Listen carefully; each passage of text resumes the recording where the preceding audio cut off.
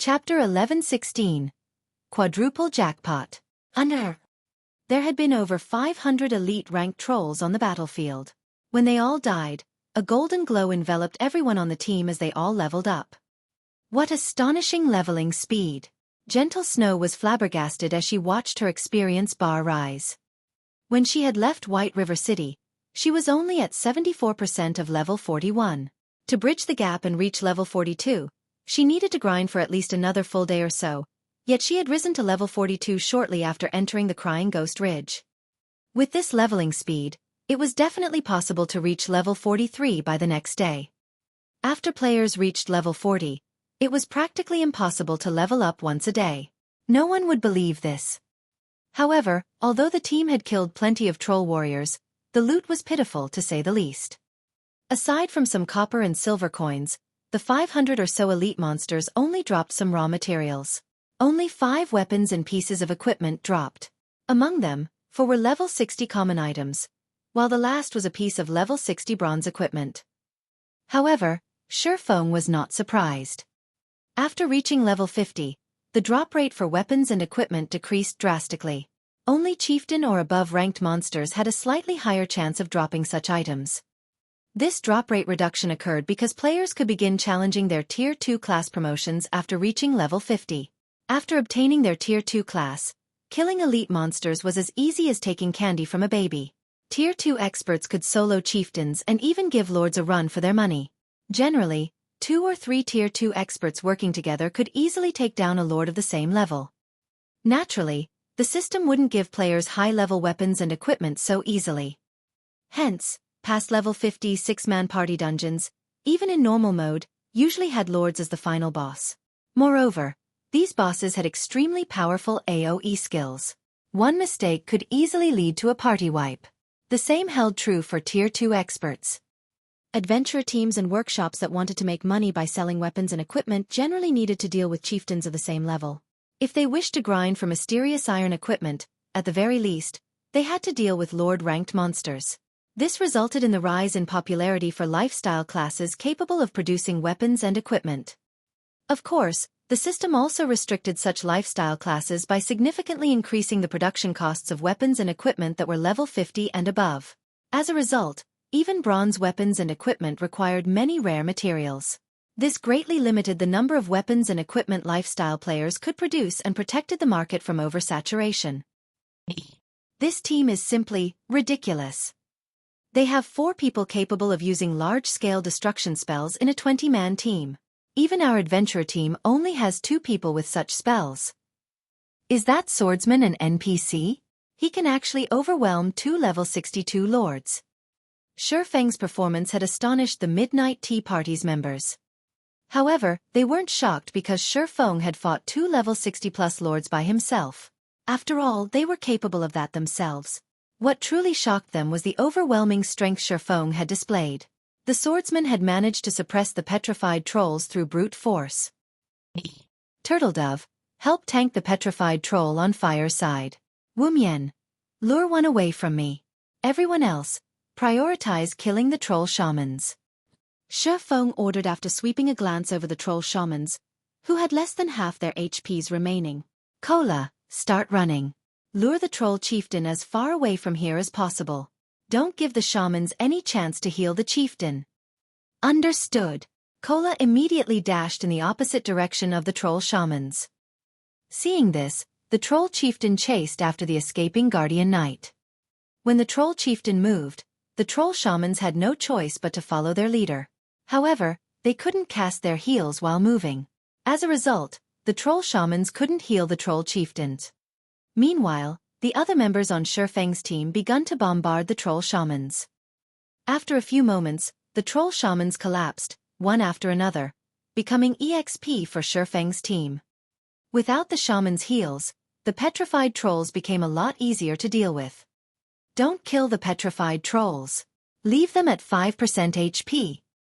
Xueqi warned his teammates when he noticed Turtledove's petrified troll only had 10% of its HP remaining.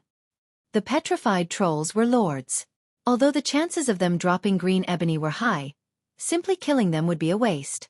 After all, he had Icarus's heart on him. If he killed the lords, the chances of them dropping green ebony would be a lot higher.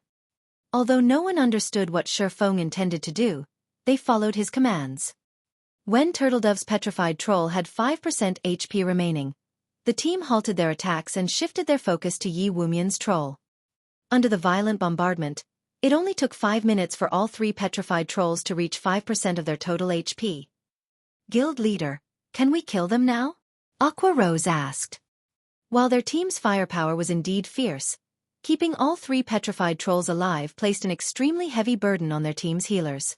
Moreover, after such a long battle, their healers only had 30% of their mana remaining. On the other hand, the troll chieftain had most of its HP remaining. If they delayed the petrified trolls' deaths, their healers would not last. 30% mana remaining. We could give it a try. Xueqi calculated some factors as he glanced at the troll chieftain's HP and the healer's mana. He then said through the team chat, "Healers, use your intermediate mana recovery potions. Fire, take this petrified troll over for me. Remember, keep the petrified trolls at least 50 yards away from the troll chieftain. Everyone else, focus your fire on the chieftain." Saying so, Xueqi activated silent steps and appeared behind the troll chieftain. He then executed Thundering Flash. 5 blue lightning streaks devoured the Great Lord, causing damages of around -7,000 to appear above its head. In terms of defense, the troll chieftain was even stronger than the petrified trolls. However, after receiving the damage amplification debuff from Thundering Flash, the team's damage was slightly higher. Divine Providence had a 30-minute cooldown. Xueqi did not want to waste it. Although the troll chieftain was a great lord, it only had 42 million HP. It also had only 3 main damage skills. Among them, one was the Tier 3 skill, Storm Rage. The second one was Death Curse. It was a spell that was guaranteed to kill one player if it landed. However, this spell could be dodged, and players would be fine so long as the spell missed them. The last was an AoE skill called Whirlwind of Death. When activated, this skill would decrease the attack speed and movement speed of all enemies within 100 yards by 50%. Moreover, players would receive one death debuff every 10 seconds, each debuff increasing the damage they received by 10%. The troll chieftain would only activate this skill when its HP fell to 30%. Many teams had fallen under the troll chieftain's greatsword in the past due to Whirlwind of Death. To put it simply, once Whirlwind of Death activated, it would become a competition of damage against the troll chieftain. However, Xueqi was not worried. After all, their team's firepower was off the charts. As the battle with the troll chieftain continued, Cola's HP continuously increased and decreased. Every time the troll chieftain used Storm Rage, Xueqi landed a full-powered blow to one of the Great Lord's joints, disrupting Storm Rage's trajectory slightly. This small deviation provided Cola with enough space to dodge the attack, preventing his HP from dropping to a critical level and increasing the burden on the healers. As for the troll chieftain's death curse, Xueqi warned his teammates to avoid the Great Lord's front when he noticed the boss activating the spell. As the troll chieftain channeled death curse through its eyes, one simply needed to avoid standing before the Great Lord and wait out the spell's 5-second duration. Ordinary players might find it difficult to avoid this spell, but these players were experts. As long as Xueqi notified them in time, they could dodge the spell with little to no trouble. When the troll chieftain only had 30% HP remaining, it roared with fury. "Despicable humans, know our wrath," the troll chieftain shouted. It then spun its great sword at the sky. A black storm instantly formed, covering the battlefield and enveloping Zero Wings players. Finally! Xueqi had long since grown impatient. He activated Phantom Kill and 9 Dragon Slash. Don't hold back. Throw everything you've got at it. With the addition of Xueqi's doppelganger and the 12 Abyssal Blade Phantoms, the team's damage output instantly soared. The other team members similarly activated their sure kill skills. The troll chieftain's HP rapidly decreased. It lost over 200,000 HP every second. In the end, when it only had 1% HP remaining, Xueqi activated Divine Providence and Thunder God's Descent. Both he and his doppelganger then activated Flame Burst and went on to attack the troll chieftain before assaulting the 3 petrified trolls. As the 4 trolls died, 4 golden balls of light lifted from their corpses and flew into the air, following which, the golden balls burst and transformed into streams of light that rained on the battlefield. Everyone was rendered speechless. These players had seen something like this before. This scene occurred when they triggered a jackpot. The Midnight Tea Party's members were also dumbfounded. Quadruple jackpots. This was utterly ridiculous.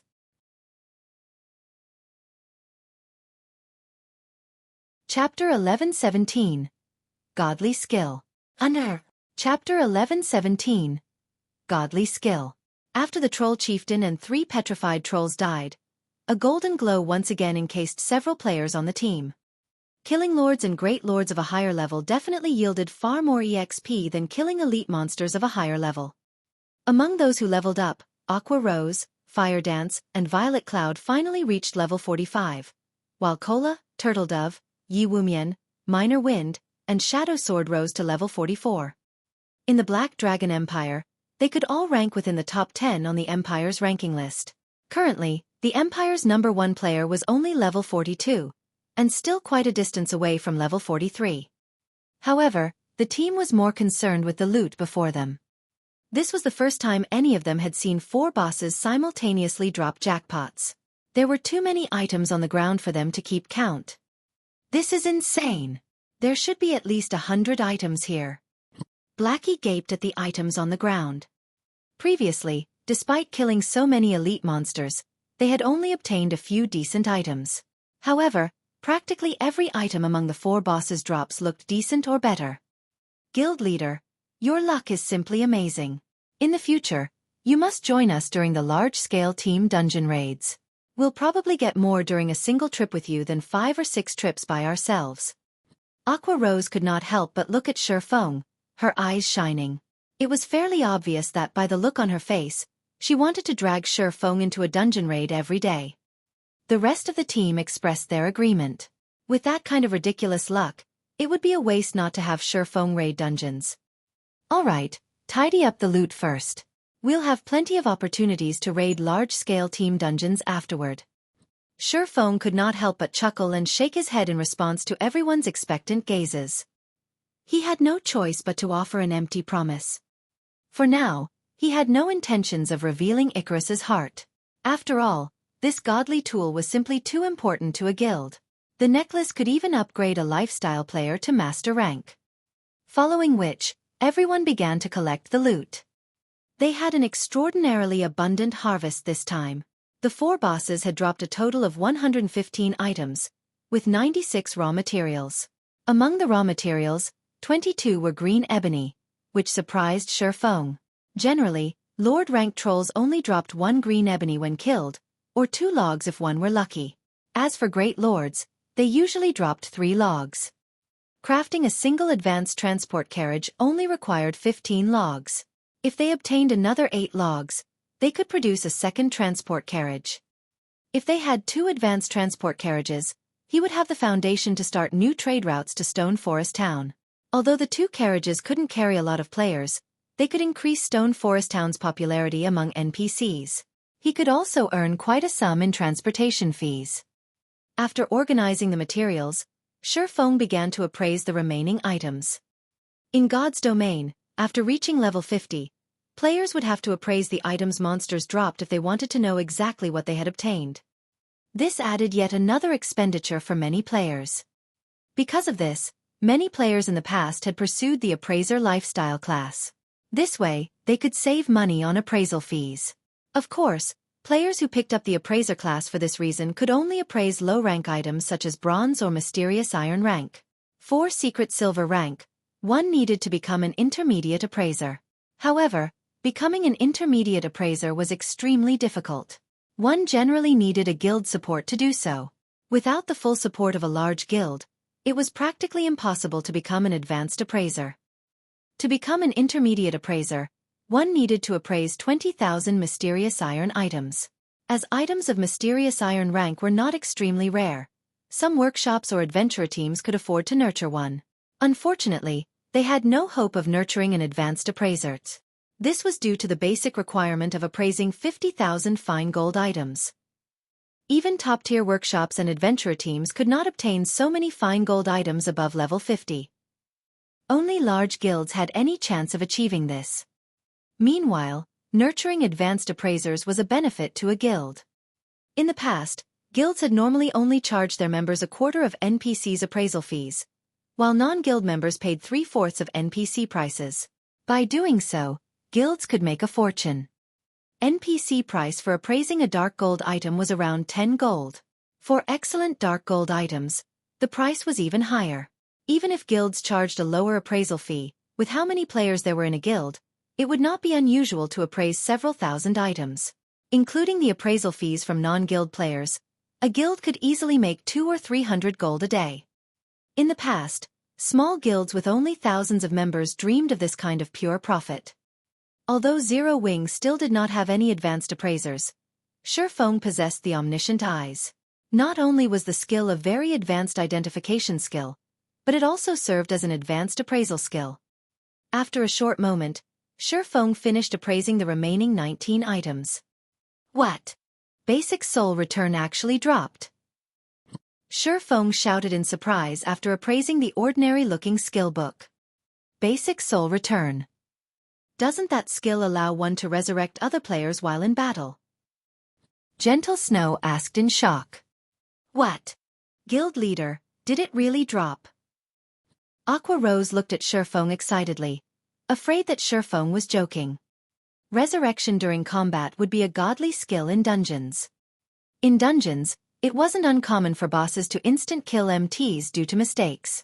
When such situations occurred, the entire team would die with the MT. However, if a team had basic soul return, they could resurrect the MT and continue the raid. This skill would undoubtedly reduce the unnecessary team wipes in dungeons. Take a look yourself, Xueqi said, nodding. He then shared the skill's information in the team chat. Basic soul return. Resurrects one player while in combat. Player resurrected will only recover 30% HP and 20% mana. Their death penalty will be halved. Cooldown: 30 minutes. Class restriction: Cleric, Druid, and Oracle. After everyone read the skill's introduction, excitement illuminated their expressions. What a godly skill!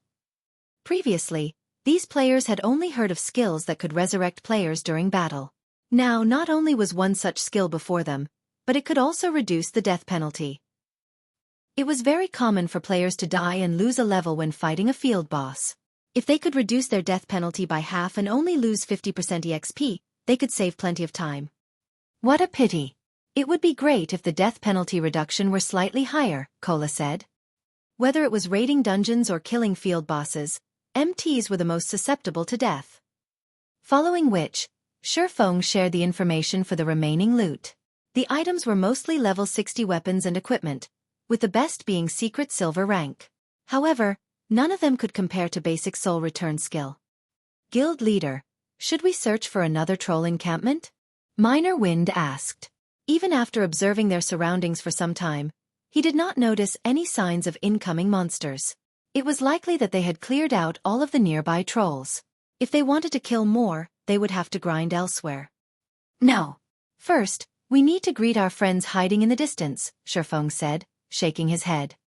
He then turned to the dead forest on his left, shouting, "You've been watching for quite some time now. Why don't you come out and meet us?"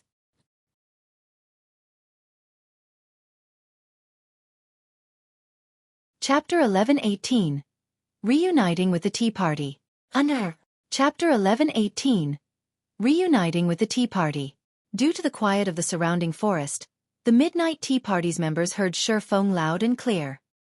"Leader, we've been discovered. What should we do?" Cloud Yarn asked somewhat anxiously. It wasn't unusual to encounter other players in the fields. However, this situation was somewhat different. This was because they bore the suspicion of banditry. Xueqi's team had just finished killing multiple bosses. Although they had already obtained the loot, the items would remain ownerless for the next 2 hours. As long as they were killed, the loot was guaranteed to drop. Cloud Yarn did not doubt that Xueqi's team would be merciless to anyone who attempted to rob them. It wouldn't have been a major issue if Xueqi's team were only comprised of ordinary experts. However, based on the miraculous feats she had witnessed, Xueqi's team was most likely just as strong as theirs. If it really came down to a fight, the outcome wouldn't be pretty. Guild leader, Could that guy be trying to trick us into revealing ourselves? We're so far away. How could he possibly discover us? Moreover, we're using isolation scrolls right now. If I were in his shoes, I wouldn't be able to discover us even with detection. How could a swordsman like him detect us? The Ranger, Dark War, said. Among the many classes in God's domain, the Ranger had the strongest perception abilities, with both active and passive skills. Rangers were usually a team's eyes. Although the swordsman class was also an agility-type class, it was not even a match for assassins, much less rangers. The rest of the adventurer team agreed with Dark War's words. Not only were their teams separated by such a massive distance, but the player that had called them out wasn't even a ranger. Moreover, they were also under an isolation scroll's effects. Xueqi might have shouted to see whether or not there were nearby players waiting to ambush his team. I don't think so. He's looking directly at us. Moreover, this is the Crying Ghost Ridge. This area is too dangerous for ordinary players, Endless said confidently as she watched Xueqi, who stared straight at them. Big sis Endless, what should we do? Should we just go over there? Cloud Yarn asked. What if those people misunderstand our intentions? Yarn, what are you afraid of? At most, we'll have to fight them. We'll see who regrets their actions in the end, Netherworld said, wearing an eager expression. As an independent adventurer, his favorite hobby was to push his limits. Watching Fire Dance's performance had excited his will to fight. Wave is right. We're the Midnight Tea Party. Since when have we feared other players? Also, they have just finished an intense battle. They must have exhausted most of their abilities. If it really came down to a fight, they would be the suffering team. The other team members shared similar thoughts. All right, enough. Let's go over and introduce ourselves. As for a fight breaking out, I don't believe that it's likely. Those players aren't fools.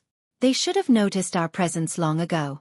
Since we didn't try to attack them during a crucial moment, they should realize that we carry no ill will, Breezewine, the team's leader, explained. He then approached Xueqi's team. Giving the matter some thought, the Midnight Tea Party's members saw the reason in their leader's words. They then followed Breezewine. Meanwhile, after Xueqi announced the other team's presence, the rest of Zero Wings members followed his gaze. However, none of them noticed the silhouette or presence of other players. Snow, do you think the guild leader is being overly sensitive? Zhao Yueru asked softly after failing to find anybody in the forest ahead. Overly sensitive? Gentle Snow considered the possibility. After all, they had just finished a difficult battle. Even the best failed sometimes. They were also in a dangerous neutral map. A mistake wouldn't be unusual. However, as such thoughts began to sweep through the team, a blurry figure appeared from the dark forest ahead. Shortly after, more figures appeared. Zhao Yueru's jaw dropped as she turned to Xueqi in astonishment. Not only was the other party so far away, but they had also used isolation scrolls, yet Xueqi still noticed them. Did he have the eyes of a hawk or something? However, the team did not know that Xueqi's agility attribute had long since broken past the threshold of Tier 1 players, 1,500 points, and reached the realm of Tier 2 players. As a result, he gained the passive skill, Basic Perception. The passive skill greatly enhanced his 5 senses. As a result, he could see and hear further and clearer. To Xueqi, an ordinary magic scroll like the Isolation Scroll was useless. He had noticed them when the Midnight Tea Party had hidden among the trees.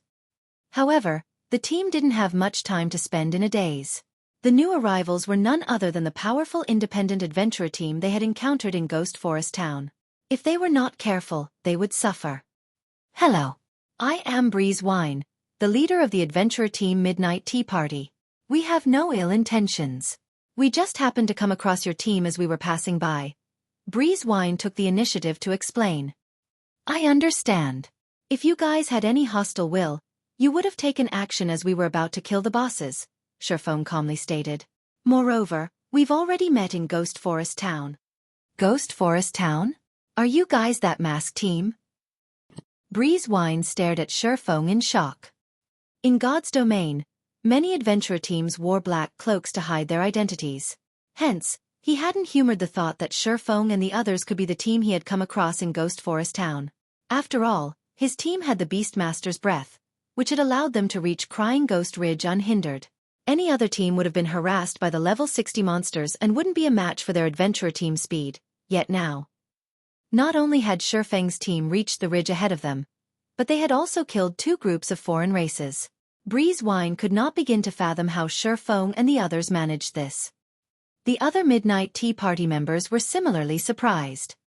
A serious curiosity filled Breeze Wine's expression as he looked at Xueqi and the other Zero Wing members. "Are you guys also here for a quest?"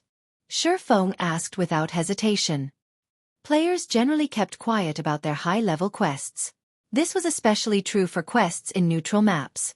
On the off chance that one attracts unwanted attention, they could suffer significant losses. Hence, when encountering strangers in the fields, one usually avoided mentioning quests to avoid suspicion. In Xueqi's opinion, however, such wariness was unnecessary here. Only a fool would believe that players in a neutral map weren't pursuing some quest. Moreover, by taking the initiative to admit that they were also here for a quest, he could avoid appearing suspicious himself and hide the fact that they were here to grind green ebony. Upon hearing Xueqi's straightforward question, Breeze Wine could not help but laugh and admitted, "That's right. Our adventurer team is here to complete a quest. Are you perhaps interested? If you help us complete the quest, we will give you 3 pieces of level 45 dark gold equipment as a thank you gift." Leader Dark War and the others turned to Breeze Wine in confusion. They had spent over half a month to obtain this quest, yet Breeze Wine had just invited a bunch of strangers to help them. Moreover, these strangers were experts whose strength could rival their own. This was simply too risky.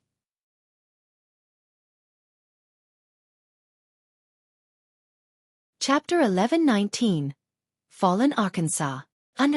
Chapter 11-19 Fallen Arkansas.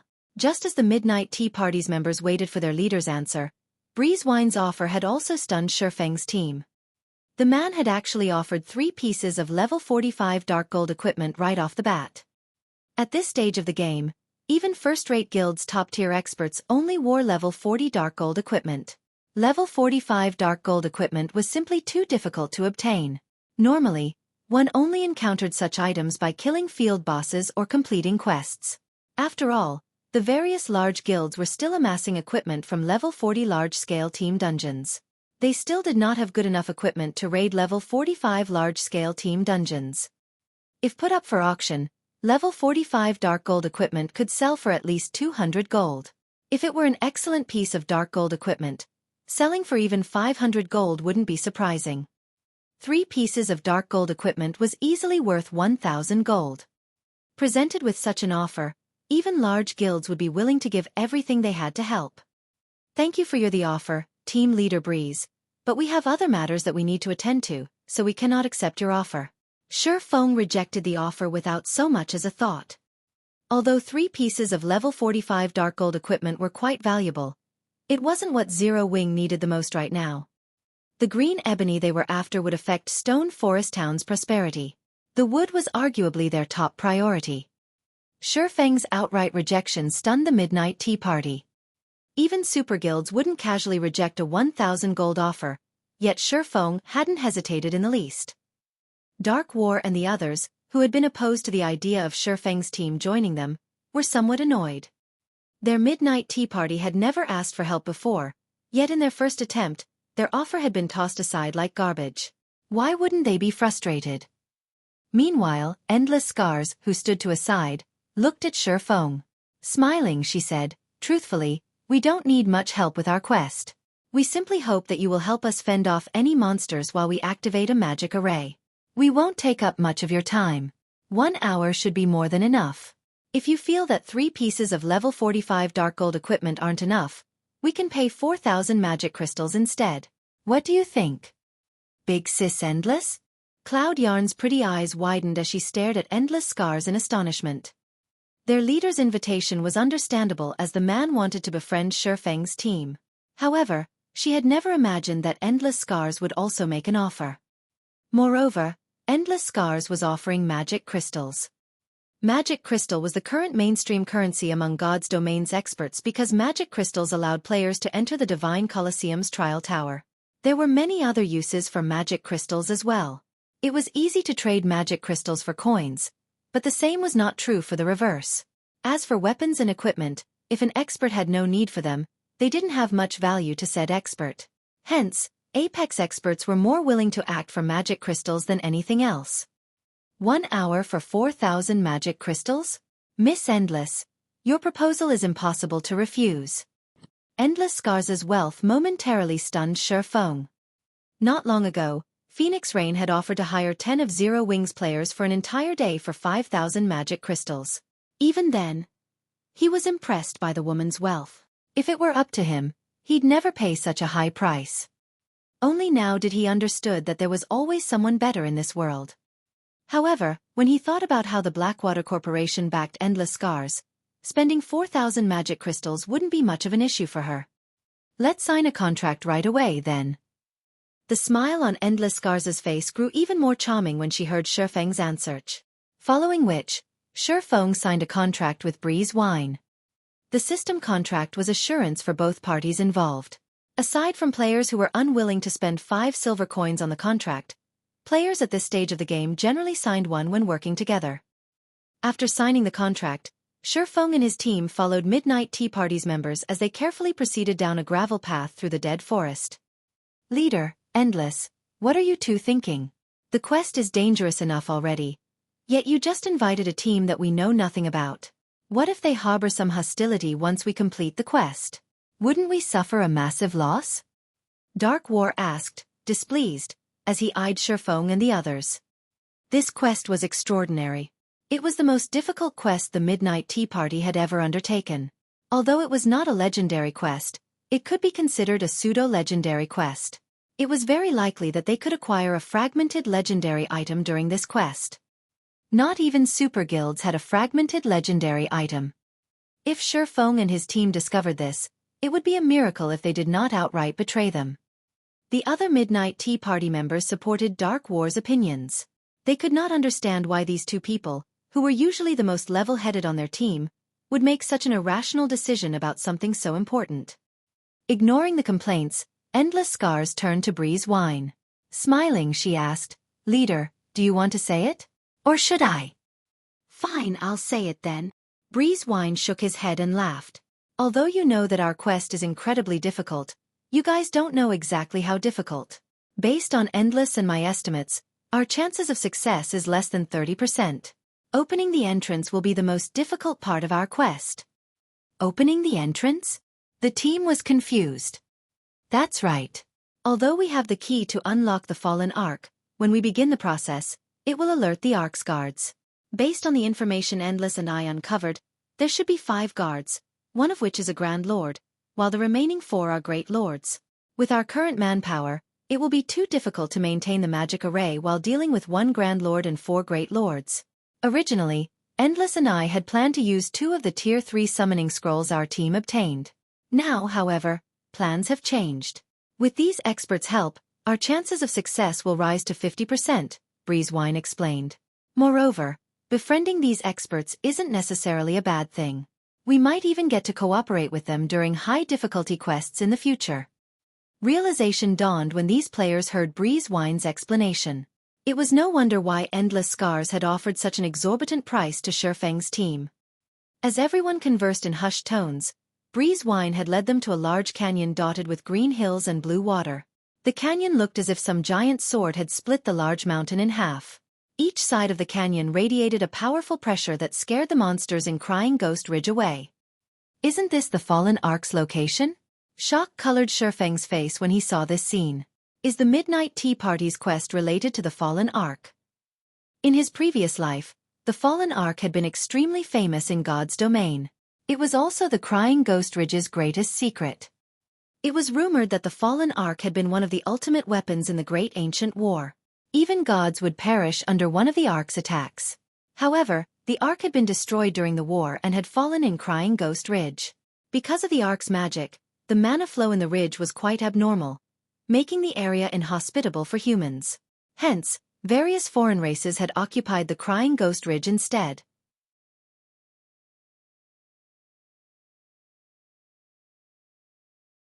Chapter 1120. Special Lifeform. Under Chapter 1120. Special Lifeform. As Xueqi recalled information on the fallen ark, Breeze Wine slowly approached the canyon's entrance and carefully took a 16-sided orange crystal from his bag. As soon as he revealed the orange crystal, an invisible aura pulsed from the item. Moreover, each pulse was stronger than the last. What is that? Why does my whole body suddenly feel like lead? Gentle Snow could not help but shift her gaze to the orange crystal. The more she looked at the crystal, the more she feared it. It was as if this crystal were purgatory itself. Even her soul shuddered with fear. Gentle Snow wasn't the only one shocked by Breeze Wine's crystal. Alluring Summer and the others were similarly afraid.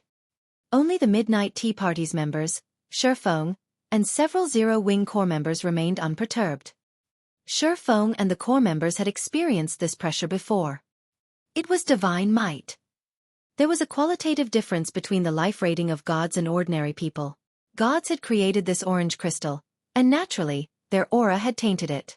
Ordinary people wouldn't be comfortable around this aura. Around this energy, ordinary humans would feel like they had been submerged in liquid metal. Not only would they find it extremely difficult to move, but their breathing would also become labored. As the orange crystal released one pulse after another, the canyon began to shake. A purple-gold, five-fold magic array appeared in the sky. Sure enough, their quest is related to the fallen Arkansas. Have they lost their minds? They dare risk opening it at this stage of the game.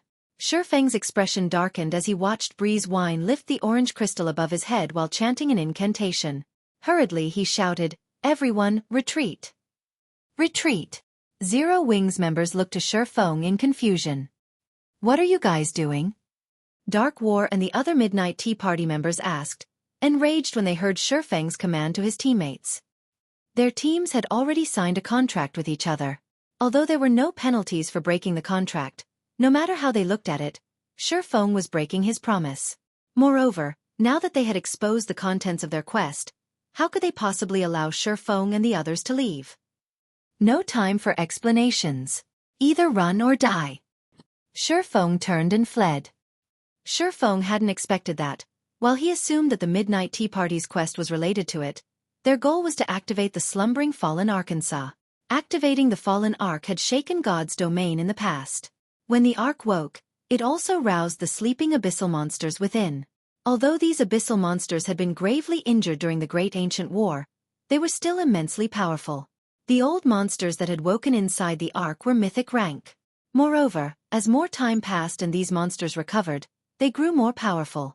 These monsters' emergence had turned Crying Ghost Ridge into a forbidden land for players. In the past, to explore the fallen ark's secrets, a few superguilds had dispatched an army of over 100,000 players. This army only consisted of Tier 2 players, and the lowest level was level 60. Many Apex experts had marched with the army as well. Such a force was normally more than enough to deal with 5 or 6 mythic monsters, yet the army had been annihilated in the end. Not one player had made it out of the fallen ark alive. To make matters worse, these players had boosted the old abyssal monster's strength. It was suicidal to activate the fallen ark with just their 2 teams of Tier 1 players. Big Sis Endless, they're running away. What should we do? Do we stop them? Netherworld Wave hurriedly asked Endless Scars. No need.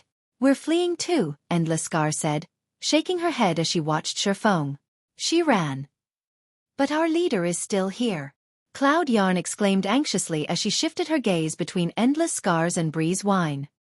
Once the unlocking process has begun, it cannot be stopped. The situation has changed. We have no choice but to sacrifice him, Endless Scars said without hesitation. However, this isn't a complete loss. At the very least, we can hide and watch what happens when the magic array activates from a distance. Although Endless Scars' words were casual, the Midnight Tea Party's members felt chills crawl down their backs. These players were all companions and had fought through many life-or-death battles together. Their team leader was one of them, yet Endless Scars spoke of sacrificing Breeze Wind as if she were talking about the weather. Unfortunately, as their team leader couldn't do anything, they had to listen to Endless Scars as she was the Midnight Tea Party's second-in-command. Shortly after the Midnight Tea Party members escaped from the magic array's range, 5 steel giants pulled themselves from the ground. Fallen Garrison Captain, Special Lifeform, Grand Lord. Level 65. HP 120, 000, 000, 000/120, 000, 000. Fallen Patrol, Special Lifeform, Great Lord. Level 63. HP 57, 000, 000/57, 000, 000. Upon seeing these monsters, both Endless Scars and Xueqi's teams gaped in shock. What are these monsters? Their HP is so high. The pressure from them is so strong too. Aqua Rose felt her scalp tingle as she stared at these monsters. Despite standing several hundred yards away, she still felt an intense pressure radiating from the monsters. It would certainly affect the combat power they could exert in close combat. Based on her estimates, they'd be lucky to display 70% of their usual combat powers. If it came down to a fight, they would team wipe. The Midnight Tea Party also understood how powerful the Guardian monsters were. These monsters' life rating was definitely higher than theirs. The fallen garrison captain, in particular, was at least 2 or 3 ratings higher than the Grand Lords they've previously faced. It could practically rival a mythic monster's strength. In front of these monsters, their preparations were rubbish. While the Midnight Tea Party members were frozen in shock, Endless Scars shifted her gaze towards Xueqi. Did he know these monsters would show up? Endless Scars came to her own conclusions as she recalled Xueqi's decisive order to retreat. Although the Fallen Ark was a secret, based on the team's performance and Xueqi's statement that they, too, were here for a quest, it was likely that the man knew something about the Fallen Ark and saw otherwise. How could she explain Xueqi's decision to flee the moment he saw them activate the magic array? What Endless Scars did not know was that Xueqi wasn't worried about the steel giant's sudden appearance at all. Rather, he was afraid of the abyssal monsters inside the Fallen Ark itself. If those monsters were released, it would disrupt his plans to grind for green ebony. If that was their goal, he wouldn't help the Midnight Tea Party. As the steel giants appeared, the fallen garrison captain instantly killed Breeze Wine as he maintained the magic array. When Breeze Wine died, the magic array began to dissipate gradually, as did the steel giants shortly after. Peace soon returned to the canyon. When the area returned to normal, Endless Scars stopped her team before the Midnight Tea Party members could give Xueqi a piece of their minds. She approached Xueqi's team herself.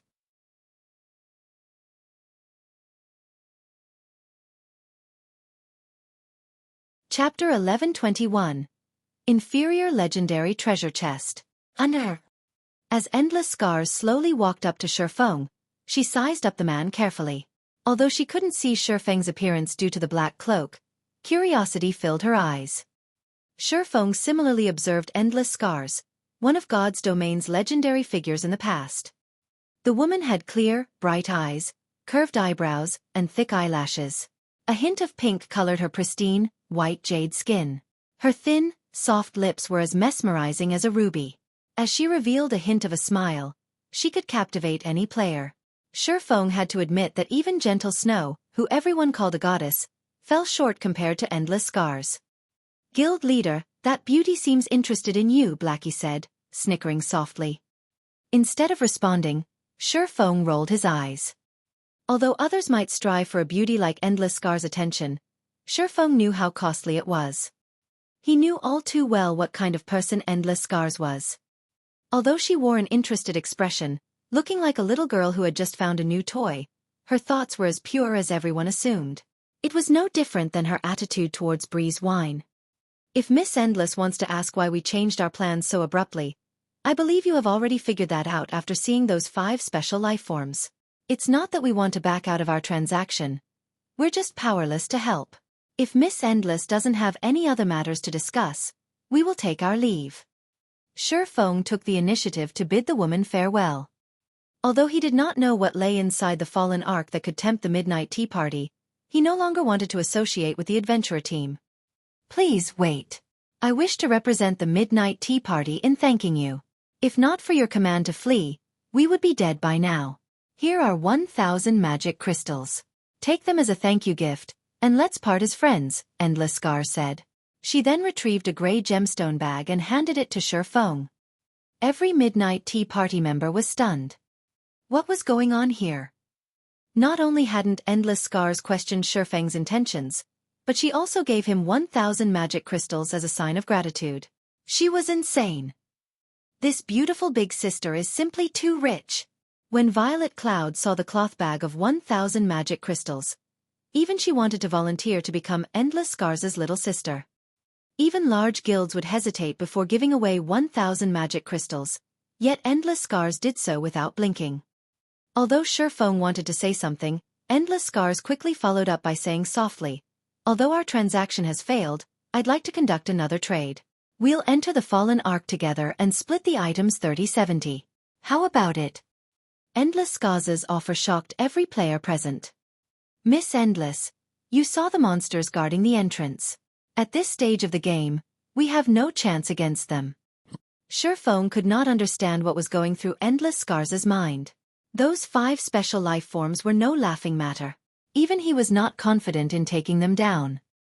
Special life forms were extremely rare in God's domain. They were weapons the gods had specifically crafted for war. Like puppets, they possessed eternal life. They also had the power of immortality. Even if players killed them, they would resurrect. Moreover, they would revive slightly stronger than before. Generally, it only took these special life forms 10 minutes to resurrect, with some of the more powerful monsters taking up to an hour or so. In addition, these monsters did not drop any loot. Hence, players usually kept their distance. One had to admit that these special life forms were excellent guardians.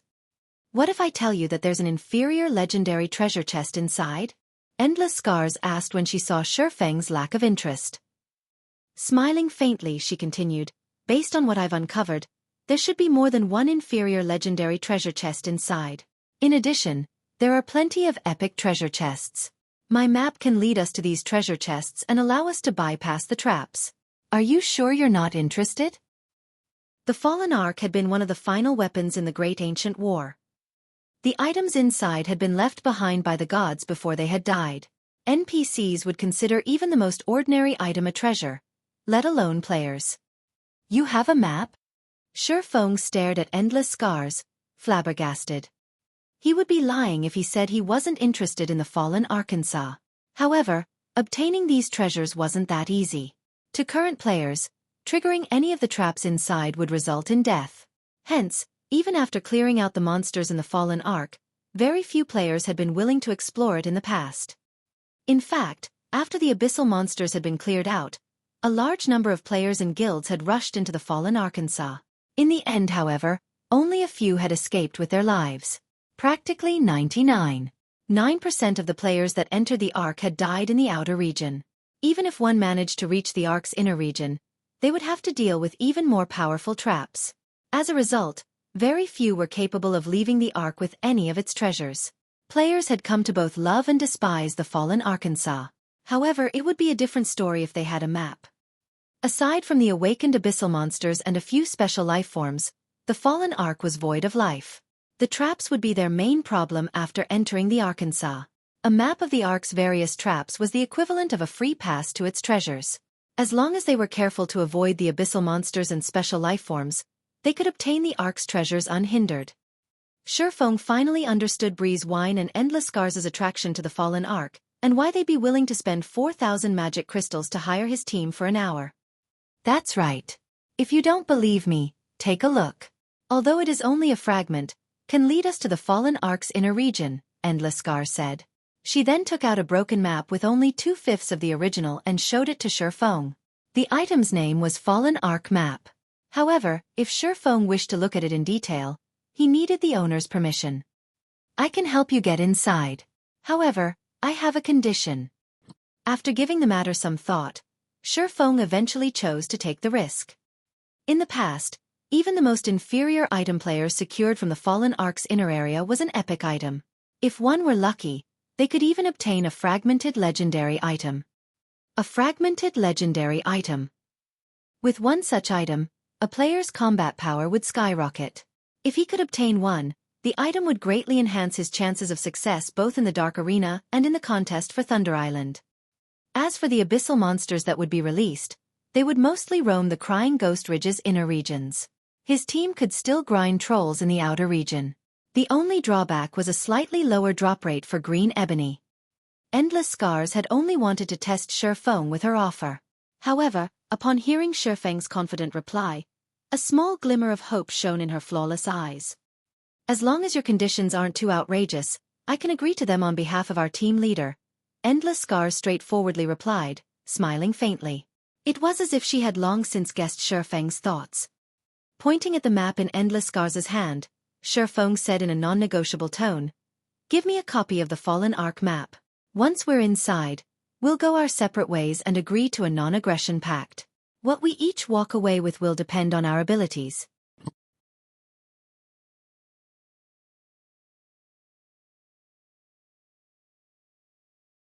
Chapter 1122. Foundation Magic Array. Under Chapter 1122. Foundation Magic Array. Endless Scars' conversation with Xueqi had been private. The other players hadn't heard their discussion. However, when the Midnight Tea Party members saw Endless Scars' frown, they were shocked.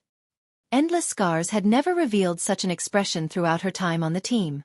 Even when monsters nearly wiped their team out, nothing close to a frown had appeared on her face. "Propose another. Our team cannot agree to that condition," Endless Scars said after giving the matter some thought. Looking straight at Xueqi, she said seriously, "The map itself is a pass to the Fallen Arkansas. If you have it, you can enter the Ark more than once. This will undoubtedly increase our competition over the Ark's treasure. With how important the Fallen Ark is, I believe that no sane person would agree to your proposal. Moreover, even if our adventurer team can't enter the Fallen Ark right now, we can simply return when we're strong enough. In any case, the key is ours. If we don't activate the Ark, no one will be able to enter it." "What you're saying is true. However, you don't seem to know the Fallen Ark's true secret," Xueqi said, chuckling. He had long since guessed Endless Scars' reply. The Fallen Ark map was priceless. Naturally, he didn't expect the Midnight Tea Party to just make a copy for him. However, the adventurer team's understanding of the Fallen Ark was no match for his. "What are you trying to say?" Although Endless Scars had her suspicions, after hearing Xueqi's confident comments, she was even more certain that Xueqi knew plenty of information about the Fallen Arkansas. "Well, it doesn't really matter even if I tell you this. Although you have the key and the map, it is still impossible to obtain the items inside the Fallen Ark," Xueqi explained as he pointed to where the 5 special lifeforms had disappeared. "You've seen for yourselves how powerful those guards are. However, the monsters inside are even more formidable. If you open the Ark, those monsters will escape. Moreover, those monsters will, slowly but surely, grow stronger. If you don't deal with them properly, even the map won't help you. Meanwhile, I have a way to deal with those monsters. If we work together, we can reach the Ark's inner region quickly. Even if you don't want to cooperate with us, once you open the Ark, we can still go in ourselves. Once the Ark is open, it won't ever close. Anyone will be able to enter." Endless Scars hesitated after listening to Xueqi's explanation. Although she wasn't sure if Xueqi were telling the truth, if he was, then her side had no way of dealing with those monsters. Their map might as well be a blank piece of paper. On the other hand, Xueqi had a way of combating this problem. Once Xueqi's team entered the Ark, although their progress would be slow without the map, the Midnight Tea Party would suffer a massive loss if they came across any treasure. Most importantly, her team did not have a lot of time. After all, their quest had a time limit. Based on her estimates, even if they focused on grinding and completing their class promotions, the furthest they could reach was Tier 2, level 55 before the quest's time limit was up. At that tier and level, their team might have a chance of defeating the 5 entrance guards. Unfortunately, she was not certain that they could deal with the Ark's monsters, which Xueqi claimed were far stronger. She had to admit that Xueqi's knowledge on those monsters was invaluable. "All right, I'll agree to your conditions. However, you need to tell me what you know about those monsters. You also have to tell me how to deal with them. If what you say is true, I'll make a copy of the map once we're in the Arkansas. If you lie to me, you won't get anything." Endless Scars glared at Xueqi. This was the first time she hadn't had the upper hand in a negotiation since she had joined God's domain. She was even more frustrated that she still didn't know Xueqi and his team members' identities. "That won't be a problem. Once you see for yourself, you'll know the truth," Xueqi laughed. After the various super guilds' army had suffered annihilation, Crying Ghost Ridge had become a forbidden land for players in the past. Even then, however, many players had sought the Fallen Ark's treasure. To deal with the incomparably powerful abyssal monsters, these players had formed a multitude of plans. Unfortunately, none of those plans had succeeded. The most ridiculous part was that players had only discovered a proper method of dealing with the monsters after they had been defeated. That method involved utilizing mana stones. Due to the special mana phenomenon inside the Fallen Ark, the slumbering abyssal monsters couldn't absorb mana to recover. However, once the Fallen Ark was unlocked, this mana disturbance would vanish. To recover their strength, these abyssal monsters urgently needed large amounts of mana. Ordinary magic crystals would not do. To those ancient abyssal monsters, mana of such quality did little to aid in their recovery. Only mana stones were suitable. When the time came, he simply needed to construct a foundation magic array to display the mana stones. The mana stones would lure the abyssal monsters, and once they left, these abyssal monsters wouldn't be able to return to the Ark for a short time. Their teams could then search the Ark relatively safely. Following which, Xueqi and Endless Scars signed a contract. After ensuring that there were no issues, Xueqi had Violet Cloud use basic soul return on Breeze Wine. This way, Breeze Wine would not lose a level, and his combat power would be unaffected. "Wait here for now. I still need to prepare," Xueqi said before entering the Dead Forest by himself and setting up a teleportation point with the Abyss Pendant. He then used a return scroll and teleported to White River City. As soon as Xueqi returned to White River City, he passed the green ebony he had obtained to Melancholic Smile.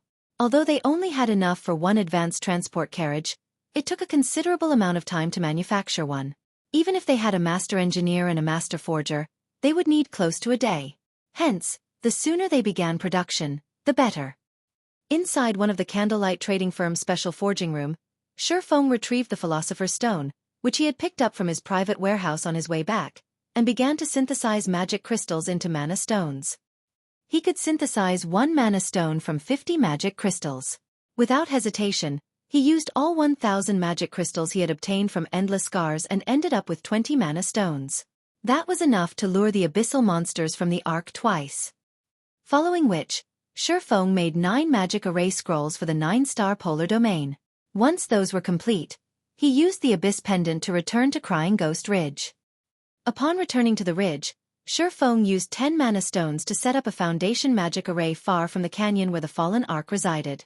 With this foundation magic array, he could lure all the abyssal monsters from inside the Arkansas. After finishing that task, Xueqi returned to his team. "You finished your tasks already?" Endless Scars asked Xueqi with a suspicious tone. Only 1 hour or so had passed since Xueqi had left. That wasn't even enough time to make a round trip to a town or city. What could he possibly do in 1 hour? Originally, she had thought that Xueqi had left to gather reinforcements. After all, with their current strength, defeating the 5 guardian monsters was impossible. At the very least, they needed a team of 100 experts. Yet, Xueqi hadn't brought even one player back with him. "Endless, is this brat toying with us?" Dark War asked through the team chat, infuriated. After Xueqi left, Endless Scars had told her team everything about her agreement with Xueqi. They all thought that Xueqi's demands were outrageous. They also thought that Xueqi was lying about how powerful the monsters inside the Ark were, and that he simply wanted to trick them for their map. Xueqi's speedy return only justified their assumptions. Before Endless Scars could reply, however, Xueqi beat her to it and said, "I've completed my preparations. However, during the battle, everyone needs to follow my commands."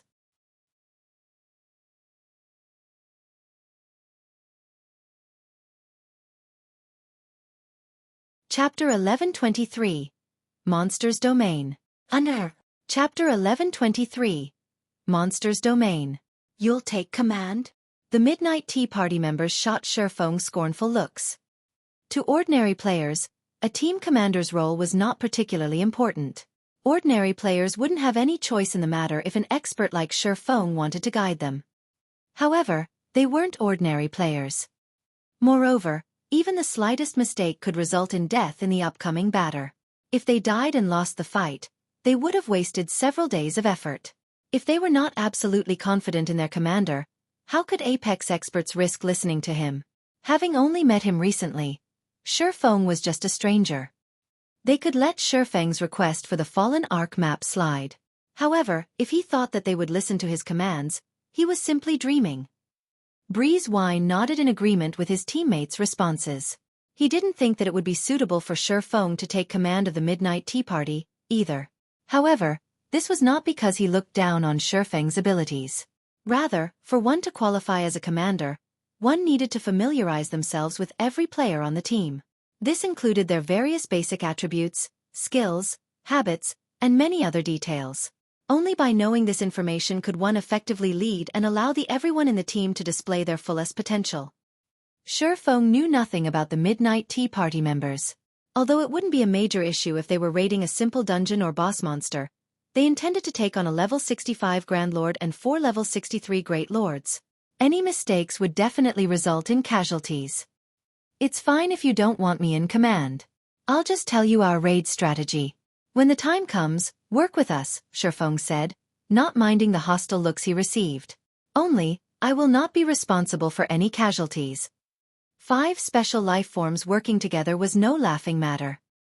Based on Xueqi's understanding, every one of those 5 special life forms possessed their own ultimate moves. Alone, those ultimate moves might not be that powerful, but combined, they might increase exponentially. If those 5 special life forms cooperated with each other, they could annihilate a team of apex experts effortlessly. Players needed an accurate grasp on the timing of the boss's skills. Even a slight error could result in a team wipe. Hence, he had asked to take command. That won't be a problem, Breeze Wine confidently replied. If a team wipe occurs due to a mistake on our side, we'll compensate you correspondingly. The rest of the team members agreed with the arrangement as well. At the very least, this was far better than taking orders from a stranger. Following which, Xueqi began to assign tasks. In reality, there was very little the Midnight Tea Party needed to do. As Breeze Wine had assumed, Xueqi was not very familiar with the Midnight Tea Party's members. Thus, he hadn't assigned them any particularly important tasks. The adventurer team mainly had to supply 9 magical classes to maintain the 9-star polar domain magic array. Xueqi told the other 9 players to distract 2 of the fallen patrols. They did not even need to focus on damaging the Great Lords. As for Breeze Wine, he had to unlock the Arc, of course. Zero Wing would deal with the fallen garrison captain and the remaining 2 fallen patrols. After Xueqi finished assigning tasks, both teams began to inspect their weapons, equipment, potions, and scrolls. Later, while leader is maintaining the magic array, I'll take over command. You guys better not embarrass our team, Endless Scar said seriously as she glanced at her teammates. Endless, rest assured. You know our standards better than anyone else.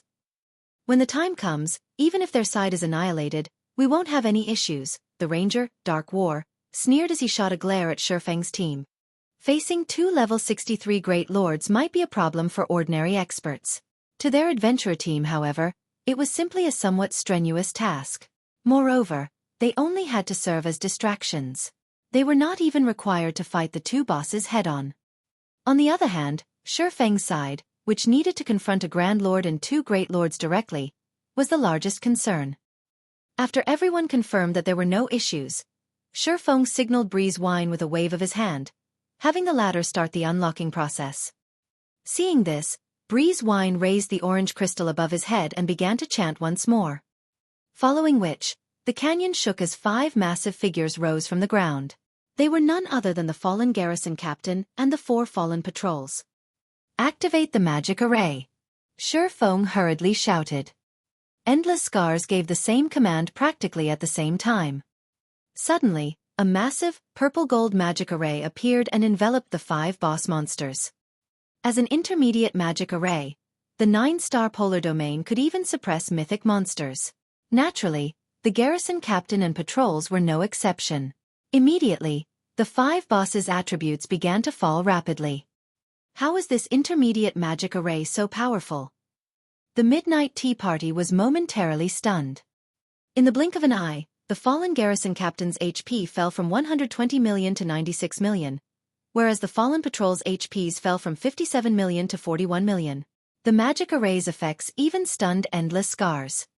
While they, the Midnight Tea Party, had seen intermediate magic arrays before and had even collected a complete set themselves. That intermediate magic array was only capable of reducing a Grand Lord's basic attributes by 10%.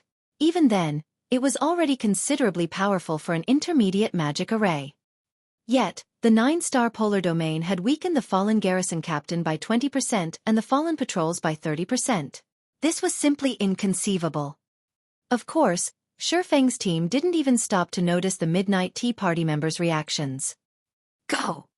Under Shifeng's command, Cola, Yi Wumian, and Turtledove charged at own targets. As the lead MT, Cola would deal with the Grand Lord, while Turtledove and Yi Wumian would each tank the two Great Lords. Special Lifeform's life rating was slightly higher than ordinary monsters, though they were undoubtedly inferior to archaic species. With their attributes suppressed, Cola and the others should be able to handle them. However, before Cola could reach the fallen garrison captain, the latter swung its massive, 10-meter-long great sword at the ground. Boom! A massive fissure ripped through the ground, extending straight towards Cola. Cola! Activate Protection Blessing! Shifeng shouted upon seeing the attack. Cola activated Protection Blessing without hesitation. He then positioned his shield before his body and gripped it with both hands. Pang! Cola was thrown 10 yards away on the spot. The truth shield and protection on him shattered into oblivion. Meanwhile, Cola's HP fell by over 25,000. The Troll Chieftain's ultimate move paled tremendously in comparison to the fallen garrison captain's attack. The fissure only stopped after 50 yards. The garrison captain's attack range made everyone shudder. Had Cola not activated Protection Blessing in time, he would be dead. The garrison captain's attack stunned every player in the battle. Unfortunately, this wasn't the end. In the next moment, the 4 fallen patrols moved simultaneously, abruptly raising their battle axes and slamming them to the ground violently. Boom, boom, boom. The ground began to tremble. Golden jets began to spray from the ground in a 30-yard radius around the 4 fallen patrols. When the 4 domains were superimposed over each other, it was practically impossible to avoid them. Meanwhile, any player that these jets struck would receive anywhere from -5,000 to -8,000 damage. These golden jets appeared without any signs or fixed patterns. The overlapping domains doubled the attack's density. Although they tried their best to dodge the attacks, players occasionally slipped up and got hit, their HPs decreasing rapidly. One level 41 from the Midnight Tea Party, unfortunately, got caught in 2 overlapping domains. Without any time to respond, numerous jets struck the Berserker, and he died on the spot.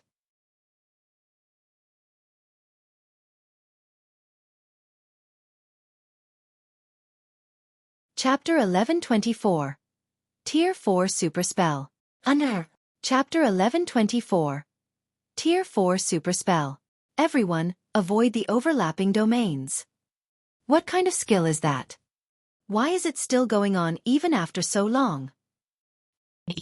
The battle had just begun, yet one person had already died.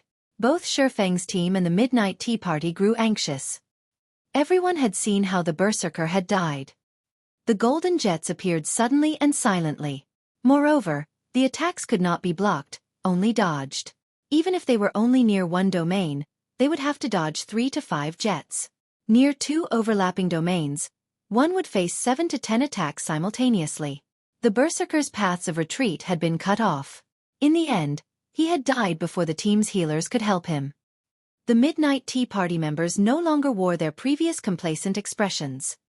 Lure the patrols to 4 corners. Do not let them near the garrison captain. Shifeng commanded.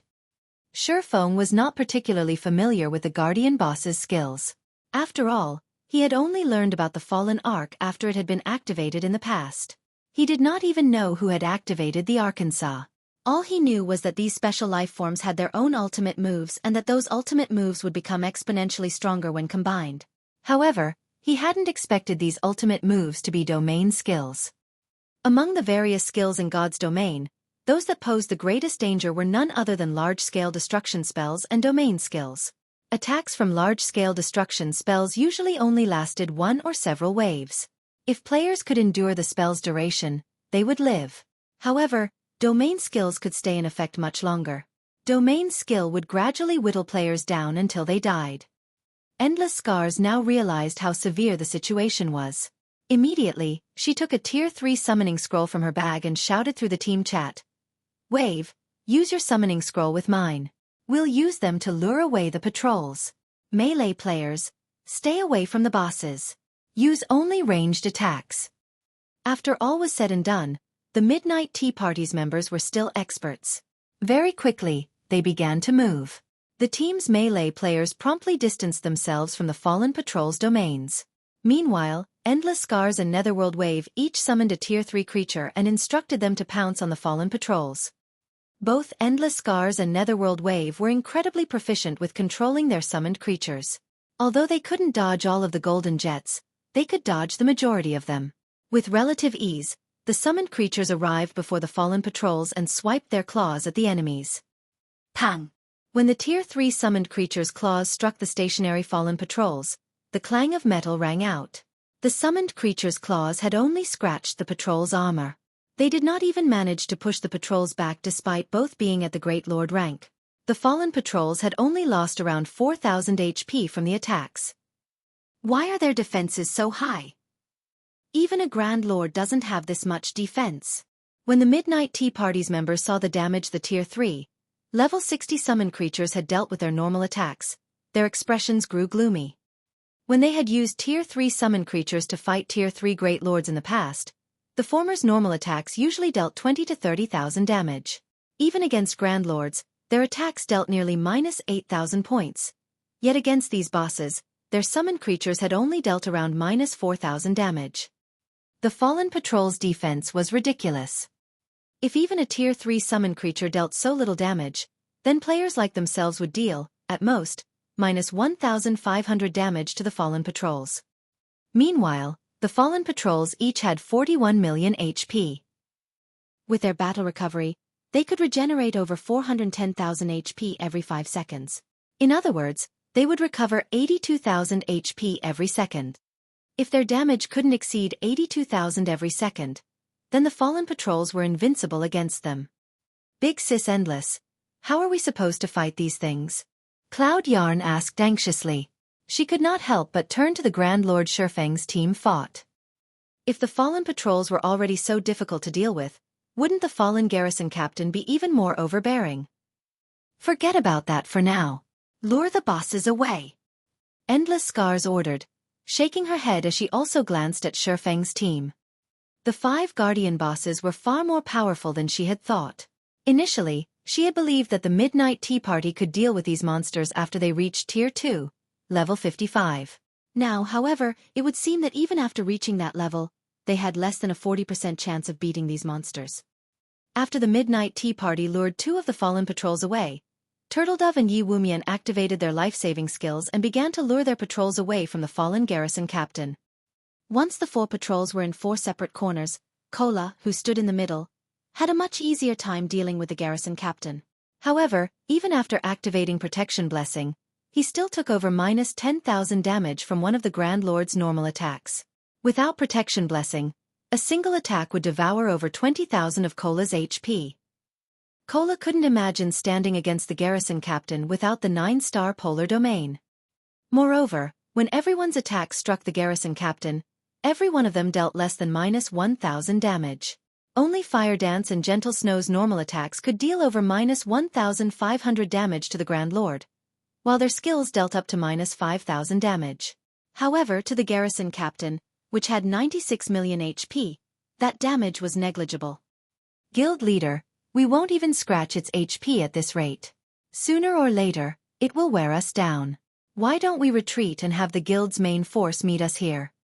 Gentle Snow advised through the team chat. Facing a Great Lord with a 20-man team was already pushing their luck, not to mention a Grand Lord that was 20 levels above them. If not for their excellent weapons and equipment and their exceptionally high combat standards, they would have team-wiped with the first wave of attacks. No need. Cola, keep hold of the boss. 3 seconds is long enough. The current situation didn't surprise Xueqi over much. He was fully aware of how powerful special life forms functioned. They were only inferior to archaic species. Knowing this, he had prepared a method to deal with them. In the next moment, Xueqi took a blood-red magic scroll from his bag. The instant the magic scroll appeared, a powerful mana fluctuation occurred within the 9-star polar domain. Everyone's gazes instantly shifted to Xueqi. What is that magic scroll? Endless Scars muttered, shocked, when she noticed the rampant mana inside the barrier.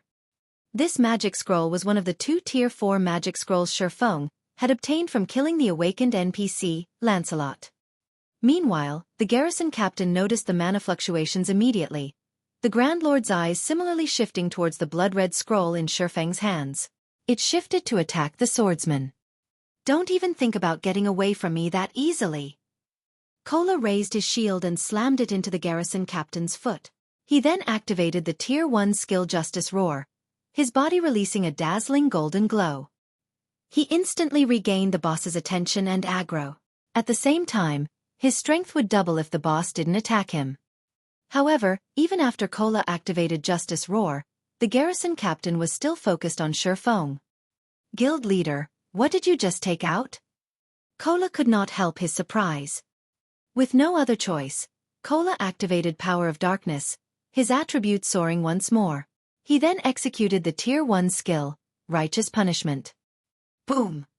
With a single strike, he forced the garrison captain's right foot back, causing over -10,000 damage to appear above the Grand Lord's head. The attack had nearly forced the garrison captain to kneel. Yet, the fallen garrison captain did not return its attention to Kola. Rather, it advanced on Xueqi one step after another. Seeing this, Kola continued to execute several powerful moves, every one dealing over -10,000 damage, yet the result did not change. Guild leader, this monster has gone nuts. Kola was dumbfounded. As the garrison captain arrived before Xueqi, before it slashed its great sword down on Xueqi finally finished chanting the magic scroll's incantation. Disillusionment. Xueqi's eyes flew open.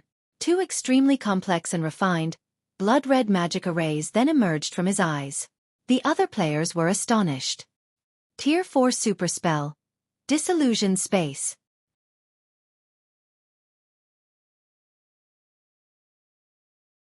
Chapter 1125. Unexpected Evolution. Chapter 1125. Unexpected Evolution. The instant the magic scroll activated, it seemed as if space had frozen as the garrison captain's descending greatsword came to an abrupt halt. Immediately after, the space within the 9-star polar domain began to change, a blood-red color coating the surrounding scenery. What's going on? Why does my body feel so light? Wait, our basic attributes have risen. It's true. My basic attributes have increased by 100%. Guys, look. The boss seems to have slowed to a crawl. As everyone looked at the garrison captain's greatsword again, they found that they could see the weapon clearly. Before, they had only seen afterimages. As the great sword descended, the earth shattered. Over 30-meter-long fissures broke through the ground. However, the garrison captain had only hit the afterimage Xueqi had left behind. The swordsman himself had long since moved 10 yards away. So fast. When did he start moving? Endless Scars was flabbergasted. Unlike the rest of the players, she had focused on Xueqi. However, during the brief moment when she glanced at the garrison captain's greatsword, which had suddenly and significantly slowed, Xueqi had moved 10 yards away. She found the matter unbelievable. Look, those patrols have slowed down as well. Even the golden jets are slower. With this speed, even I can dodge them easily. The players finally noticed that fallen garrison captain hadn't been the only one whose speed had been affected.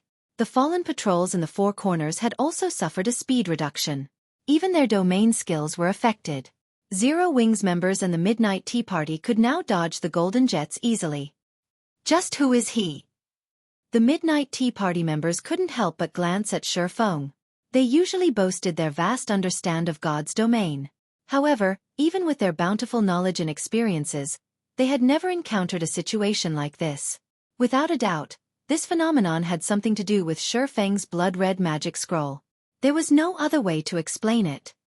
Now that everyone's basic attributes had been boosted while the 5 bosses' reaction speeds and attack speeds had decreased, the Midnight Tea Party's members, who had previously begun to despair, brimmed with hope. Currently, the 5 bosses had only landed 1 out of 3 or 4 attacks against their respective MTs. However, due to the significant attribute increase, the boss's damage had decreased. Take the fallen garrison captain Kola tanked for example. Originally, Kola withstood over -20,000 damage from the Grand Lord's normal attacks. Now however, the Grand Lord's normal attacks only dealt around -13,000 to the Guardian Knight. In addition, due to Kola having activated Power of Darkness, his HP had risen to more than 56,000. Including Disillusion Space's effects, his HP had risen to more than 112,000. He was practically a humanoid monster at this point. Right now, Kola wouldn't even have issues tanking 3 fallen garrison captains, much less 1. As for Kola's damage, due to the strength bonus from Justice Roar, just his normal attacks dealt nearly -10,000 damage, while his skills dealt close to -30,000 damage. Meanwhile, Violet Cloud, who stood among the healers at the rear, had similarly grown more powerful. Every one of her heals restored over 10,000 HP to Kola. If she double cast her spells, she could heal over 20,000 HP every time. If she were lucky and triggered a double critical, she could instantly heal over 40,000 HP. Not only was Violet Cloud capable of keeping Kola alive by herself, but she could also handle healing Turtledove and Yi Wumian. Guild leader, what kind of magic scroll did you use? I feel like we can even deal with a mythic monster right now. Kola exclaimed through the team chat. The rest of the team nodded in agreement. Aside from their frightening damage, the most troublesome aspect about boss monsters were their attack speeds and reaction speeds. Now that the fallen garrison captain had been suppressed in all 3 aspects, it was only as difficult as a High Lord. It only dealt slightly more damage. However, their increased attributes made up for that, further decreasing the raid's difficulty. Right now, they felt like they were simply fighting a powerful lord. Alright, enough idling around. Use your berserk skills and throw everything you've got. We only have 15 minutes until this space disappears. Xueqi felt a sting in his chest. Lancelot had only dropped 2 Tier 4 magic scrolls. He had just used the more precious of the 2, the Tier 4 super spell Disillusion Space. Unlike Tier 4 curses, super spells had been created during ancient times. They were ridiculously powerful, capable of transforming the environment. They were many times more powerful and mystical than the spells of the current era. Even the current NPCs in God's domain couldn't analyze these spells. Thus they were called super spells. After activating Disillusion Space, it would transform the area within 200 yards of the caster into a custom world. All enemies within this world would be suppressed, decreasing their movement speed, attack speed, and reaction speed by 2/3 of their totals. At the same time, this world would also enhance the caster and his allies, decreasing the boss's difficulty by 1 tier. Take the fallen garrison captain for example. It had originally been a Tier 3, upper rank existence. Now that its raid difficulty had reduced, it was only as strong as a Tier 2, upper rank. Unfortunately, Disillusion Space's duration was considerably short. Even so, in the past, everyone had called it the rarest magic scroll in God's domain, second to none. In the past, a Tier 4 super magic scroll had been worth at least 3 epic items. If a team of Tier 2 players used the scroll, they could even kill Tier 4 mythic monsters. However, Xueqi couldn't care less right now. The garrison captain and patrols were far stronger than he had imagined. If he hadn't used the magic scroll, they would have undoubtedly team-wiped. Moreover, trading a Tier 4 super magic scroll for a map to the Fallen Ark was a sure profit transaction. Upon hearing Xueqi's warning, everyone promptly began to activate their berserk skills. Although the fallen garrison captain and fallen patrols still possessed very high HPs, their reduced speed made them living targets. After activating their berserk skills, everyone easily dealt over -10,000 damage with their attacks, while Fire Dance and Gentle Snow could deal over -20,000 damage. Xueqi didn't hold back either as he activated Power of Darkness. He then used Silent Steps and appeared behind the garrison captain before activating Phantom Kill. Both he and his doppelganger activated Flame Burst simultaneously. Miniature suns appeared on both Xueqi's and his doppelganger's swords. Every strike they landed on the garrison captain dealt over -60,000 damage, while critical hits dealt over -130,000 damage. By the time Xueqi and his doppelganger dropped to the ground, both had landed a total of 30 consecutive attacks. The fallen garrison captain lost over 2 million HP on the spot. The damages that appeared above the Grand Lord's head stupefied everyone. With such high damage, Xueqi could instantly kill a chieftain of the same level. Time passed quickly. Under the players' crazed bombardment, it took roughly 6 minutes for the garrison captain's 96 million HP to hit zero. Boom! When the fallen garrison captain collapsed, although it did not drop any loot, Gentle Snow, Alluring Summer, and the other members of Zero Wing rose from level 42 to level 43. The abundant EXP exceeded everyone's expectations. The Midnight Tea Party's members also leveled up from 41 to level 42. However, no one stopped to celebrate as they still had to deal with 4 fallen patrols. They had less than 10 minutes left before Disillusion Space's duration ran out. If they could not kill these bosses within this period, it would be much harder to do so afterward. Moreover, Xueqi had already told everyone that special life forms were immortal existences. Until they opened the Fallen Ark's entrance, these special life forms would continue to resurrect. Moreover, special life forms generally revived in around 10 minutes. They couldn't afford to waste any time. However, the fallen patrols were much easier to deal with than the fallen garrison captain. Even without their berserk skills, the two teams could deal a lot of damage to these bosses. In addition, they still had the support of the Midnight Tea Party's 2 Tier 3 summoned creatures. Finally, 14 minutes since Disillusion Space had been activated, the 4 fallen patrols collapsed, transforming into piles of rubble and gifting a large amount of EXP. The Midnight Tea Party members even leveled up once more, reaching level 43. This leveling speed astonished these players. They had actually gained nearly 2 full levels EXP in just 15 minutes. Zero Wings members were already high-leveled. Although they had also obtained plenty of EXP, it was not enough to reach the next level. However, the abundant EXP had helped Xueqi reach 82% of level 47. If he grinded trolls, he could reach level 48 in only half a day. As the Guardian bosses died, the canyon began to tremble violently. Suddenly, the canyon's center collapsed. A towering, aqua-blue temple then emerged from the ground. At the same time, the familiar sound of a system notification reached everyone's ears. God's Domain System Announcement. Players have successfully activated a new expansion pack in God's Domain. The system will undergo an upgrade. All players, please prepare to log out of the game.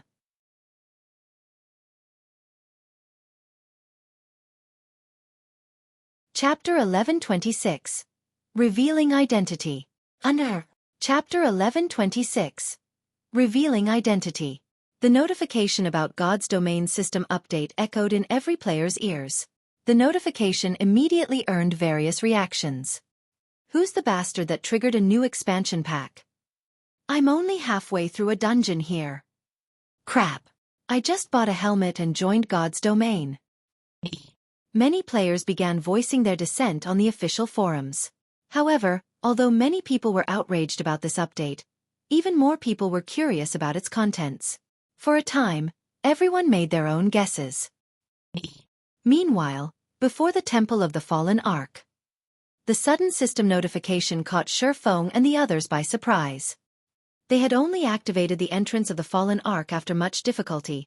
Yet even before they had the chance to enter the Ark, the system announced an update. This was ridiculous. By now, practically everybody playing God's Domain knew that a system update signified a major upgrade. Meanwhile, the more God's Domain improved, the more difficult the game would become. Guild leader, should we log off here?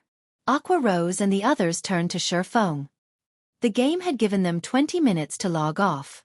It wasn't exactly a lot of time, but it was more than nothing. If they strived hard enough, they might reach the Fallen Ark's inner region. If they entered the Ark after the system update completed, who knew how difficult the Ark would become? After all, this system was definitely related to the Fallen Ark's activation. After giving the matter some thought, Xueqi looked to Breeze Wine and Endless Scars and said seriously, "We have decided to enter the Ark right away. Do you want to enter first, or wait until after the update?" Xueqi hadn't expected the system update this time. However, this helped Xueqi recall the system's update after the Fallen Ark had emerged in the past. The update back then had ruined many players. This was because this update would improve God's Domain's traps.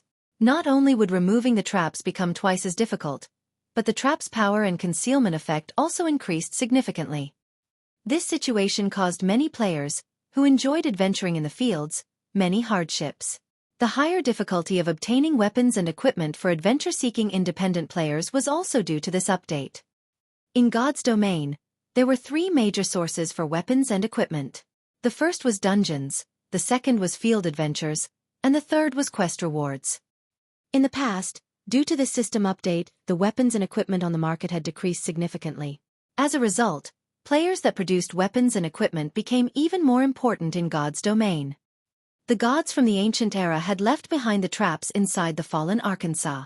These traps were incredibly difficult to remove to start with. If these traps were improved, exploring the fallen Ark would become far more difficult. However, Xueqi had no intentions of informing the Midnight Tea Party about this. Instead of answering Xueqi's question, Endless Scars turned to ask Breeze Wine, "Leader, what are your thoughts?" They had already cleared the most difficult part of their quest. However, Xueqi had previously stated that, shortly after the fallen Ark activated, monsters even more powerful than the 5 guardian bosses would appear. According to their original plan, they had intended to wait until the monsters had been lured away from the fallen Ark before they dove in to explore. However, they had less than 20 minutes before they had to log off. If they entered the Ark now, they would have to risk encountering those monsters. "Let's not enter the Ark for now. The monsters inside have yet to leave. If we die because we rushed into the Ark, it will do us more harm than good." In the end, Breeze Wine chose the safer approach instead. In his opinion, as long as he had the fallen Ark map, both the fallen Ark's treasures and quest were within their grasp. There was no need to risk their lives. "What about our map?" Blackie could not help but ask. Their previous agreement hinged on the Midnight Tea Party confirming these monsters' existence and their safe entry into the fallen Arkansas. Only after these conditions were met would the Midnight Tea Party give them a copy of the map. Yet the adventurer team now intended to wait until the monsters had been lured away from the Arkansas. "Here is your copy of the fallen Ark map. Take it," Endless Scars said as she took a map from her bag and handed it to Xueqi. Endless Scars stunned the other Midnight Tea Party members. They had neither the existence of the monsters Xueqi had warned them about, nor had they confirmed the validity of Xueqi's method to lure the monsters away. It was simply too risky to hand over the copy right now. "Thanks." Xueqi expressed his gratitude as he received the map. Endless Scars didn't respond to her team's questions. Instead, she evaluated Xueqi carefully before revealing an intimate smile and said, "This is what we've agreed upon after all. However, this is our second transaction with each other, yet I still do not know your identity. I wonder if I can have the good fortune of a true introduction?" "Certainly," Xueqi replied before taking off the black cloak that hid his identity and appearance. He then introduced himself, "I am Black Flame, Zero Wings Guild leader." His first reason for hiding his and his team's identities was that he didn't want others to know what Zero Wings' main force was up to. His second? He simply didn't want Endless Scars to know who they were. After all, Endless Scars was a Blackwater Corporation representative. Even if Endless Scars did not show any particular interest in Blackwater, at the end of the day, Zero Wing and Blackwater were enemies. It never hurt to be careful. However, the fallen Ark map was more important. If Endless Scars found out that they were from Zero Wing, she might sever their agreement for the fallen Ark map then and there. However, now that the map was in their hands, there was no reason to continue hiding their identities. Moreover, Endless Scars spoke on behalf of the Midnight Tea Party. It would only create an unnecessary rift between their teams if they refused to reveal themselves. In addition, the Midnight Tea Party and Blackwater were utterly unrelated. "It's you?" Endless Scars' eyes widened in shock. She had never imagined the group of experts before her to be Zero Wing members. Moreover, the team's leader was even Zero Wing's guild leader himself. "Thanks for the map. Hopefully, we'll find more chances to work together in the future." Xueqi chuckled. He then led his team and dashed into the fallen Arkansas. Meanwhile, Endless Scars was utterly dumbfounded as she stared at Xueqi's departing back.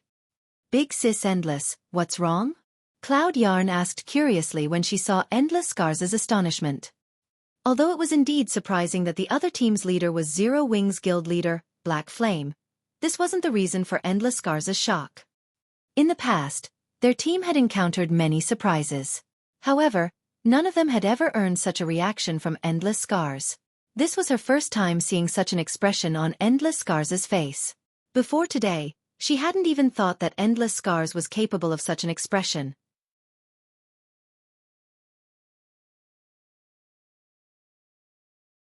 Chapter 1127.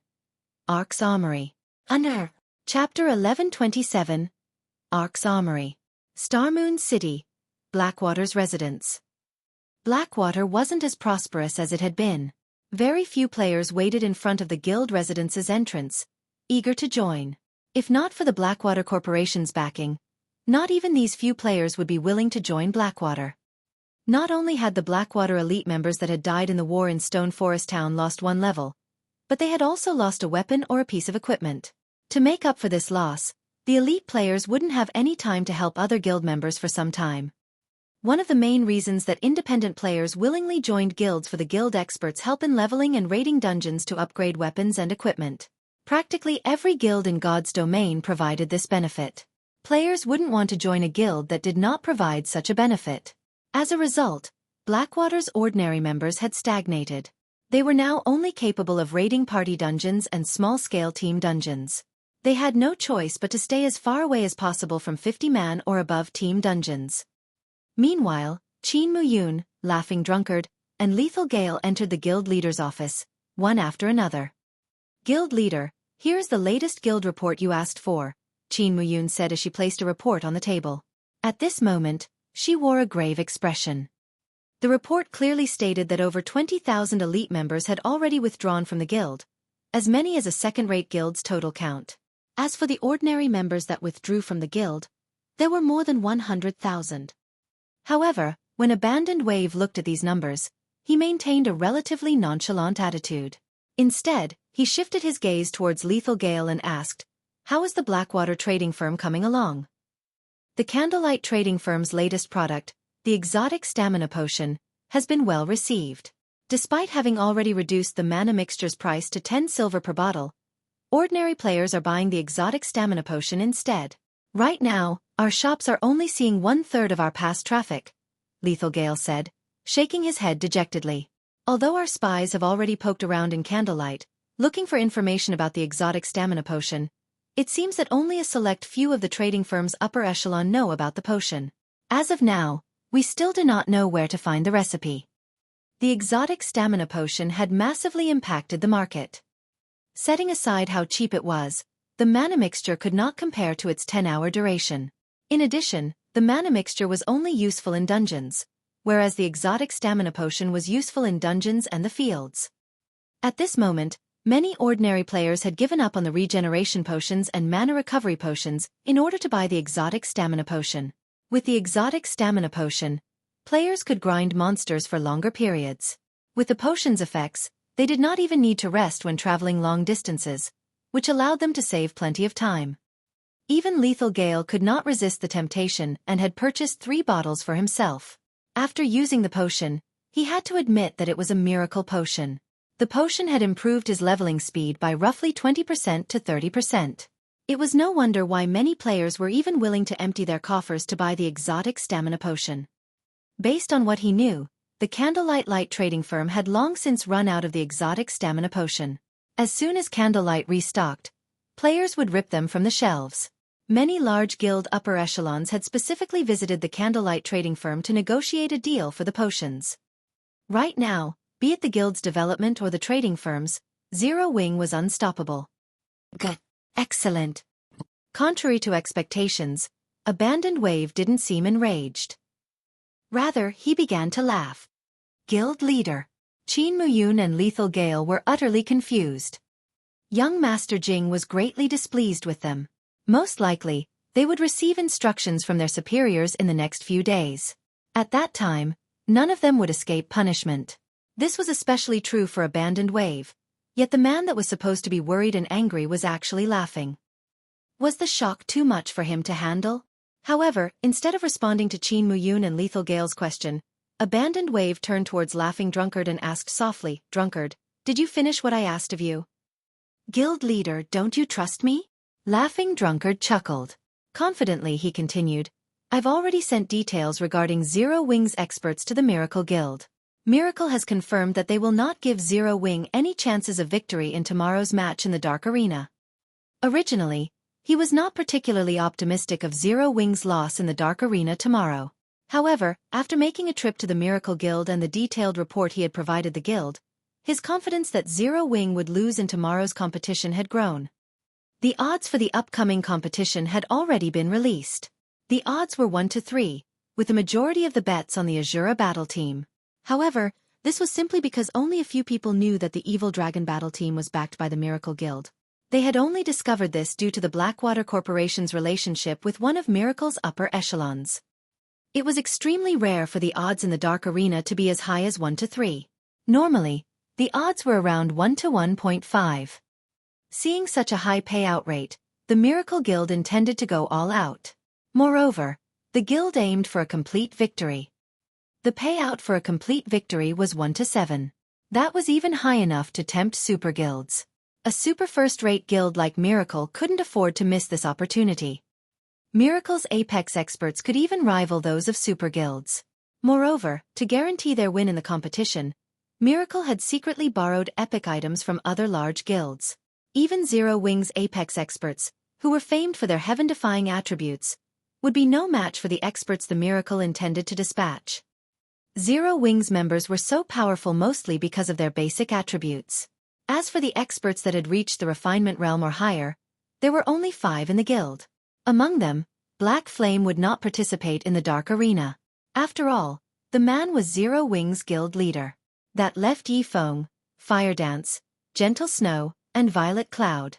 Among them, Fire Dance, Gentle Snow, and Violet Cloud had only recently reached the refinement realm. Without the attribute advantage, the only true fighting force on the Azura battle team was Yi Feng. However, the competition in the Dark Arena was a 10-man team match. Good. Afterward, you 3 go and gather our guild's resources. When the time comes, we'll have to watch the competition as well. Abandoned Wave had not been as affected by the previous loss as Qin Muyun and Lethal Gale had thought. On the contrary, he had calmly thought of a way to turn the situation around. The first thing he needed to do was recover the guild's foundations, earning back the weapons, equipment, coins, and other items that the guild had lost in the war. The Dark Arena served as the perfect platform to do exactly that. Moreover, Blackwater's defeat was not without meaning. At the very least, their defeat had shown exactly how powerful Zero Wing's various experts were, and this information would help Miracle deal with Zero Wing. Meanwhile, after entering the Towering Temple, Xueqi had everyone use isolation scrolls before dashing through the labyrinth of empty corridors. As they had less than 20 minutes remaining, they would be hard-pressed to reach the Ark's inner region in time. The abyssal monsters had just woken and hadn't left the Ark yet.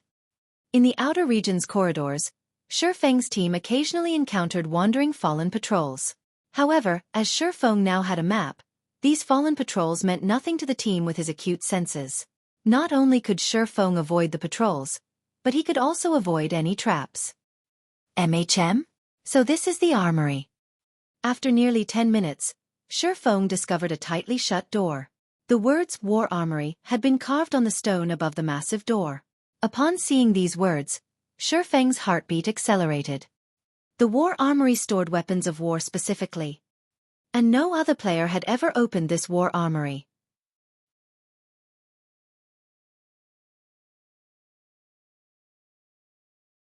Chapter 1128. Difference between Mythic Monsters. Chapter 1128. Difference between Mythic Monsters. As Xueqi stopped to look at the War Armory, Minor Wind noticed red dots appear on his system map and reported, "Guild Leader, distant patrols are approaching our location. If we don't move now, I'm afraid that we'll be discovered." After Zero Wing's team had entered the fallen Ark, Minor Wind had activated his scouting skill as he kept a lookout for any movement in their area. Although his scouting search area was reduced inside the Ark, he could sense for enemies within a 300-yard radius. That was enough for the team to respond before enemies reached them. "How many?" Xueqi asked. 2. Moreover, they're moving relatively quickly. They'll reach our location in 15 seconds at most, Minor Wind reported. 15 seconds? We'll be cutting it quite close. Xueqi frowned. Based on his estimates, even an assassin with their locksmith class at master rank would need roughly 20 seconds to open a room like the war armory. Unfortunately, their team didn't have a master locksmith. He also fully believed Minor Win's estimate. A qualified ranger was not just a ranged damage dealer. Rangers' constant awareness of their surroundings and their judgment of various situations were their most important aspects. Although Minor Win's combat standards were slightly lower than Zero Wing's other corps members, his observation skills and judgment were top-notch. Guild leader, we don't have much time left, Gentle Snow urged as they had less than 8 seconds to prepare. Based on their location on the map, they were only 2/3 of the way to the Fallen Ark's inner region. If they couldn't reach the inner region before the system update began, when they logged back into the game, reaching that area would be far more difficult. They also needed to select a treasury and deal with the traps inside. Xueqi hesitated. In the past, the Fallen Ark had been a famous treasure trove in God's domain. However, as the inner region's traps were extremely dangerous, very few players were capable of obtaining any treasures whatsoever. This situation had also resulted in the various large guilds in giving up on the Arkansas. However, Xueqi never thought that he would actually come across an armory in the outer region. An armory might not mean much to an ordinary player, but to a guild, some of the more advanced weapons of war were even more valuable than fragmented legendary items. Forget it. We're giving up on the inner region. Let's take this armory for now.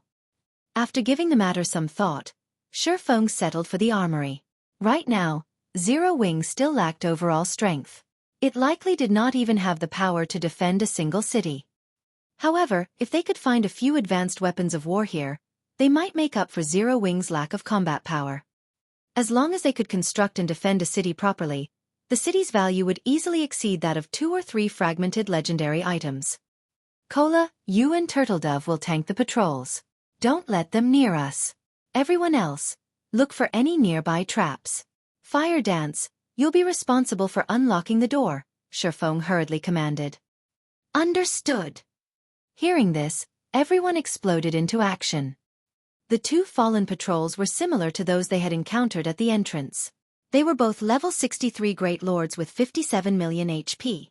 However, Cola and Turtledove had long since familiarized themselves with the patrol's attack patterns. Even without the 9-star polar domain, they were capable of dealing with the Great Lords. At the same time, Fire Dance began to unlock the door to the armory. As one of the Fallen Ark's secret rooms, the time it took to unlock the armory was secondary. The crucial issue was that the extremely complex unlocking method. One would have to start the process all over again if they made a single mistake. Only after removing the various locks could one finally open the secret room. Time passed quickly. After 1 minute, Fire Dance was only halfway through the door's locks. Guild leader, 2 more patrols are approaching, Minor Wind announced anxiously. If there were only 3 fallen patrols, their team could, more or less, manage. 4, however, would be a problem. As for trying to kill the patrols, that would be considerably foolish. Special life forms were immortal existences. Even after expending a lot of time and effort, the most they would get out of the endeavor was some EXP. After 10 minutes, the fallen patrols would be back on their feet and ready to fight once again. Moreover, with each resurrection, the fallen patrols would become stronger. Only a lunatic would try to kill them. Wumian, you'll come with me. Once Fire finishes unlocking the door, rush into the room. Remember, do not touch anything inside. Xueqi commanded. He then dashed towards the 2 new fallen patrols with Yi Wumian. Xueqi wouldn't try to take on one of the fallen patrols directly. Instead, he activated Aura of Earth while deflecting the patrol's attacks. This way, not only could he reduce the damage he received, but he could also alleviate the burden on the team's healers. However, as time passed, a loud roar echoed from a distant corridor. The angry roar reverberated through the spacious corridor. Already. Xueqi's expression darkened. The abyssal monsters had awakened far sooner than he had anticipated. If these monsters discovered his teams, none of them would get out of here alive. Xueqi's team wasn't the only one who had heard the roar. The Midnight Tea Party's members, who waited outside the Fallen Ark quietly, heard the deafening roar as well. Black Flame really didn't lie. Breezewine could not help but inwardly celebrate when he heard this roar. The fact that this roar is so deep and can reach all the way out here means that this monster should be mythic rank at the very least. Fortunately, they had made the trade with Xueqi. Otherwise, even if they had activated the Fallen Arc by themselves after obtaining their Tier 2 classes, they'd have no way of completing their quest. The difference between mythic monsters' strength and Grand Lords was simply too massive. Even if their entire team reached Tier 2, it wasn't likely that they could defeat a mythic monster of the same level, much less a mythic monster of a higher level. The other team members nodded in agreement. Despite Dark War and several other people's opinions about Xueqi, they had to admit that Xueqi had helped them enormously. Meanwhile, before the Fallen Ark's armory, Fire Dance finally unlocked the door to the secret room. Guild leader, the door's open. Good. You guys go in first. Cola, start slowly moving towards Armory. Opening the tightly shut door was undoubtedly good news to Xueqi. Immediately, he had everyone retreat towards the Armory. As Xueqi and the others reached the Armory's entrance, Xueqi, Cola, and the other MTs felt their bodies become heavy. It was as if they had been submerged in mud. It was extremely difficult to move. Not good. Those monsters have arrived. Get inside quickly. Xueqi panicked. Immediately, he activated Heavenly Dragon's power and recovered his ability to move. He then took an aqua blue magic scroll from his bag. This magic scroll was none other than his sole remaining Tier 4 magic scroll. The area they were in was not particularly large, but he understood how powerful those monsters were. Any players the abyssal monsters killed would not get off with just a lost level. If that were the case, players in the past wouldn't have given up on the Fallen Ark's treasures that easily. Rather, those abyssal monsters would extract the immortal souls from the players they killed. Not only would players lose 2 or 3 levels, but they also wouldn't be able to log into the game for over 10 days. Humans? Those souls. Heaven-blessed individuals? Wonderful. It's been so long since I've tasted an immortal soul. As Cola and the others rushed into the armory, a cold voice reached their ears, making them shudder with fear. Suddenly, as if the fallen patrols had been struck, the team watched the Great Lords fly into the corridor's walls, their powerful metallic bodies flattening like a specimen under a microscope. Aside from Xueqi, none of the players could move. Why is such a powerful monster here? The abyssal monsters might far exceeded Gentle Snow and the rest of the team's expectations. Before the monster had even shown itself, it had already flattened the 4 fallen patrols into pancakes. They had become fish on a cutting board.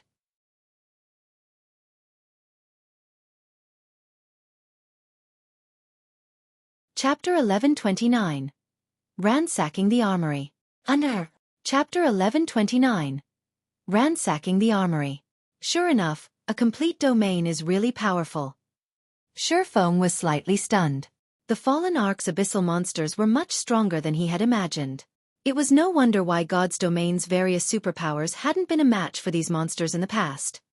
This was definitely the first time Xueqi had encountered a mythic monster that wielded a complete domain. Generally, only Tier 4 NPCs could use one. This was also the factor that provided Tier 4 NPCs the power to face Tier 4 mythic monsters.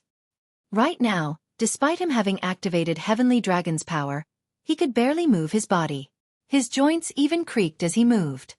Oh, someone can still move? As Xueqi moved, a cold, deep voice reverberated through everyone's minds. When the team members lifted their heads, they discovered that a humanoid creature, which was roughly 4 meters tall and covered in scales, had suddenly appeared before them. The creature had 2 blade-like arms and crimson eyes that were as large as an ordinary human's fist. 2 sets of jet-black wings also stretched from the creature's back. Soul Eater Lord, Dark Creature, Mythic Weakened. Level 67. HP 210, 000, 000/210, 000, 000. Every player gasped when they saw this creature. Despite being weakened, the creature was still a mythic monster. Moreover, the team despaired upon seeing his HP. Even a team of 1,000 experts would be cannon fodder against this monster, much less a 20-man team. We're doomed. As Aqua Rose watched the Soul Eater Lord gradually approach them, she could already see her and her teammates' instant death in her mind. However, Aqua Rose still did not know that any player the Fallen Ark's ancient abyssal monsters killed would not get away with losing a single level. What an interesting little fellow. It's a pity that your struggling is useless.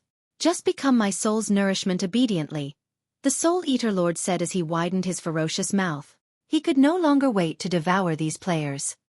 When 30 yards separated the team from the Soul Eater Lord, Xueqi finally finished chanting the last verse of the incantation in his heart.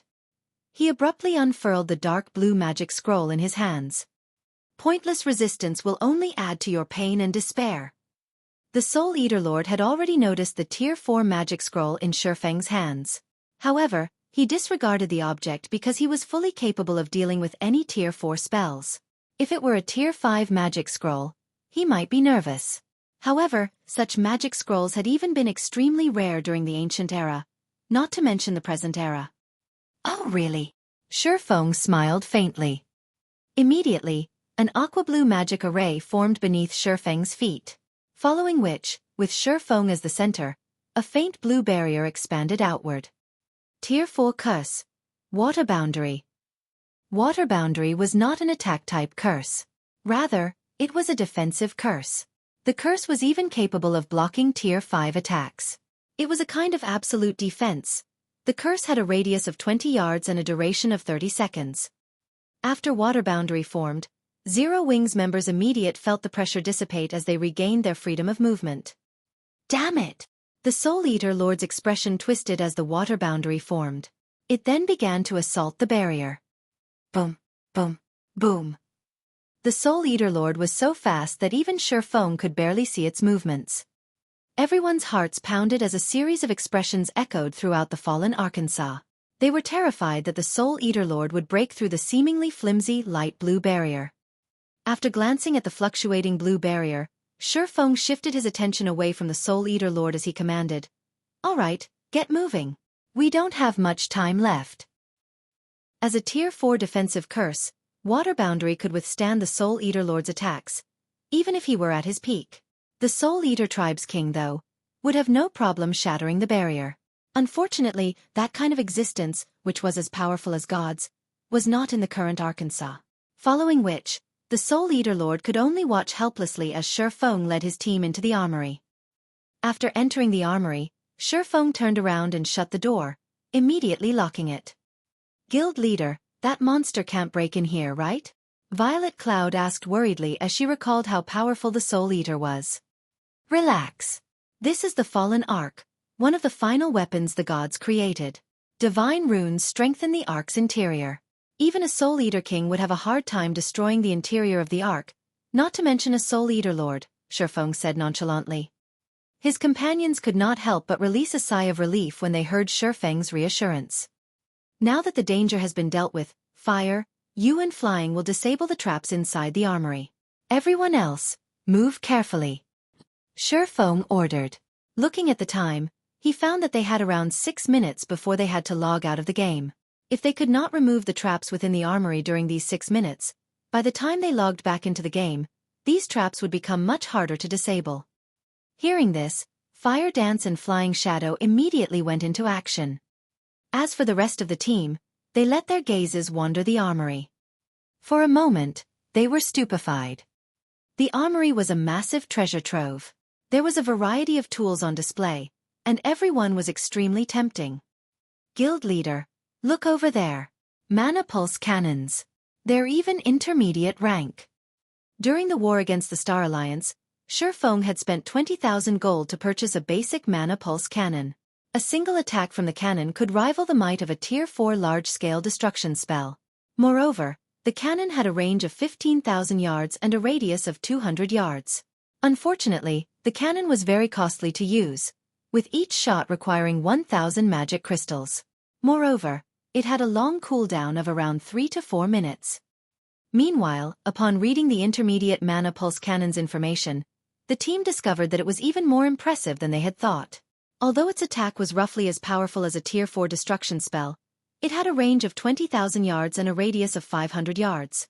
It cost 2,000 magic crystals to fire a single round and similarly had a cooldown of around 3 to 4 minutes. The difference between a radius of 200 yards and 500 yards was simply outrageous. Furthermore, this armory actually had 2 intermediate mana pulse cannons. If Zero Wing had had these two cannons and a sufficient number of magic crystals during its battle against Blackwater, winning the war would have been far easier.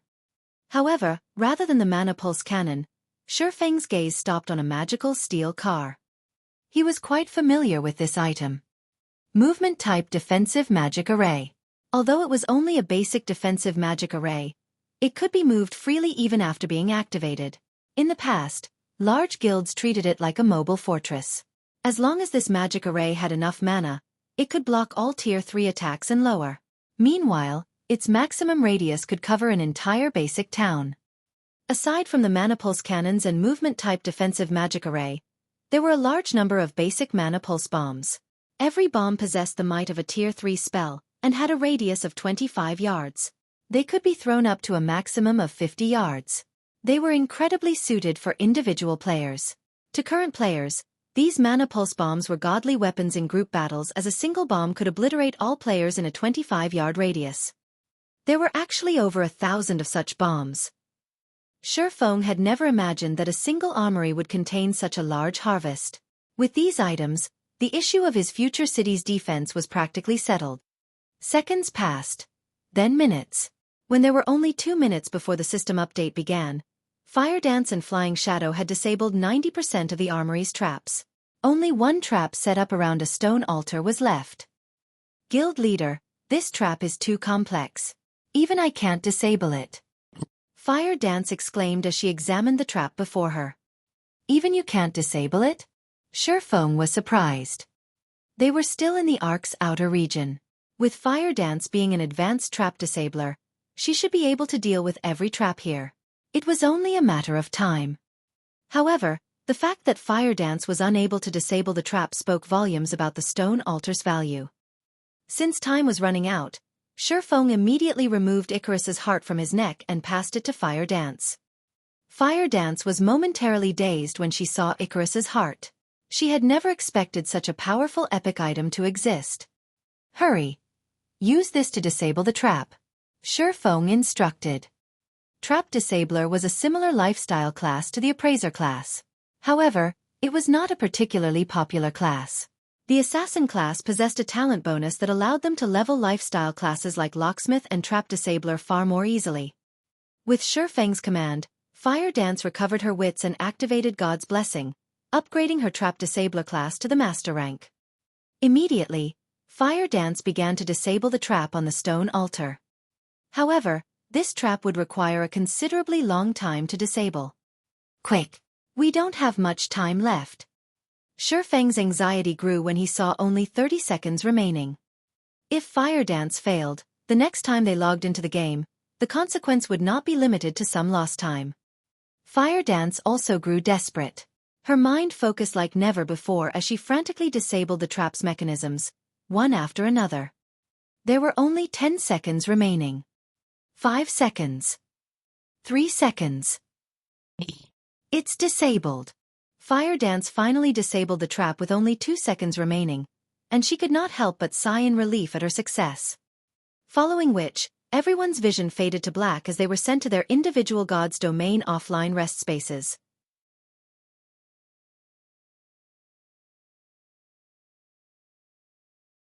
Chapter 1130. Talent. Under. Chapter 1130. Talent.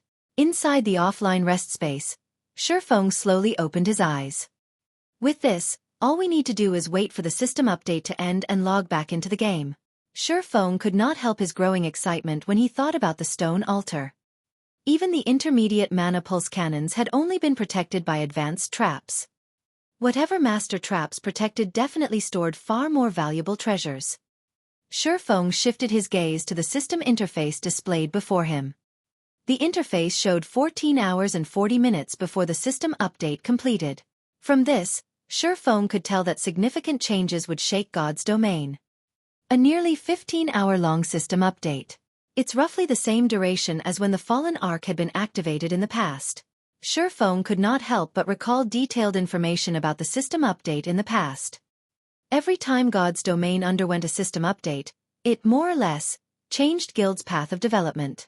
For example, the previous few system updates had gradually increased the importance of lifestyle classes in the various large guilds' eyes. Guild had even begun to invest a significant amount of resources to nurture their lifestyle classes.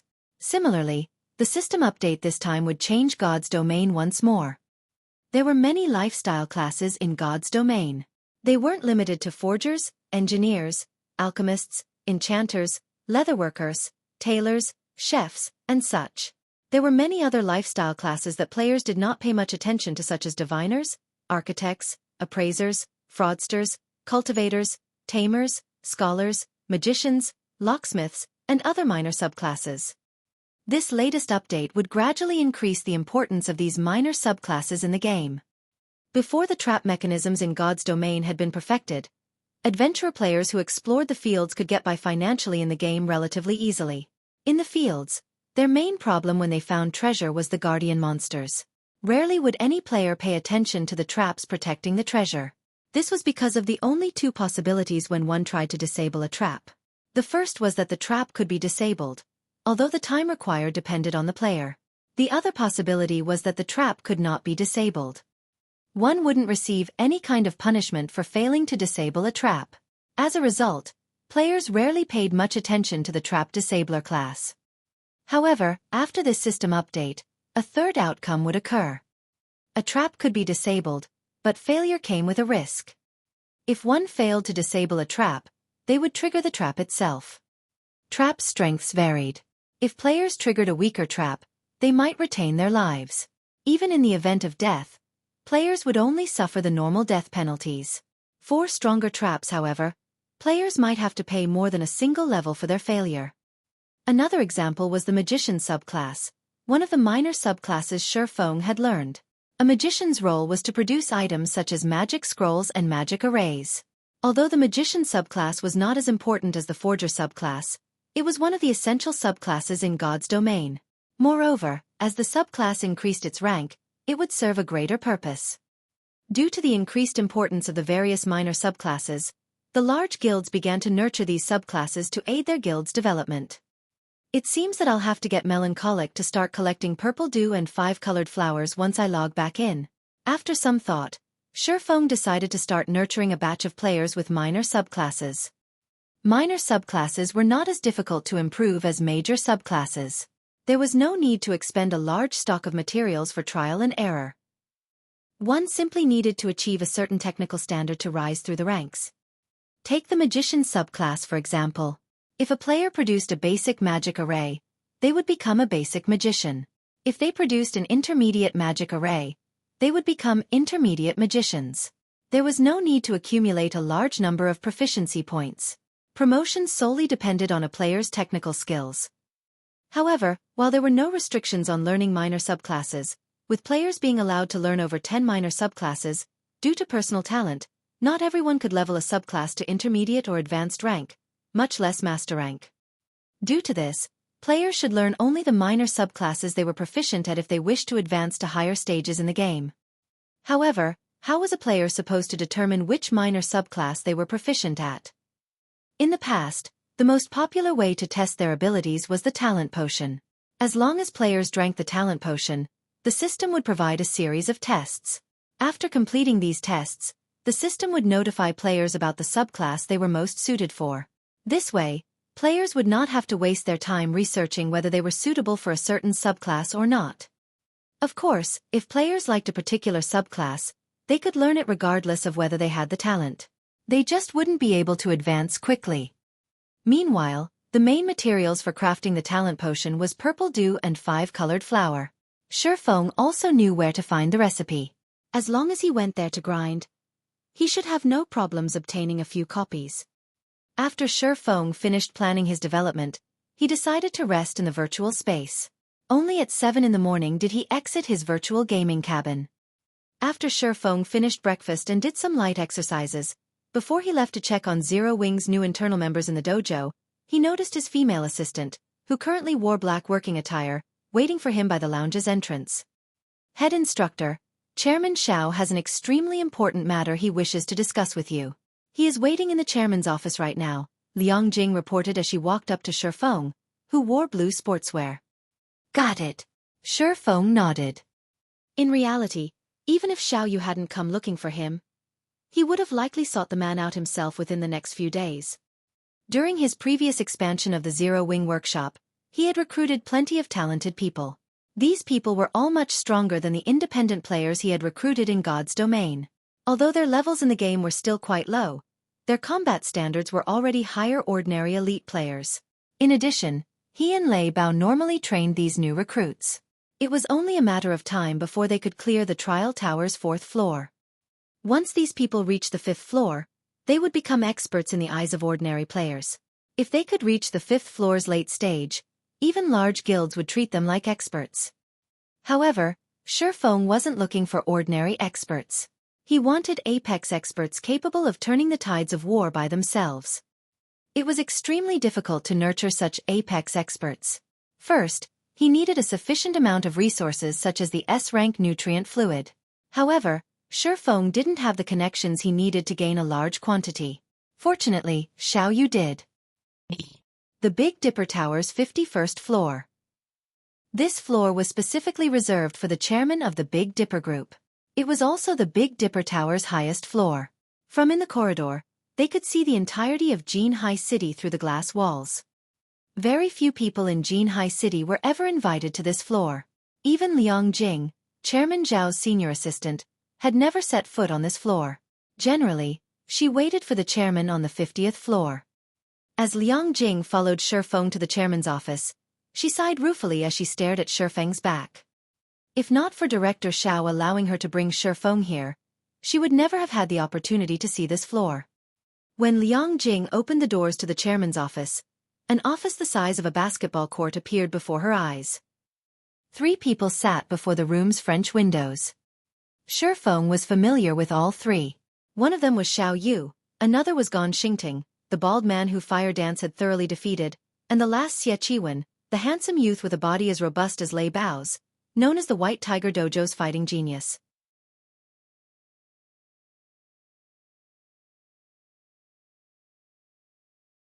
Chapter 1131. An Invitation That Cannot Be Refused. Under Chapter 1131. An Invitation That Cannot Be Refused. Why are they here? Xueqi frowned slightly as he eyed Xueqi and Gan Xingting, who sat on a sofa and chatted merrily with Xiaoyu. The White Tiger Dojo was currently Big Dipper's rival. As Xueqi walked up to the 3 people, Xiaoyu took the initiative to welcome him. Instructor Xue, you're finally here. Let me introduce you. This is White Tiger Dojo's rising star, Xueqi. As for our other guest, I believe that you've already met.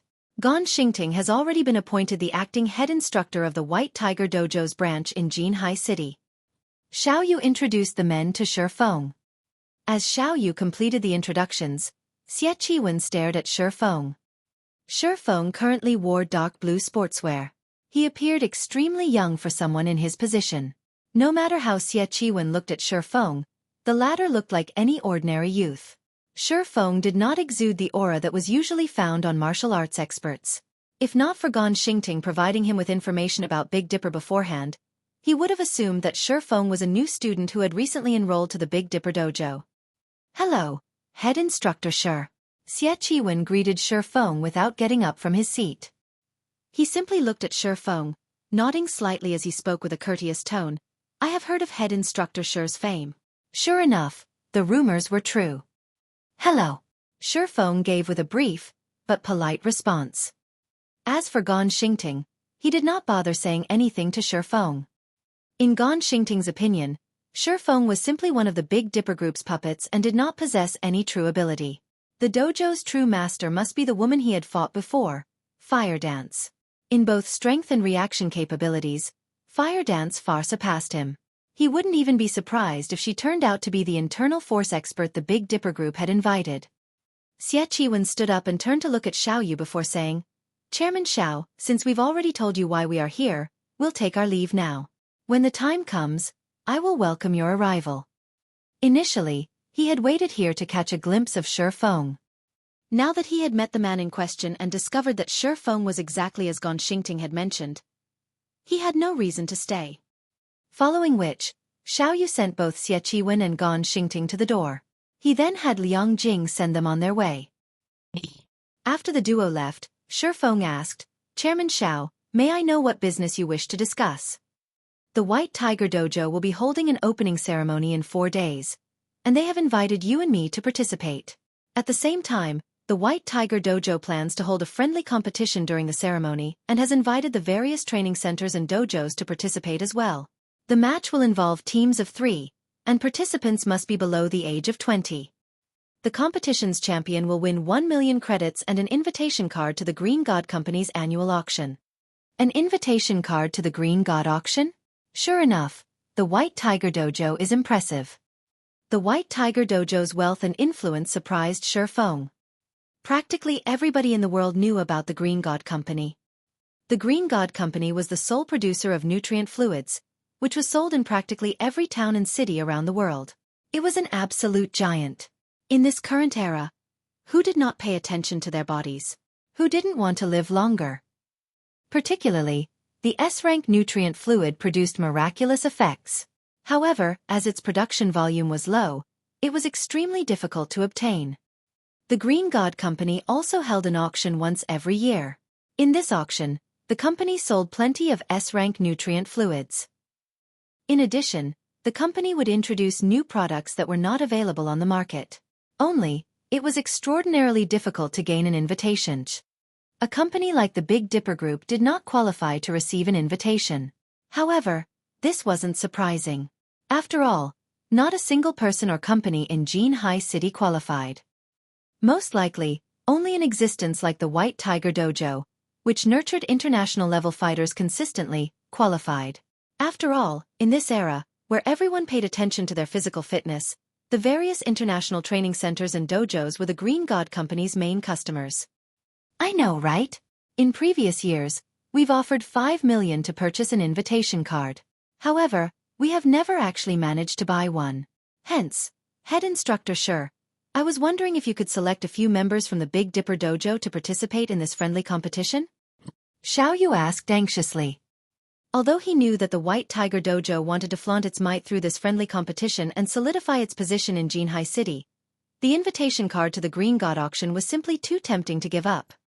This invitation card was a pass that allowed one to purchase S-rank nutrient fluids. At the same time, one would encounter people of high social standing. If he could form some kind of relationship with some of these influential people, it might help the company's development in the future. Hence, even if he knew it was a trap, he couldn't refuse it. Chairman Xiao, you should know that the dojo's members have only recently joined. Even the powerful fighters are no match for the White Tiger Dojo's elite geniuses, Xueqi replied as he shook his head.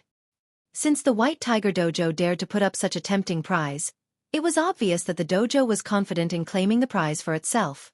During the competition, the dojo would definitely send geniuses from its main branch to participate and teach the various dojos and training centers in Jinhai City a lesson that they would never forget. I heard that Head Instructor Xueqi has several experts in your workshop. What if they participate instead? Xiaoyu asked eagerly. He had long since learned about the Zero Wing workshop from Liang Jing. According to Liang Jing, the workshop members were powerful fighting experts. The woman named Fire Dance, in particular, had even defeated Gan Xingting in a single move. Chairman Xiao, I understand what you are trying to say, but unfortunately, they are all over 20 years old, Xueqi said, smiling bitterly. Of course, he wanted Cola and the others take part in the competition. However, they were all over the age limit. Only Violet Cloud met this requirement. However, the competition was a group match.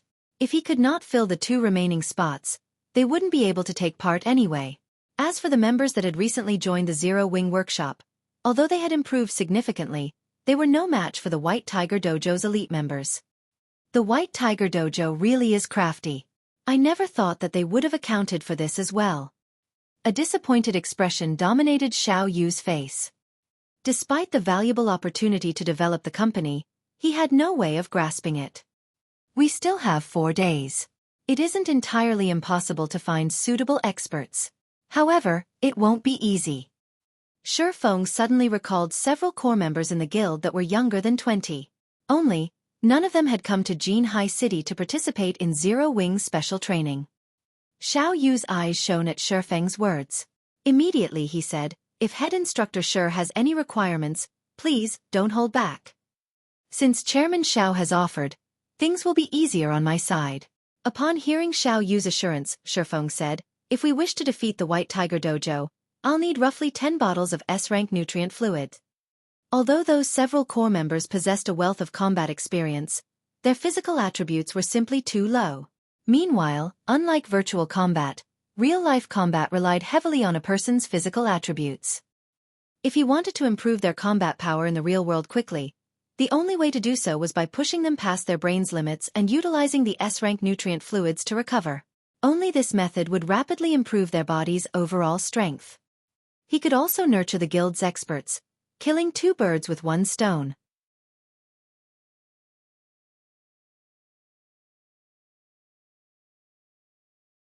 Chapter 1132. Butterfly Effect. Under. Chapter 1132. Butterfly Effect. 10 bottles. Xiao Yu's heart skipped a beat when he heard Xuefeng's request. S-rank nutrient fluids were not cabbages that one could purchase easily. It was difficult to buy a bottle even if one could afford it. People around the world referred to the S-rank nutrient fluid as the water of life. A bottle of S-rank nutrient fluid could easily go for 1 million credits. Even Xiao Yu himself was only willing to drink 1 bottle per year to repair the damaged cells in his body, significantly slowing the aging process. The S-rank nutrient fluid was a treasure to well-known international fighters. Normally, they would only consume a bottle if they were heavily injured. Even drinking A-rank nutrient fluids during normal training was considered a luxury. Previously, to recruit Xuefeng into Big Dipper, he had utilized his connections and spent a significant sum to obtain a batch. No matter how he looked at it, buying another 10 bottles of S-rank nutrient fluids to obtain the Green God Company's invitation was not a worthwhile transaction. After all, his main goal in obtaining the invitation card was to purchase S-rank nutrient fluid and other new products the Green God Company intended to offer. He was still uncertain about how many bottles he could purchase in the auction. It was simply too risky to invest 10 bottles of S-rank nutrient fluid right off the bat. That's right. I'll need 10 bottles at the very minimum. Xuefeng wasn't lying. Void steps placed a huge burden on the human brain. Without the in-depth healing the S-rank nutrient fluid provided, one would risk their life by using the technique.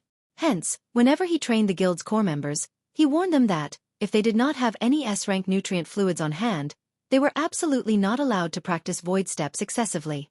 If it is money you are worried about, I can pay half the cost. However, I want a spot on the Green God Company's invitation card. You'll pay half of it? After giving the matter some thought, Xiao Yu agreed and said, all right, I'll try to find a way to get the 10 bottles. However, they will cost slightly above market price. Every invitation card allowed 2 people to attend the auction. It did not matter if he shared one with Xuefeng. To further develop itself, the Big Dipper Group had already invested a large sum into the new dojo. They had also spent a lot on advertising. Hence, the company was somewhat tight on funds. If Xuefeng were willing to cover half of the S-rank nutrient fluid's cost, investing in Xuefeng's group was no different than their previous attempt of purchasing the Green God auction invitation card for 5 million credits. Only, unlike Xuefeng, that plan hadn't succeeded. As for whether Xuefeng had the money to pay up, he had long since ordered Liang Jing to investigate the man's finances. Recently, God's domain had become increasingly popular around the world. Many industry giants had already invested in the game. It was definitely possible to earn a lot of money through God's domain. Moreover, based on what he had heard from Liang Jing, Xuefeng's workshop was considerably large. Moreover, more companies had invested in the workshop. At this point, the workshop had begun mass recruiting full-time gamers. It was obvious that Xuefeng earned quite an income from the game. He shouldn't have any issues spending several million credits at a moment's notice. Now that God's domain was so popular, even Xiao Yu had considered establishing a workshop. Based on what he had heard from his connections, he learned that gaming workshops focused on God's domain earned far more than they had in past virtual reality games. God's domain also had far more players. However, expanding the Big Dipper Group took priority. Once the Big Dipper Group had grown, it would become far more profitable than any gaming workshop or guild. After all, more people had begun to take their physical training more seriously after discovering God's domain. Unfortunately, what Xiao Yu did not know was that Xuefeng's workshop was more profitable than he imagined. After Xueqi finalized his arrangements with Xiao Yu, he returned to Zero Wing's training room. Only the workshop's official members had access to this room. Xueqi had specifically instructed Liang Jing to stock the room with various training equipment. These machines would help strengthen a person's reaction speed and evasive maneuvers. Blackie. Contact Shadow Sword and Turtle Dove. Have them come to Jinhai City as quickly as possible. Report the travel expenses as a workshop expenditure. Xueqi instructed Blackie, who was currently occupied with basic training. Shadow Sword and Turtle Dove had been members of a certain dojo before they had joined Zero Wing. They were both younger than 20. However, after officially becoming Zero Wing core members, Xueqi had both of them leave their dojos. After all, becoming a Zero Wing core member was basically a formal job. They had to make God's domain their main priority. After they left their previous dojos, aside from playing God's domain, they normally exercised at a local gym. All of their attention had shifted to God's domain. However, as Zero Wing had yet to establish its own company officially and the purchasing agreement for Ouroboros's training center wasn't finalized, Xueqi hadn't invited them to take part in special training with the others. "We're having them here now?" Blackie shot Xueqi a curious look. Suddenly, his expression shifted to one of excitement as he asked, "Is the training center ready?" He had already heard about the matter from Xueqi. Ouroboros's training center specialized in nurturing gaming experts. Setting aside its numerous facilities, it had an advanced virtual system in which players could train. Of course, Ouroboros's training center wasn't as advanced as the Secret Pavilion's simulated training system. However, it was far more efficient than a ton of people competing for the 10 black cards. Most importantly, with the acquisition of Ouroboros's training center, Zero Wing would finally have its own headquarters. They would no longer have to borrow someone else's facilities. Like the core members of those first-rate guilds, they could then walk into their luxurious training centers in the city center every day. "No," Xueqi said, shaking his head. "Qing Xue is still negotiating the price for the training center. I want them here for another matter." Although the Blackwater's defeat had indeed dealt a major blow to the several companies backing Ouroboros, it was not an easy task to buy the training center's remaining shares. If they discovered Zero Wing's true goal, they might demand a far higher price than what Zero Wing had planned on. Unless something forced these companies were forced to sell the shares in a hurry, Xueqi had to let Qing Xue find a way to obtain the shares cheaply. His reply disappointed Blackie. However, he suddenly thought of something else as he said, "Brother Feng, when you went to your meeting, someone came to the workshop asking for you. However, I told him that you're in a meeting, so he's been waiting in the lounge. Do you want to meet him right now?" "Who is it?" "It's that youth that Big Sis Fire flattened. I think his name is Xueqi?" Blackie responded, somewhat uncertain. "He came on his own volition? Interesting. I just so happen to be free, so I might as well meet with him." Xueqi thought back to the bait he cast. He hadn't expected to hook Xueqi so quickly. However, after giving the matter some thought, he found it reasonable. Now that Xueqi was in Jinhai City, as Xueqing's greatest romantic rival, how could the boy sit by and do nothing? If Xueqing remained passive, Xueqi would definitely take the girl he loved. This was his last chance to do something. Only, this development had occurred sooner than Xueqi had anticipated. The current timeline was deviating further away from the one he remembered. Following which, Xueqi entered the training room's lounge. Xueqing sat on the lounge's sofa, his legs shaking slightly. He looked quite nervous. "What business do you have with me?" Xueqi asked slowly as he examined the fighter before him. Seeing Xueqi, Xueqing stood up abruptly, anxiety flashing in his eyes as he asked, "Didn't you say that, as long as I join Zero Wing's workshop, you'll tell me how to become stronger? Is that offer still valid?" Hall Master Jiang had already announced his intentions of driving his daughter, Jiang Lingyu, closer to Xueqi. If he did not achieve some sort of feat quickly, he would be too late.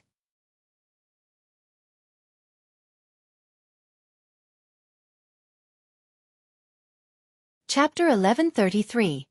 The difference brought about by time. Chapter 1133. The difference brought about by time. Of course it's still valid. Xueqi provided a definitive answer. However, didn't your White Tiger Dojo bar you from joining any gaming workshops? Xueqing fell silent upon Xueqi's question. He had been determined not to join Zero Wings workshop. After all, he was recognized as an elite member in the White Tiger Dojo.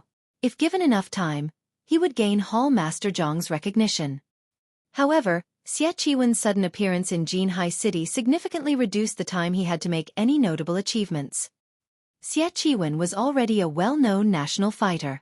Now the White Tiger Dojo's main branch had decided to cultivate Xueqi and prepare him for the international stage. On the other hand, he hadn't even reached the national threshold. With Hall Master Zhang's personality, he definitely had no hopes of furthering his relationship with Zhang Lingyu. Right now, his only way of getting Hall Master Zhang's recognition was to grow a lot stronger within a short time. At the very least, he needed to become a fighter on the national level. Only then would Hall Master Zhang even consider handing his daughter over to him. To build his strength quickly, the only way he could think of was by joining Zero Wings workshop. There wasn't actually a rule or regulation in the White Tiger Dojo that disallowed joining a gaming workshop, and growing stronger was far more important than violating Gon Xingting's rules. If I join Zero Wings workshop, how much stronger can I become within a month? Yu Ziping was desperate to grow stronger. However, he was suspicious about how much stronger the Zero Wing workshop could help him become. I knew you would ask something like this. Since you're curious, how about you spar with one of our workshop's new members? Shifeng suggested, chuckling. Fortunately, you're already familiar with this person. Someone I am familiar with? Yu Ziping gave Shifeng a skeptical look. Follow me. Shifeng did not bother to explain as he left the lounge. Yu Ziping promptly followed him, curious about his opponent. In the White Tiger Dojo, his status was relatively high. Not only had he become an intermediate disciple at the young age of 18, but he even ranked near the top among intermediate disciples. He was only a short time from becoming an advanced disciple. If he became an advanced disciple in the White Tiger Dojo at his age, he would definitely qualify to participate in the National Youth Fighting Competition. Inside Zero Wing's training room. Many of Zero Wing Workshop's new members were preoccupied with their basic training. When they noticed Shifeng lead an indifferent youth into the room, they stopped and looked at Yu Ziping curiously. Who's that? A new member? No, I know that guy. He was one of the fighters that came to the dojo to make trouble, but got a beating from Big Sis Fire instead. What unfortunate fools. Big Sis Fire never shows mercy in a fight. She is exactly like Instructor Lei in this aspect. Do you think that guy is looking to challenge Big Sis Fire again? Everyone in the training room had their assumptions about Yu Ziping's intentions. As for whether Yu Ziping had any chance of actually defeating Fire Dance, the thought never even entered their minds. In their eyes, Yu Ziping would need a miracle to survive against the woman for longer than 5 seconds. As for the youth defeating Fire Dance, had anyone ever seen an ordinary human win against a monster before? After Shifeng entered the training room, he turned to a slim youth that looked to be roughly 20 years old and said, Lucio, come over here for a second. We'll be testing your strength today. Understood. Lucio hurriedly responded. Lucio. When Yu Ziping saw Lucio walking over, the youth wore a strange expression. Previously, when they had shown up to make trouble for the Big Dipper Dojo, Lucio had chosen to leave the White Tiger Dojo and take part in the Zero Wing Workshop's test. As an intermediate disciple of the White Tiger Dojo, Yu Ziping was very familiar with Lucio's standards. The latter was just barely as strong as an intermediate disciple. Hence, he had been happy about Lucio's decision to leave the dojo. After all, not everyone could succeed in the world of fighting. Lucio might have a better future if he joined a gaming workshop instead. However, when he realized that Shifeng had selected Lucio to be his opponent, he found the matter laughable. Just how much did Shifeng underestimate him? All right, you two, get in the arena. Your time limit is 3 minutes, Shifeng instructed, not explaining further. Shifeng's words instantly attracted everyone's attention. Blackie merrily shouted, We have a good show coming up. I'll be the bookkeeper. The betting ratio is 1 to 5. Whoever bets on Yu Ziping will get 5 times their wager if he wins. Don't miss this opportunity. All right, I'll bet on Lucio. I'll bet on Lucio as well. I'll bet 1 bottle of 100-berry wine on Lucio's win. In the end, Nobody bet on you zipping. Blackie's expression twisted. However, among those present, you zipping had the ugliest expression. He was only a step away from becoming an advanced disciple in the White Tiger Dojo, yet in the eyes of these gamers, he seemed to be some random passerby not worth their attention. Lu Xiao felt an immense pressure on his shoulders. Similar to Yu Zipping's familiarity with his strengths, he, too, understood Yu Zipping's power. He had never imagined that Shifeng and Zero Wing Workshop's core members expected him to win. No matter how he thought about it, that was impossible. Upon seeing both fighters in their positions, Shifeng shouted, "Begin!" Lu Xiao, don't hold back and show me everything you've got. I'm curious to see what you've accomplished in the Zero Wing Workshop since you've joined. Yu Zipping told Lu Xiao seriously. Lu Xiao nodded and charged at Yu Zipping. Lu Xiao launched a straight punch towards Yu Zipping, his fist pushing a strong gust of wind into the latter's face. Lu Xiao's punch was so fast that Yu Zipping barely caught a glimpse of it. So fast. Yu Zipping could not help his surprise. Lu Xiao's punch was far faster and more accurate than it had been in the past. However, Yu Zipping was no ordinary fighter. Diverting the approaching fist with one hand, Yu Zipping sidestepped and rushed forward, slamming his body into Lu Xiao. As if Lu Xiao had expected the move, he quickly adjusted his footwork as his fist was redirected. Twisting his body, he circled to Yu Zipping's back, avoiding the latter's body slam. He dodged it? Yu Zipping was slightly surprised. Yu Zipping regained his composure as he turned and continued his fierce assault against Lu Xiao. Every one of Yu Zipping's moves contained both deadly speed and precision, making them extremely difficult to parry. However, contrary to Yu Zipping's expectations, Lu Xiao didn't become flustered, and the attacks didn't land. Rather, with nimble movements and footwork, he systematically dodged one attack after another. After Yu Zipping's barrage ended, Lu Xiao realized that Yu Zipping was exhausted. Immediately, Lu Xiao took advantage of the opportunity and dove in for the kill. Yu Zipping, knowing he was in a bad position, could only throw a punch of his own to deter Lu Xiao's assault. However, Lu Xiao showed no signs of avoiding the hit. On the contrary, Lu Xiao continued straight towards Yu Zipping's punch. As Yu Zipping's fist was about to collide with Lu Xiao's face, however, the latter abruptly tilted his head. Yu Zipping's fist brushed past Lu Xiao's cheek, leaving a bloodied cut. However, this allowed Lu Xiao to move into Yu Zipping's guard. Combining his speed and strength, Lu Xiao sent an open palm strike at Yu Zipping's neck. This strike forced Yu Zipping to retreat by 3 steps, feeling a little faint. Meanwhile, Lu Xiao took this opportunity to land another palm strike on his opponent's chest. Immediately, the attack sent Yu Zipping sprawling to the ground. The victor of this match, Lu Xiao. From the start of the match to Yu Zipping's collapse, Lu Xiao felt as if he had been dreaming. He had the weird feeling that Yu Zipping had gone easy on him. Why else would Yu Zipping have had so many holes in his defense? Moreover, in Lu Xiao's opinion, Yu Zipping's attack methods had been monotone. It was as if Yu Zipping had begged him to dodge the attacks. However, in Shifeng's opinion, Lu Xiao's win wasn't unexpected. Since joining Zero Wing, Lu Xiao had experienced many life-or-death battles. He also frequently attended Lei Bao's training sessions. Both provided plenty of combat experience. Lu Xiao also used to be one of the White Tiger Dojo's intermediate disciples. In terms of his physique, he wasn't any weaker than Yu Zipping. Lu Xiao had simply lacked combat experience. However, during his time in Zero Wing, Lu Xiao had accumulated far more combat experience than Yu Zipping. Yu Zipping's defeat wasn't unusual. The first thing Yu Zipping saw after regaining consciousness was Lu Xiao. How did he improve so much so quickly? A bitter feeling swam in his heart as he looked at Lu Xiao. He knew why he had been defeated. The fight might have looked like a deadlock, but the difference in their combat experience was simply too vast.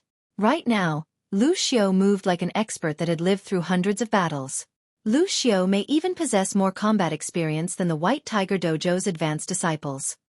Yet, how much time had passed since Lu Xiao had joined the Zero Wing Workshop? How could he have gained that much combat experience in such a short time span? You've seen how much Lu Xiao has improved for yourself. What do you think of my place now? Shifeng asked, laughing. Will you really teach me everything if I join Zero Wing's workshop? Yu Zipping asked anxiously. He stared at Xueqi with anticipation. Xueqi could not help but sigh ruefully at the tense Xueqi. No one would ever have imagined that this youth before him would actually become the Tier 5 berserker known as Silent Blade. Xueqi was just as talented as Xueqi. However, Xueqi was slightly older and had a far stronger family background. If one wanted to improve their physique rapidly, intense training wasn't enough. A fighter also needed to replenish the energy they consumed. Even the most common C-rank nutrient fluid cost 400 credits. Fighters who trained arduously every day needed at least 1 bottle per day. That meant that one would have to spend 12,000 credits on C-rank nutrient fluids in a single month. Ordinary households couldn't afford that expenditure. There was even less need to mention B-rank nutrient fluids, which cost 1,000 credits per bottle. Dojos and training centers were only willing to sign contracts with and nurture people with outstanding talent. Ordinary members wouldn't have access to the privilege. However, even contracted members only received C-rank nutrient fluids. Only those geniuses would be given B-rank nutrient fluids. As for Xueqi, the White Tiger Dojo had only offered him an ordinary contract, providing 1 bottle of C-rank nutrient fluid each day. However, Xueqi was different. Xueqi did not even need the support of the White Tiger Dojo, as his household provided A-rank nutrient fluids to fine-tune his body. A-rank nutrient fluids cost 10,000 credits per bottle. Not only were A-rank nutrient fluids capable of healing injuries that normally went unnoticed, but they could also develop a person's brain cells. Even if Xueqi and Xueqi were equally talented, the difference in their strengths at the end of the day was like the difference between heaven and earth. Furthermore, Xueqi's household had invited powerful fighters and instructors to help the man gain a plethora of combat experience. Aside from talent, Xueqi was weaker than Xueqi in almost every aspect. How could he possibly be a match for Xueqi? Meanwhile, Jiang Tianyuan, Jiang Lingyun's father, highly valued strength. It was only a matter of course for him to choose Xueqi.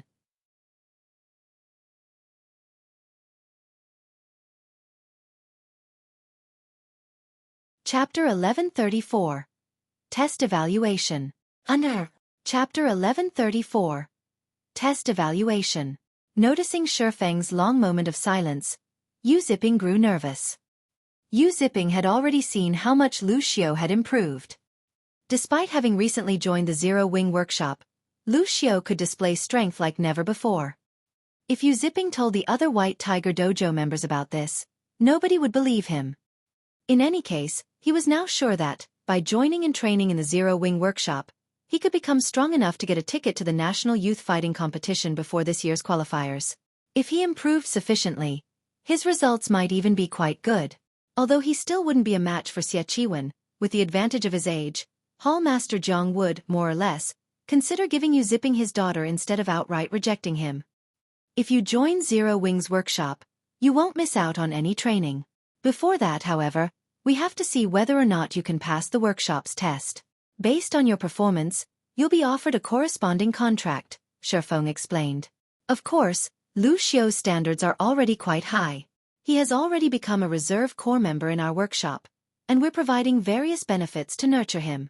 Above that are the reserve main force member slots. If you achieve that standard, you'll receive even heavier emphasis from the workshop. The resources we'll invest in you at that time will definitely surprise you.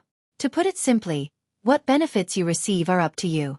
However, one thing to note is that the higher your position is, the greater the workshop's restrictions will be. If you become one of the workshop's reserve main force members, you'll need to leave the White Tiger Dojo and focus on the workshop. Xueqi nodded in response, not particularly surprised by Xueqi's explanation. He had no intentions of becoming a reserve main force member. He was fine with becoming a reserve corps member. This way, he could continue his development in the White Tiger Dojo. Following which, Xueqi had Blackie lead Xueqi to take the foundation tests. The workshop's tests were very simple. They tested for an applicant's reaction speed, observation, and judgment. As long as they performed well in these aspects, even if they had never received training from a gaming guild before, they could get by fairly well in God's domain. Once Zero Wing nurtured these people, both in the game and in the real world, they could very quickly become fifth-floor experts in the trial tower.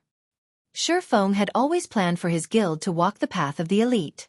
Hence, He was very strict when recruiting internal members. Zero Wings evaluations fell into 5 grades: D, C, B, A, and S. Various large guilds had created these grades in the past during their own internal member recruitment. It was a standard method. Those who earned a D grade were considered ordinary. Generally, large guilds only picked people who earned a C when recruiting internal members. In other words, people who were slightly more than ordinary in the various aspects. This way, these guilds' investments had a higher likelihood of greater return.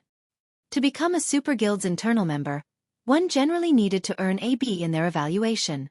Although the difference was only 1 rank, a B grade player could easily defeat a C grade player of the same level. This was similar to the wooden barrel theory. The amount of water a wooden barrel could contain was not determined by the longest plank of wood. Rather, it depended on the shortest plank of wood. This was also why, despite there being countless people applying to join super guilds as internal members each year, very few actually managed it. The internal members Zero Wing recruited were separated into 2 groups. To become a core member, one needed to earn a high C. Meanwhile, main force members needed a B at the very minimum. The guild had very few members who had earned an A. Even super first-rate guilds and super guilds hungered for such talent, much less Zero Wing. After Yu Zipping completed his test, Blackie ran to Shi Feng and handed him Yu Zipping's results. "Brother Feng, this Yu Zipping kid is really impressive. His scores are the highest I've ever seen. Based on your tests, he actually managed to score a high A in everything. His observational skills even earned an S," Blackie reported excitedly. "It seems that he should be quite talented in God's domain. However, his future achievements will depend on him." Shi Feng chuckled as he read the results the system had provided. This outcome didn't surprise him in the least. After all, Yu Zipping had been a Tier 5 berserker in the past. At his peak, he had even ranked 58th on the God's Domain experts list. Players who had earned such high ranks at that time were of much higher quality than present players. After all, God's Domain had been a second world for people back then. Far more experts had competed with each other in the game. Placing within the top 60 ranks had been dozens of times more difficult than it was now. If not for the fact that Yu Zipping had joined God's Domain later than others, he might have achieved an even higher rank. It's a pity that he only chose to become a core member. If he wanted to join Zero Wing's main force, with his potential, he could reach far greater heights, Blackie sighed. Shi Feng only tested a person's current talent, but talent wasn't a constant. As long as one continued to develop their mind, their talent would rise as well. The fact that Yu Zipping was already so talented meant that his starting point was much higher than others. If he wanted to grow stronger, he still required training and resources. "Relax. Now that he has already set foot on Zero Wing's boat, I believe that he will, sooner or later, join our main force." Shi Feng chuckled as he clapped Blackie's shoulder. Following which, according to his daily schedule, Shi Feng proceeded with training his members. As the sun began to set, Shadow Sword and Turtle Dove arrived at Zero Wing's workshop. When Shi Feng met the two for the first time, he discovered that they both looked much younger than in God's Domain. Moreover, they were only 19 years old, only 1 year older than Yu Zipping. However, although the two's combat experience trampled over Yu Zipping's, they were physically much weaker than Yu Zipping. According to the White Tiger Dojo's evaluation standards, they were not even fit to become basic disciples. However, this wasn't unusual. Neither Shadow Sword nor Turtle Dove had received much attention from their previous dojo. Their dojo hadn't wanted to contract either of them. After the two arrived, Shi Feng split the 10 bottles of S-rank nutrient fluids, which Xiao Yu had Liang Jing deliver some time ago, between Shadow Sword and Turtle Dove. These S-rank nutrient fluids should be enough for them to train void steps for a considerable amount of time. S-rank nutrient fluids. Yu Zipping gaped in shock when he saw the exquisite coolers Shadow Sword and Turtle Dove were carrying. He had seen the coolers used to store S-rank nutrient fluids many times. After all, when the White Tiger Dojo's advanced disciples performed exceptionally well, the dojo rewarded them with S-rank nutrient fluids. As far as he could remember, the last time the dojo awarded S-rank nutrient fluids was when one of the geniuses at the main headquarters got 10th place in the National Youth Fighting Competition. The dojo had boasted about this achievement, so much so that it had rewarded that youth 2 bottles of S-rank nutrient fluids. That youth had treated those bottles like family treasures, only using them when he was severely injured. Yet, Xueqi had given Shadow Sword and Turtledove 5 bottles each without hesitation. What was this? Could the Green God Company be backing the Zero Wing Workshop? The thought hovered in the back of Yu Zipping's mind. There was no other explanation. A gaming workshop like Zero Wing had actually given 10 bottles of S-rank nutrient fluids to 2 people. This was far beyond extravagant. This was simply being a spendthrift. If he had received them, those 10 bottles would last him 10 years. After Xueqi finished instructing Shadow Sword and Turtledove on what they needed to do, he returned to his own room. There were less than 10 minutes before God's Domain system update completed. After drinking a bottle of A-rank nutrient fluid, Xueqi entered his gaming cabin and logged into God's Domain.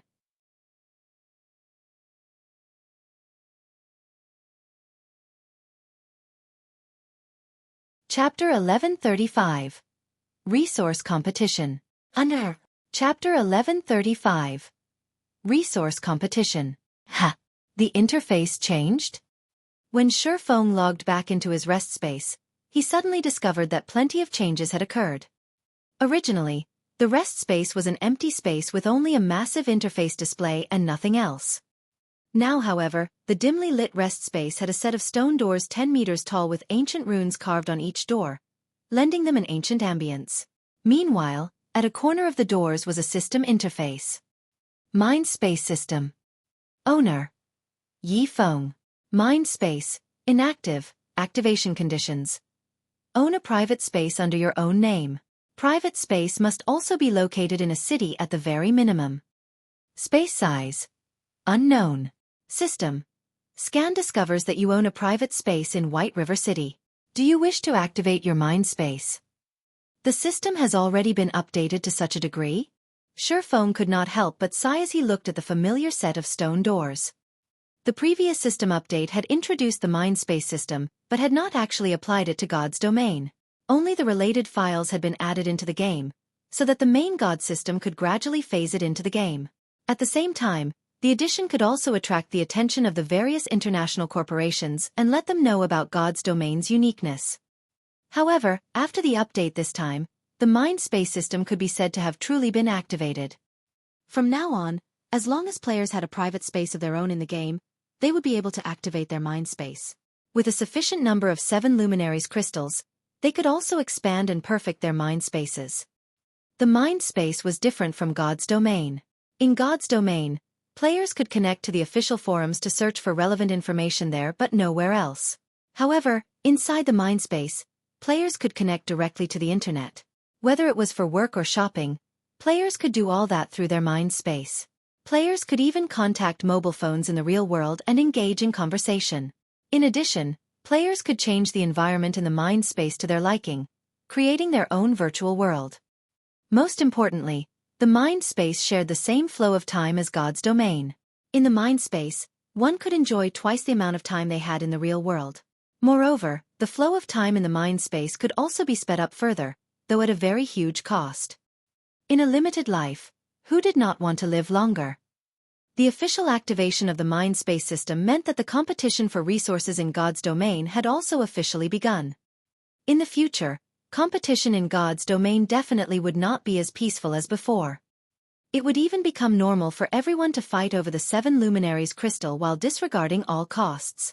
And to contest for more 7 luminaries crystals, everyone would definitely continuously strengthen themselves, which would intensify the competition over weapons, equipment, and tools in turn.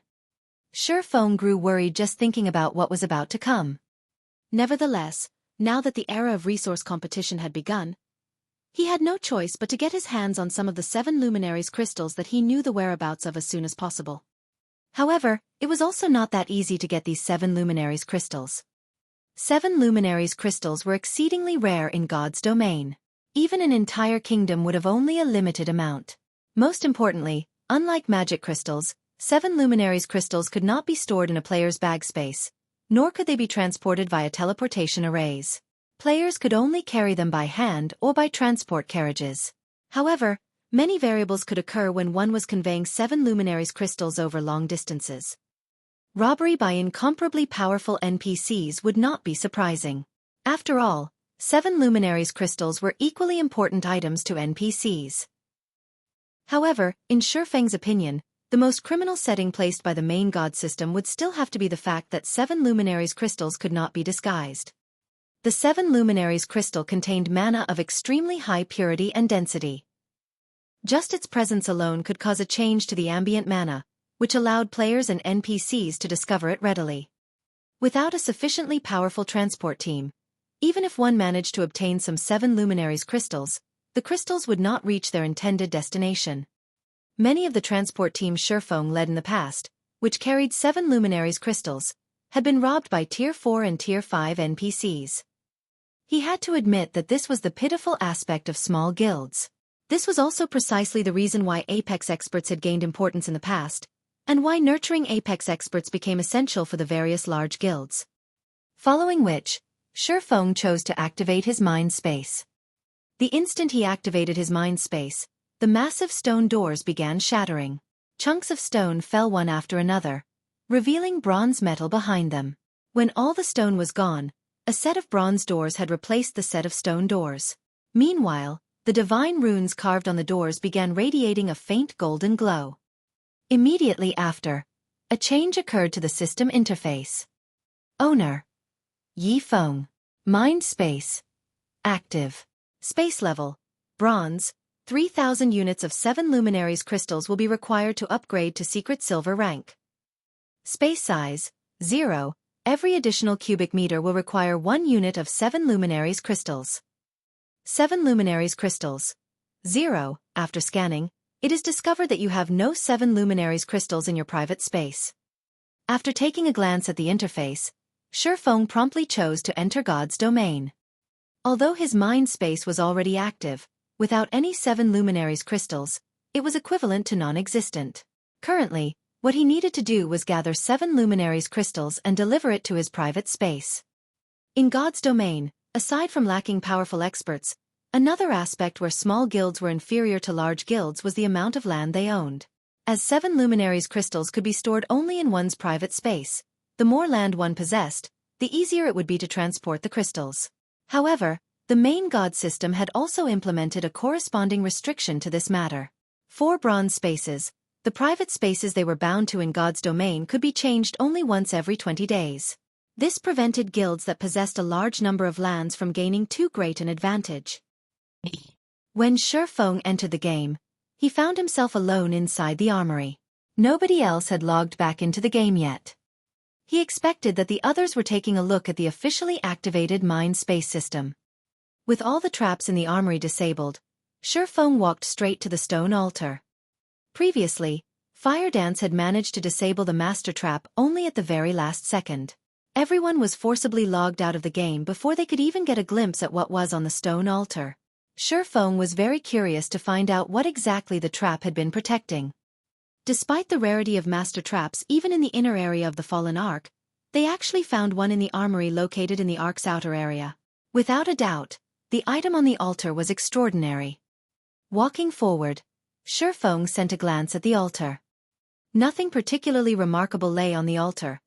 Only a glass bottle and some scattered designs covered in dust. Following which, Xuefeng blew away the dust and carefully held up the glass bottle and designs. He was immediately stunned by what he saw. A small sailboat? Xuefeng could not believe his eyes right now. In God's domain, speedboats were mainly meant for individual players. A small sailboat, on the other hand, was intended for teams. A bronze small sailboat was even more valuable than the Swift Dragon speedboat. In terms of maritime combat power, the small sailboat was far superior. Meanwhile, the small sailboat before him was mysterious iron rank.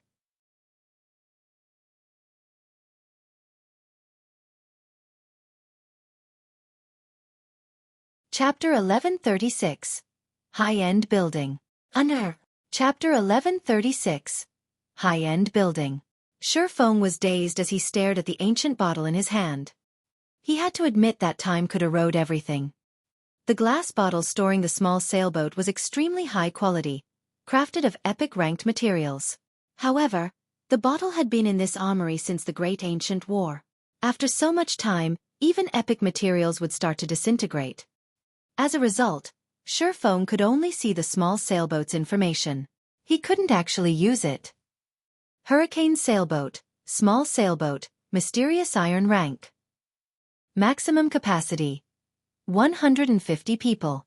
Durability 1,000/1000. Item storage when liberated 8,000 bag space slots and 100 non-bag space slots. Additional active skill 1 dash. Triple shield.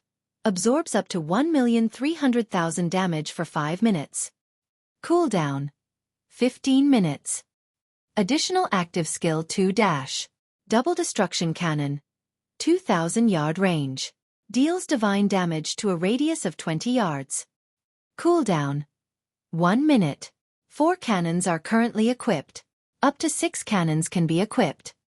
Additional active skill 3 dash. Hurricane frost field. Reduce the movement speed of all life forms and objects outside of the hurricane sailboat within a radius of 200 yards for 4 minutes. Cooldown 30 minutes. Each activation costs 60 magic crystals. Additional active skill 4 dash.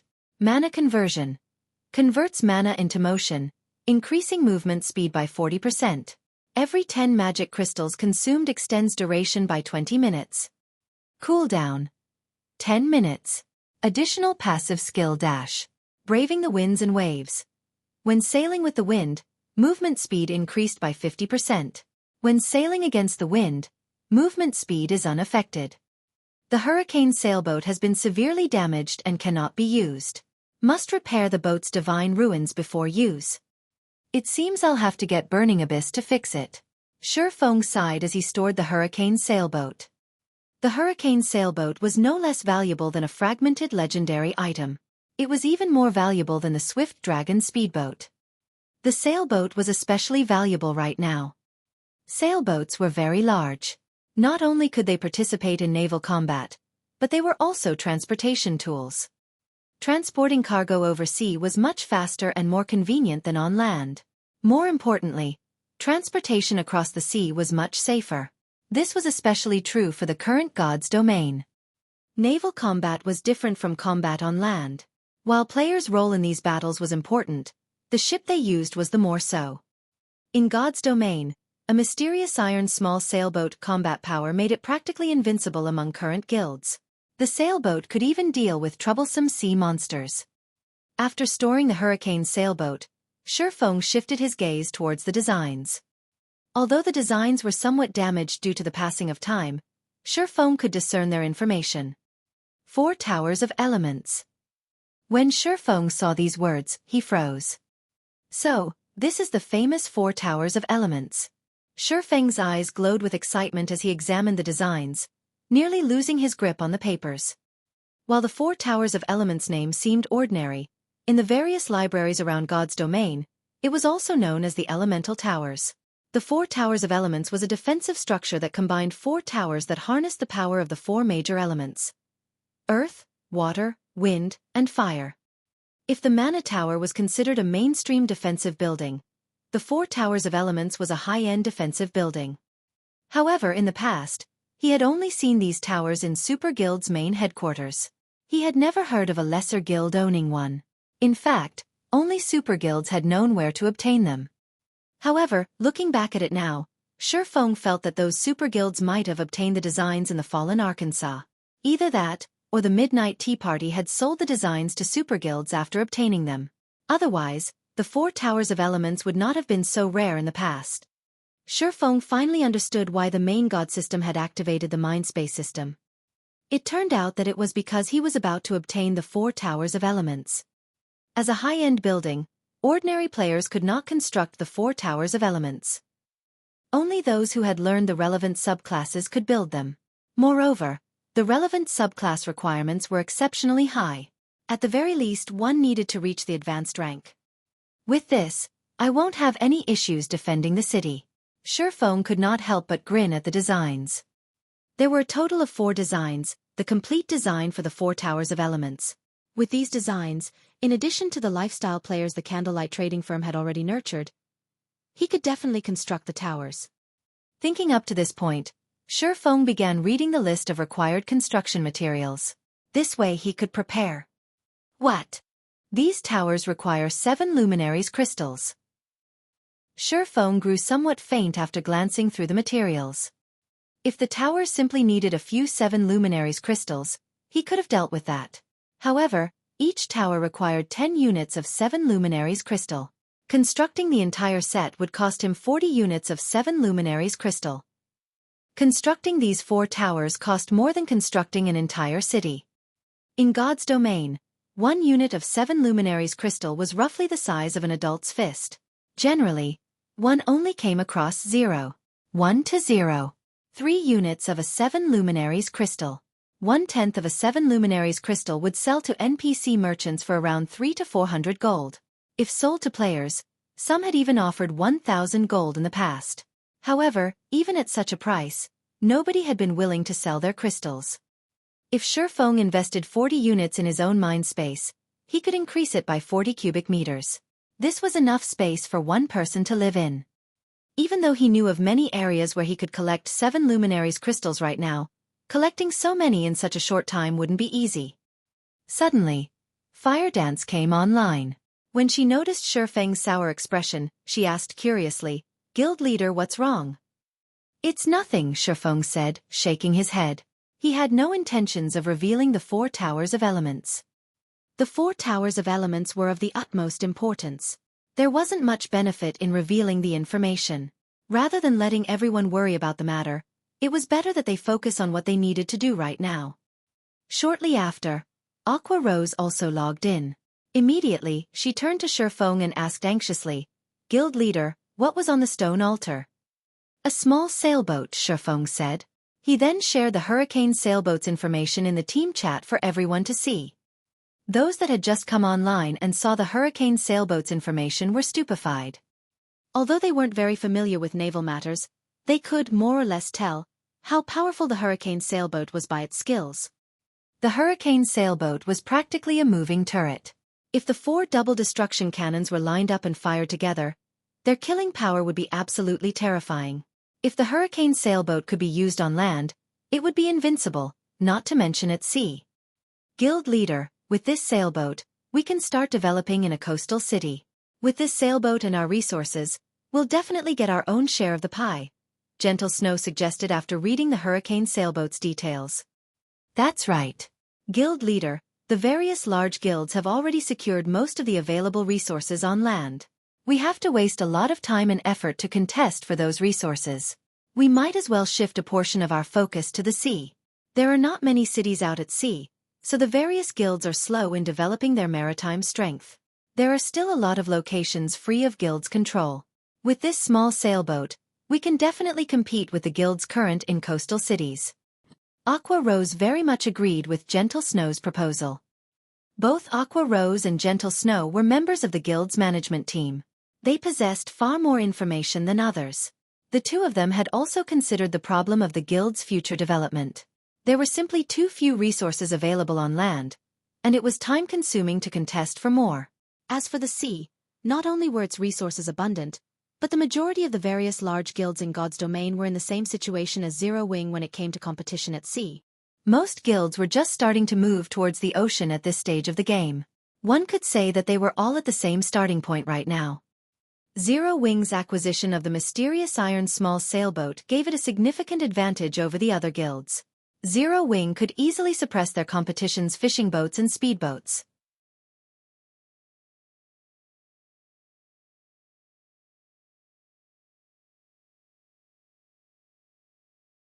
Chapter 1137. Introducing the Inferior Legendary Treasure Chest.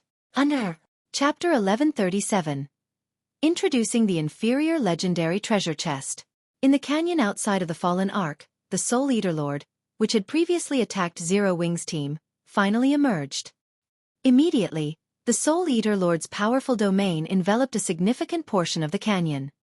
How is there such a powerful monster? The sight of the Soul Eater Lord instilled fear and insecurity into the Midnight Tea Party's members. They had listened to Xueqi's instructions and moved 1,000 yards away from the Ark, which put them outside of the Soul Eater Lord's domain. However, as experts, their senses were far superior to ordinary players. In addition, they normally fought high-tiered monsters. As a result, they could roughly gauge a monster's strength based on the pressure it emitted. Meanwhile, right now, from the pressure they felt from the Soul Eater Lord, they could tell that he was the strongest monster they had encountered since joining God's domain. Black Flame really didn't lie. Even if every member in the team has reached Tier 2, level 60, we'll still be cannon fodder against such a powerful monster, Netherworld Wave said, finding it somewhat difficult to breathe. Even Tier 4 NPCs of the same level wouldn't be a match for the Tier 4. Level 67 mythic monster with a complete domain. After all, complete domains were what made Tier 4 NPCs so powerful and allowed them to fight mythic monsters, which had higher attributes, on equal footing. Leader, are we still going to go in? Cloud Yarn asked Breezewine worriedly. With such powerful monsters guarding the Fallen Ark, even sending in an army of tens of thousands of players of the same level would be meaningless. They were significantly underleveled right now. Let's wait for a bit, Breezewine said softly. Black Flame told us his method for luring these monsters away. Let's make our decision after watching the situation. After Breezewine announced his decision, the team fell silent. It would be a pity to simply leave after so much difficulty to open the Fallen Arkansas. While the Midnight Tea Party members waited quietly, one monster after another exited the Fallen Arkansas. The weakest among them was a Grand Lord, while most were mythic monsters. The adventurer team counted 20 mythic monsters leaving the Arkansas. Watching this, the Midnight Tea Party members, who had experienced hundreds of challenging battles, shuddered. If not for the monsters' low levels, they could have easily obliterated numerous major NPC cities if they worked together. Even at level 60, players would be cannon fodder in front of these monsters. It did not matter how many players fought them. Everyone that tried to do so would undoubtedly die. If not for their quest's time limit and severe penalty for failure, the Midnight Tea Party members would have fled. Leader, look.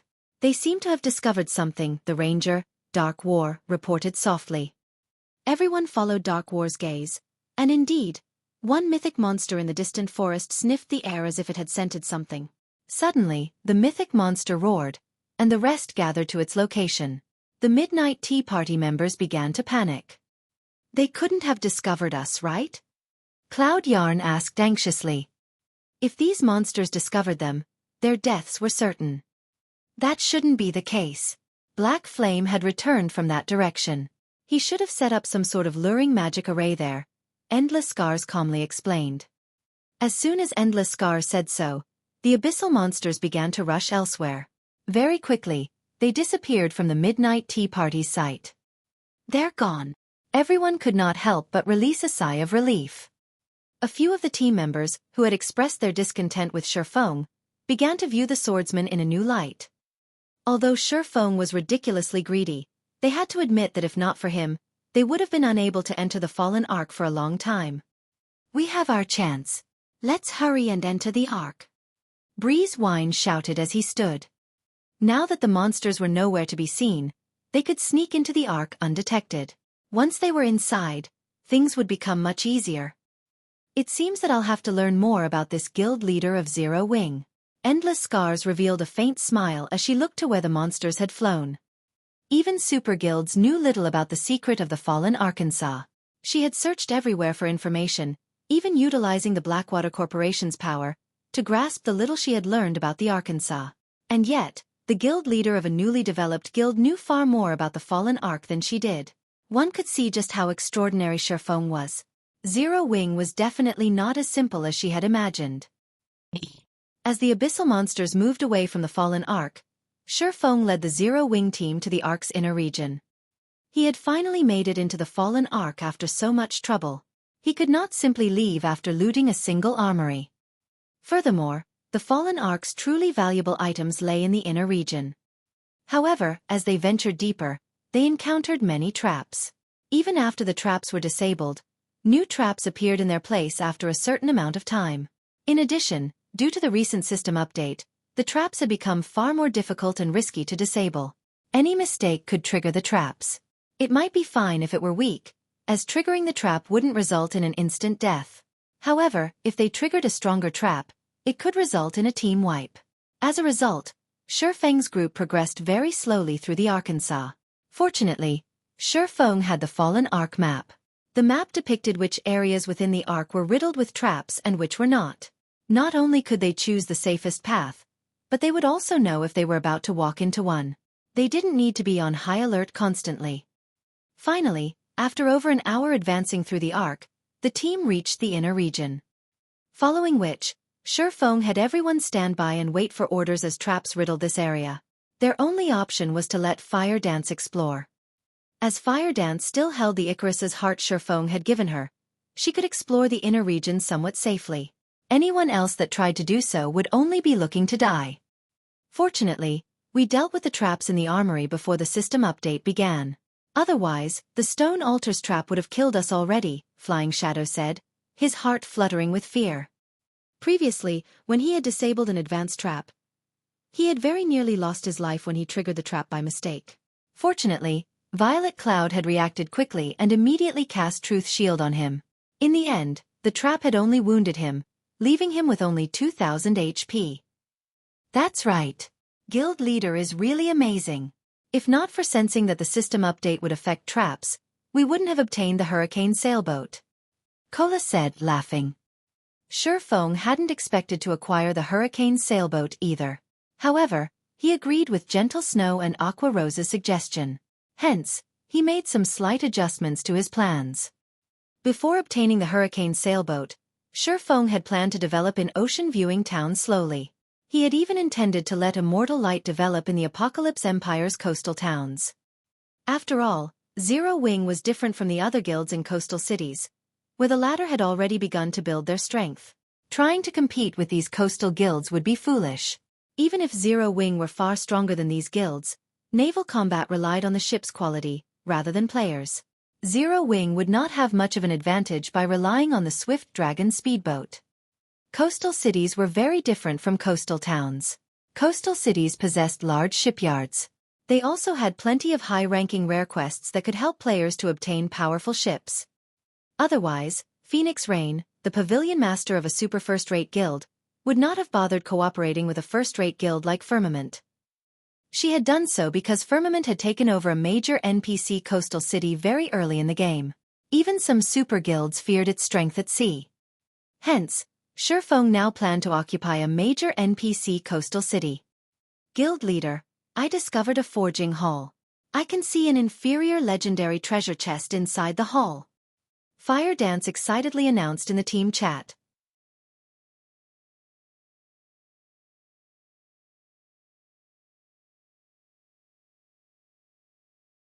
Chapter 1138. Chapter 1138. 2 weak points. Under. Chapter 1138. 2 weak points. An inferior legendary treasure chest in the forging hall? Xueqi's heart began beating rapidly when he heard this. In the past, he had never even seen an epic treasure chest, only ever heard about it through rumors.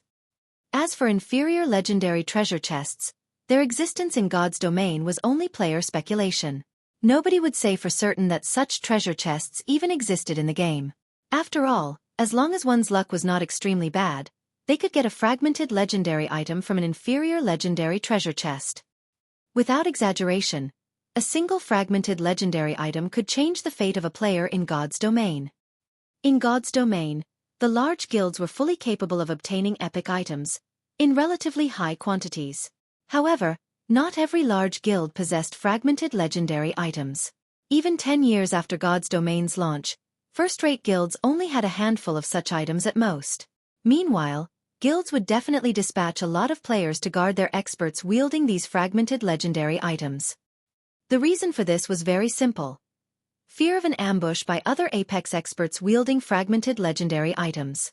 Although their own experts possessed extremely frightening strength, with appropriate counters, the enemy could still take them out. Hence, these guilds would dispatch expert teams to prevent unexpected incidents from happening. Even so, many such ambushes still occurred in God's domain every day. One could see just how desperate the large guilds were towards fragmented legendary items. Xueqi never imagined that, shortly after entering the inner area of the Fallen Ark, he would actually come across such a harvest. The Fallen Ark was even more amazing than the rumors had made it out to be. However, after giving the matter some thought, he found it reasonable. Back then, Some people had already entered the Fallen Ark prior to the public's discovery of it and had definitely cleaned out the treasures inside. Moreover, the super guilds that had cleared out those ancient abyssal monsters must have looted the Ark as well. By the time other players were able to swarm into the Ark, the treasures remaining were extremely few, but still extraordinarily amazing. Now that his team was the first to explore the Fallen Ark, it was not surprising that they came across an inferior legendary treasure chest, which he had never seen in the past. When everyone heard Firedance say so, flames of passion flared up in their eyes. Even epic items were exceedingly rare right now. If they could obtain a fragmented legendary item, it would truly be a game-changer for Zero Wing. Among those present, aside from Blackie, Aqua Rose, Gentle Snow, Firedance, and an extreme few who knew that Zero Wing possessed more than one fragmented legendary item, everyone else believed that the best weapons and equipment Zero Wing possessed were only of epic rank. "What's the situation over there?" Xueqi asked softly after calming himself. "There's an extremely powerful trap set up around the treasure chest. Furthermore, there are 2 statues inside the forging hall, and both of them are giving off a very faint pressure. They could be the guardians protecting the treasure chest. I don't dare approach them right now, so I still can't determine whether I can disable the trap." Firedance then took a picture of the forging hall and shared it through the team chat. Previously, Xueqi had warned her that aside from traps, certain parts of the Ark's inner area had guardian monsters. Hence, she had taken notice of the 2 statues set up in the forging hall. After scrutinizing the picture, Xueqi nodded and said, "Your judgment is correct. Those 2 statues are indeed guardians. Moreover, they're not just any normal guardians. They're fossilized Tyrannosauruses, an archaic species." Xueqi had seen the fossilized Tyrannosaurus in the past. Back then, a super guild had dispatched an army of 10,000 players, in addition to many Apex experts, to kill one. In the end, although the super guild managed to finish off the archaic species, it had suffered a casualty rate of over 80%. An archaic species? Isn't that similar to the monster we encountered in Titan City's entrance trial? Aqua Rose asked in shock. She had personally experienced the strength of an archaic species. If not for the powerful magic array suppressing the King of Corrosion back then, they would not have had any chance of defeating it at all. Yet, now, there were actually 2 such monsters in the forging hall. In truth, even Xueqi was surprised upon seeing this. According to the information he obtained, there should not be any other powerful monsters in the Fallen Ark's inner area, aside from special lifeforms and those ancient abyssal monsters. The sudden appearance of 2 archaic species was completely outside of his expectations. No wonder the inferior legendary treasure chest was placed in such an eye-catching location. Xueqi felt his head start aching. Archaic species were stronger than even special lifeforms. A Tier 4 archaic species could definitely rival those Tier 4 abyssal monsters inside the Ark in strength. If 2 of such archaic species worked together to defend an area, they would be practically invincible at this stage of the game. It might be possible to challenge them with a team of Tier 3 experts. Either that, or if they had another water boundary magic scroll to hold the 2 guardians back, they could use the opportunity to disable the trap and take the treasure chest away. Otherwise, they could only look at the treasure chest from the sides. "Guild leader, with our current standards, I'm afraid that we won't be able to get that inferior legendary treasure chest. Why don't we explore other locations first?" Gentle Snow suggested. While she wanted to obtain the inferior legendary treasure chest as well, the difficulty of doing so was simply too high. Rather than pointlessly throw away their lives, it would be much better if they first looked for whatever items they could get their hands on. "All right. Fire, send over the safe route to the forging hall first. Afterwards, explore some other locations and take as many items as you can." After giving the matter some thought, Xueqi decided to first do whatever they could in the inner area before considering other courses of action. "Understood." Firedance nodded, then shared the route she took to reach the forging hall through the team chat. Xueqi carefully led everyone towards the forging hall. The inner area of the Fallen Ark was very complex. It was like a highly diversified maze, and one could easily lose their way in here. One might even encounter the same trap several or even dozens of times. It was no wonder the players that actually managed to leave with any treasure numbered extremely few, despite players swarming the Fallen Arkansas. After wending their way for over an hour, Xueqi and the others finally arrived at the forging hall. The extremely spacious forging hall was roughly the size of a sports stadium that could fit 50,000 people. There were all sorts of forging tools placed around the room as well as many books on display.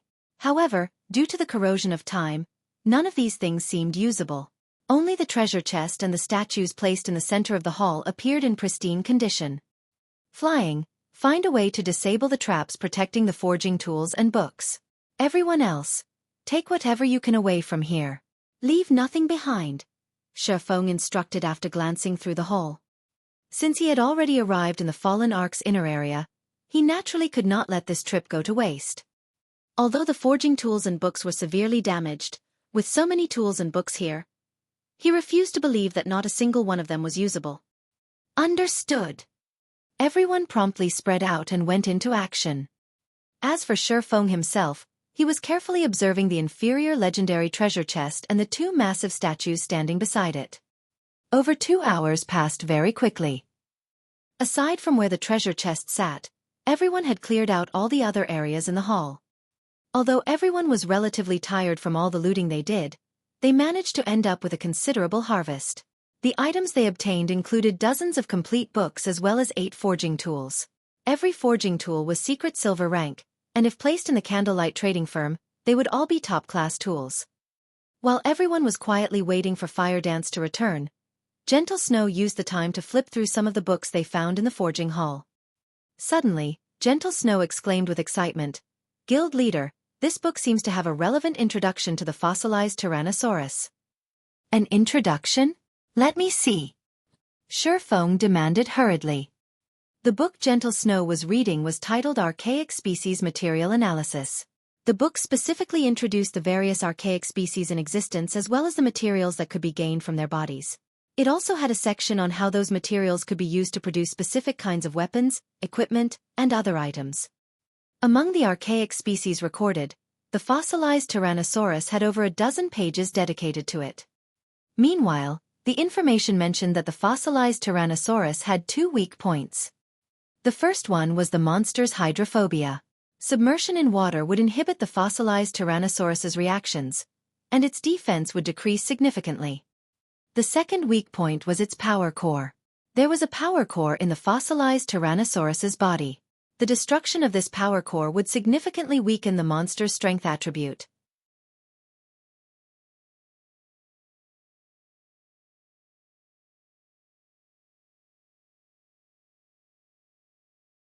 Chapter 1139. Race Against Time. Chapter 1139. Race Against Time. At the outer area of the fallen ark, the members of the Midnight Tea Party moved with extreme caution. This was because shortly after their entry, they very nearly got team-wiped due to triggering a trap. Nobody could have imagined that the latest system update would include penalties for failing to disable a trap. With Netherworld Wave's Advanced Trap Disabler class, it was simply impossible for him to succeed in disabling advanced traps all the time. As a result, the team had no choice but to exercise extreme caution while advancing. If I had known something like this would happen, I would have had us enter the ark before the system update began. Breezewine now felt that he had made the wrong decision before. There were still many fallen patrols roaming about the outer area of the Arkansas. With their slow progress, it was very easy for them to come across those patrols. If they really got caught by a patrol, they would have no choice but to withdraw immediately. Right now, whether they could even reach the ark's inner area was still in doubt. Had they utilized the 20 minutes logout preparation time, they might have already reached the inner area by now.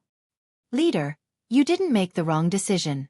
If we entered the ark before the update began, we would have risked encountering those dangerous abyssal monsters. Our situation at that time wouldn't be much better than right now. Moreover, now that we've grasped the method to lure those abyssal monsters away, should we really fail to complete our quest this time, we can simply come back once everyone has reached level 50 and obtained their Tier 2 classes. At that time, even if we come across the fallen patrols, we can still quickly finish them off or fight them as we advance deeper into the ark, Endless Scars said after noticing Breezewine beating himself up. Let's use this chance to scout out a path in advance. Likewise, everyone else on the team expressed their agreement when they heard Endless Scars' words. Although their quest had a time limit, they still had enough time to make appropriate preparations. Just as everyone was merrily chatting with each other, Endless Scars suddenly received a message. Seeing this message, Endless Scars smiled faintly. Big sis Endless. Did something good happen? Cloud Yarn could not help but ask curiously when she saw Endless Scars suddenly sporting a playful smile. You could say that. Any of you interested in watching a competition at the Dark Arena? I've just received an invitation card, and I can bring 5 people with me, Endless Scars said, chuckling. The Dark Arena? Everyone lost interest when they heard this. Although those participating in the Dark Arena were much stronger than ordinary experts, to experts of their standards, the fights at the Dark Arena possessed no reference value whatsoever. Are you all really not interested in going? I heard that the Dark Arena is even prepared to hold a grand auction this time, which apparently will include even epic items, Endless Scar said, somewhat disappointed when she noticed the disinterest on everyone's faces. Moreover, the battle teams that will be fighting are very interesting. Among them, Zero Wing will be facing off with the Miracle Guild. I heard that Miracle has dispatched quite a few powerful experts this time. Epic items? Zero Wing against Miracle? Big sis Endless, I want to go. Hold it. I've never been to the Dark Arena even once before. Let me go this time. When everyone heard Endless Scars' words, they immediately grew interested. Setting aside how tempting epic items were, just the fact that Zero Wing was going up against the Miracle Guild already gave them plenty of reason to go spectate at the Dark Arena. Although Miracle was only a super first-rate guild, the number and quality of experts it possessed were by no means inferior to super guilds. If Miracle dispatched its apex experts to the Dark Arena, then the upcoming match would definitely be an interesting one. Elsewhere, after Xueqi was done reading through the fossilized Tyrannosauruses introduction, he fell into deep thought. So these are the methods to raid them. No matter how he looked at it, the 2 archaic species were invincible existences at this stage of the game. If the 2 worked together, even a 100-man team of level 60, tier 2 experts would fall very quickly. However, since the main god system had set the difficulty of this raid as such, it would naturally provide players with some kind of hope to complete the raid. Although Xueqi did not know how effective these 2 methods would be in weakening the fossilized Tyrannosauruses, it would be a criminal waste if he simply gave up on the inferior legendary treasure chest without even giving it a try. Following which, Xueqi had everyone begin making preparations to raid the 2 monsters. Guild leader, are we really going to raid these 2 archaic species? Aqua Rose asked worriedly as she looked at the 2 giant statues in the center of the forging hall. Previously, when they went up against the King of Corrosion, they had had a team of 100 players and even the assistance of an ancient magic array. Right now, not only did they not possess such a magic array, but their team also had only 20 members in all.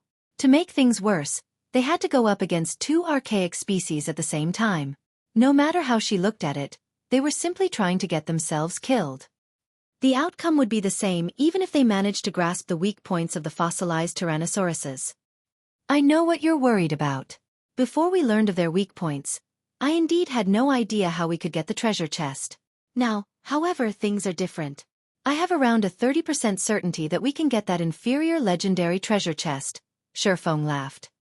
30%? So high. Aqua Rose was quite surprised by Xueqi's response. She had estimated that they had less than a 5% chance of successfully obtaining the treasure chest. But Xueqi was now saying he was roughly 30% sure he could pull it off. If he really did have such a high probability of success, it was indeed worthwhile to make an attempt. Currently, super guilds were willing to sacrifice thousands of elite members just to obtain one epic item, let alone a fragmented legendary item. If the existence of this inferior legendary treasure chest were made known to super guilds, most likely, they would be more than willing to sacrifice tens of thousands of elite players as well as hundreds of experts. Around that percentage. However, our main problem would still be the trap set up around the treasure chest. If it is a Grandmaster trap, we'll most likely have no chance of getting the treasure chest. Only if it is a Master trap will we have a 30% chance of succeeding. Xueqi shrugged, expressing that he was taking a gamble right now. In the past, it was a common sight for the various large guilds to send out tens of thousands of elite players just to contest for one fragmented legendary item. After all, with one fragmented legendary item, a guild could nurture one more apex expert. This way, not only would a guild get another expert to lead it, but they would also have a much easier time defending the transportation of important cargo or locations in the future. Following which, everyone began taking action according to Xueqi's commands. To take advantage of the fossilized Tyrannosaurus's first weak point, Xueqi armed everyone, with the exclusion of the team's MTs and healers, with Tier 1 and Tier 2 water-type magic scrolls. As soon as the battle began, they would close the doors to the forging hall, turning it into an enclosed space. After that was done, they could easily create an environment filled with water. As for the archaic species' second weak point, Xueqi possessed the omniscient eyes. He should have no problems targeting the power cores. Everything else would have to depend on luck. When Fire Dance returned to the forging room, Xueqi had his team shut the doors to the forging room. Begin! At Xueqi's command, everyone sprang into action, unfurling their magic scrolls one after another and launching a barrage of water-type spells at the two statues. In the blink of an eye, a lake formed within the forging hall, the height of the water easily surpassing that of a player. At the same time, everyone also activated a water-walking scroll. The water-walking scroll was a commonly used magic scroll in God's domain. As its name suggested, it allowed players to walk on water for 10 minutes. Each scroll sold for 20 silver coins, and it could be said to be one of the tools specialized for maritime combat. As the water-type spells struck the bodies of the fossilized Tyrannosauruses, both monsters immediately awoke. Roar! The fossilized Tyrannosauruses let loose deafening roars, shaking up the forging hall. Meanwhile, the powerful aura that abruptly filled the entire hall struck fear into everyone. Now that the fossilized Tyrannosauruses had awakened, everyone was finally able to get a glimpse at their statistics. Fossilized Tyrannosaurus, Inferior Dragon, Archaic Species, Mythic. Level 65. HP 320, 000, 000/320, 000, 000. Just as everyone was feeling shocked by the statistics of the fossilized Tyrannosauruses, Xueqi shouted, "Fire! Use this chance to disable the trap." Xueqi knew better than anyone else present just how powerful the fossilized Tyrannosauruses were. It was also because of this understanding that he knew how valuable time was right now. If they continued daydreaming, the chances of obtaining the inferior legendary treasure chest would decline. Understood. Fire Dance immediately responded and activated Silent Steps, appearing behind one of the two fossilized Tyrannosauruses. She then dashed straight towards the treasure chest.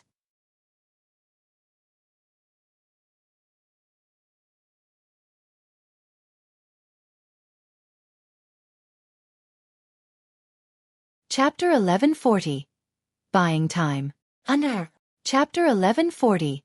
Buying Time. When Fire Dance was only 30 yards away from the treasure chest, the two fossilized Tyrannosauruses, which had initially been lured away by the spells attacking them, suddenly shifted their attention to her. As if they had had their tails stepped on, they glared at Fire Dance with single-minded ferocity as though she were the only person left in the world. Not good. Our aggro is too weak. Xueqi frowned. Cola, Turtledove, use everything you've got to pull aggro. Have the bosses stay as far away from the treasure chest as possible. As guardian bosses, the fossilized Tyrannosaurus's priority was the protection of the inferior legendary treasure chest. To them, aggro was secondary. Only when another player's aggro over the fossilized Tyrannosauruses reached a sufficiently high degree would the bosses stop paying attention to the player attempting to steal the item they protected. This was why Xueqi previously had everyone use their water-type magic scrolls on the fossilized Tyrannosauruses. Not only could they deal a significant amount of damage to the bosses, but they could also increase their aggro over the bosses. However, the effects of the water-type spells were not as good as Xueqi expected. Understood. Upon hearing Xueqi's command, Cola and Turtledove immediately activated Power of Darkness, causing their basic attributes to soar instantly. Both of them then charged straight at the two fossilized Tyrannosauruses and used Justice Roar, trying their best to shift the attention of the bosses to themselves. However, the fossilized Tyrannosauruses still kept the treasure chest as their priority, completely disregarding the two Guardian Knights' Justice Roars and continuing to chase Fire Dance. Both Cola's and Turtledove's Justice Roars were at Tier 1. If the target they used the skill on ignored them, their strength attributes would double for a short time. Their speeds would increase significantly as well. Sure enough, Cola's and Turtledove's strengths immediately doubled. Both of them then followed up with a shield of vengeance at their respective fossilized Tyrannosauruses. Boom! Boom! The moment their shields collided with the fossilized Tyrannosauruses, sparks flew. Despite the fossilized Tyrannosauruses having had their defenses weakened, Cola's and Turtledove's attacks only left a small scratch on their scales. As for the damage the two Guardian Knights dealt, it was less than -8,000. So this is an archaic species?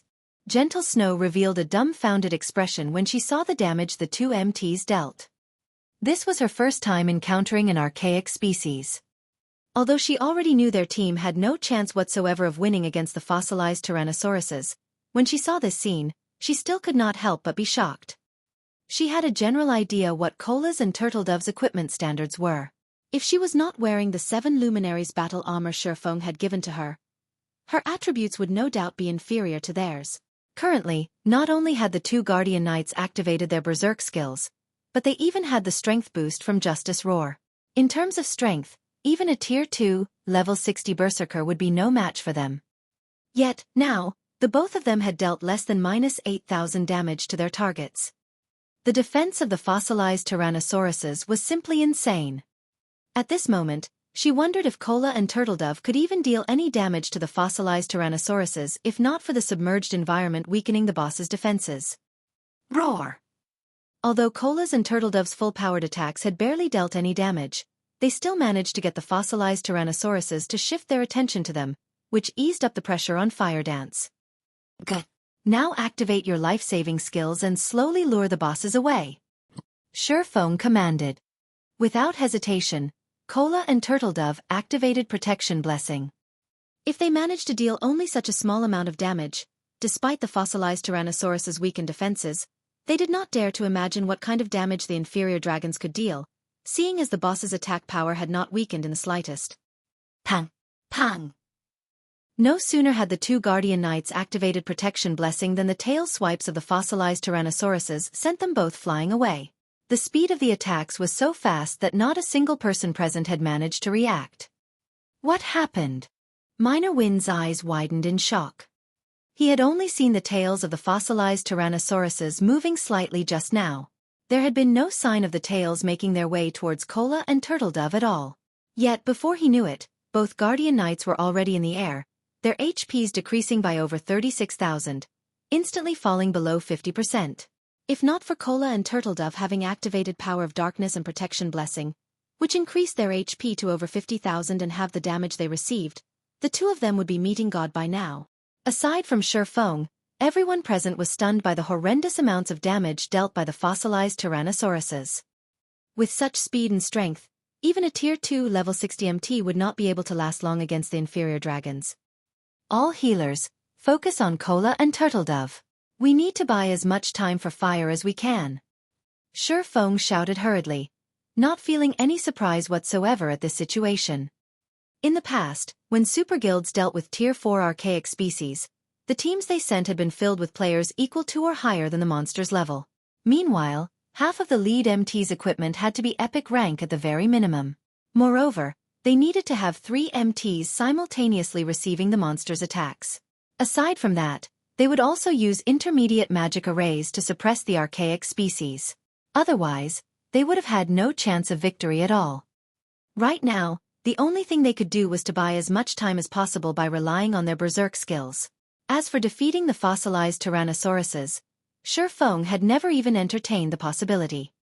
Under Xueqi's command, Cola and Turtledove carefully lured the fossilized Tyrannosauruses away from the treasure chest, giving Fire Dance the opportunity to remove the trap set up around the treasure chest. However, after Fire Dance looked at the trap, a frown appeared on her face. Guild leader, this trap is indeed master rank. However, its complexity is much greater than the master trap I disabled before. I need time if I want to disable it safely. Fire Dance sent a private message to Xueqi. Everyone had clearly witnessed for themselves how terrifying the fossilized Tyrannosauruses were. There was simply no chance they could win against these monsters. They could only drag the battle out as long as possible. Hence, Fire Dance was extremely anxious. How long? Xueqi asked. At least 5 minutes, Fire Dance replied helplessly. Right now, she hated herself for not training her trap disabler class as much as she could. Although she had forcibly increased her rank to master right now, her technical skills were not actually at the master rank yet. 5 minutes was more than enough for everyone to die dozens of times. 5 minutes. After giving it some thought, Xueqi clenched his teeth and said, I got it. I'll try to buy as much time over here as possible. You just relax and disable the trap. This reply stunned Fire Dance. However, she knew that Xueqi never joked around. Since he had said so, he definitely had a way to realize his words. Immediately, she nodded and began disabling the trap before her. Meanwhile, Xueqi had also activated Omniscient Eyes and began searching for the power cores of the 2 fossilized Tyrannosauruses.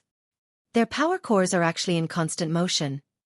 The fossilized Tyrannosauruses could hide no secrets from the Omniscient Eyes. Xueqi could clearly see a glowing red dot moving about inside the body of each monster. Although the dots were very small, they were extremely eye-catching. However, while Xueqi had guessed correctly that he could locate the power cores with Omniscient Eyes, he had no way of damaging them. Seeing how Cola and Turtledove had only managed to scratch the scales of the fossilized Tyrannosauruses before, even if Xueqi relied on the Abyssal Blade and Killing Ray, it would be very difficult for him to shatter those scales, not to mention penetrating deep into the inferior dragons' bodies and striking at their power cores.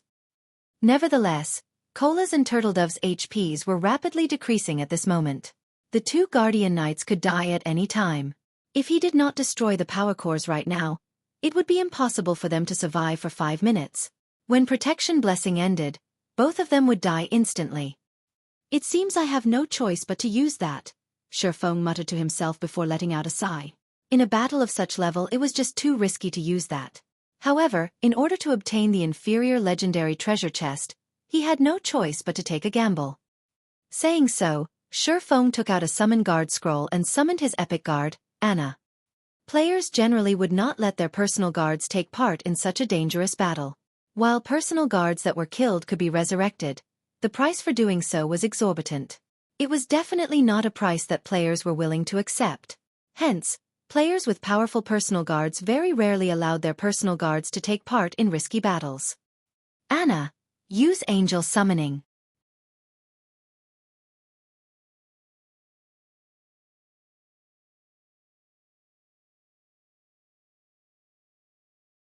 Chapter 1141.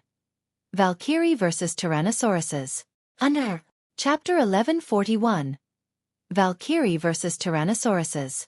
Under Xueqi's command, Anna began to chant an incantation. Instantly, the mana in the forging halls surged towards her. Roar!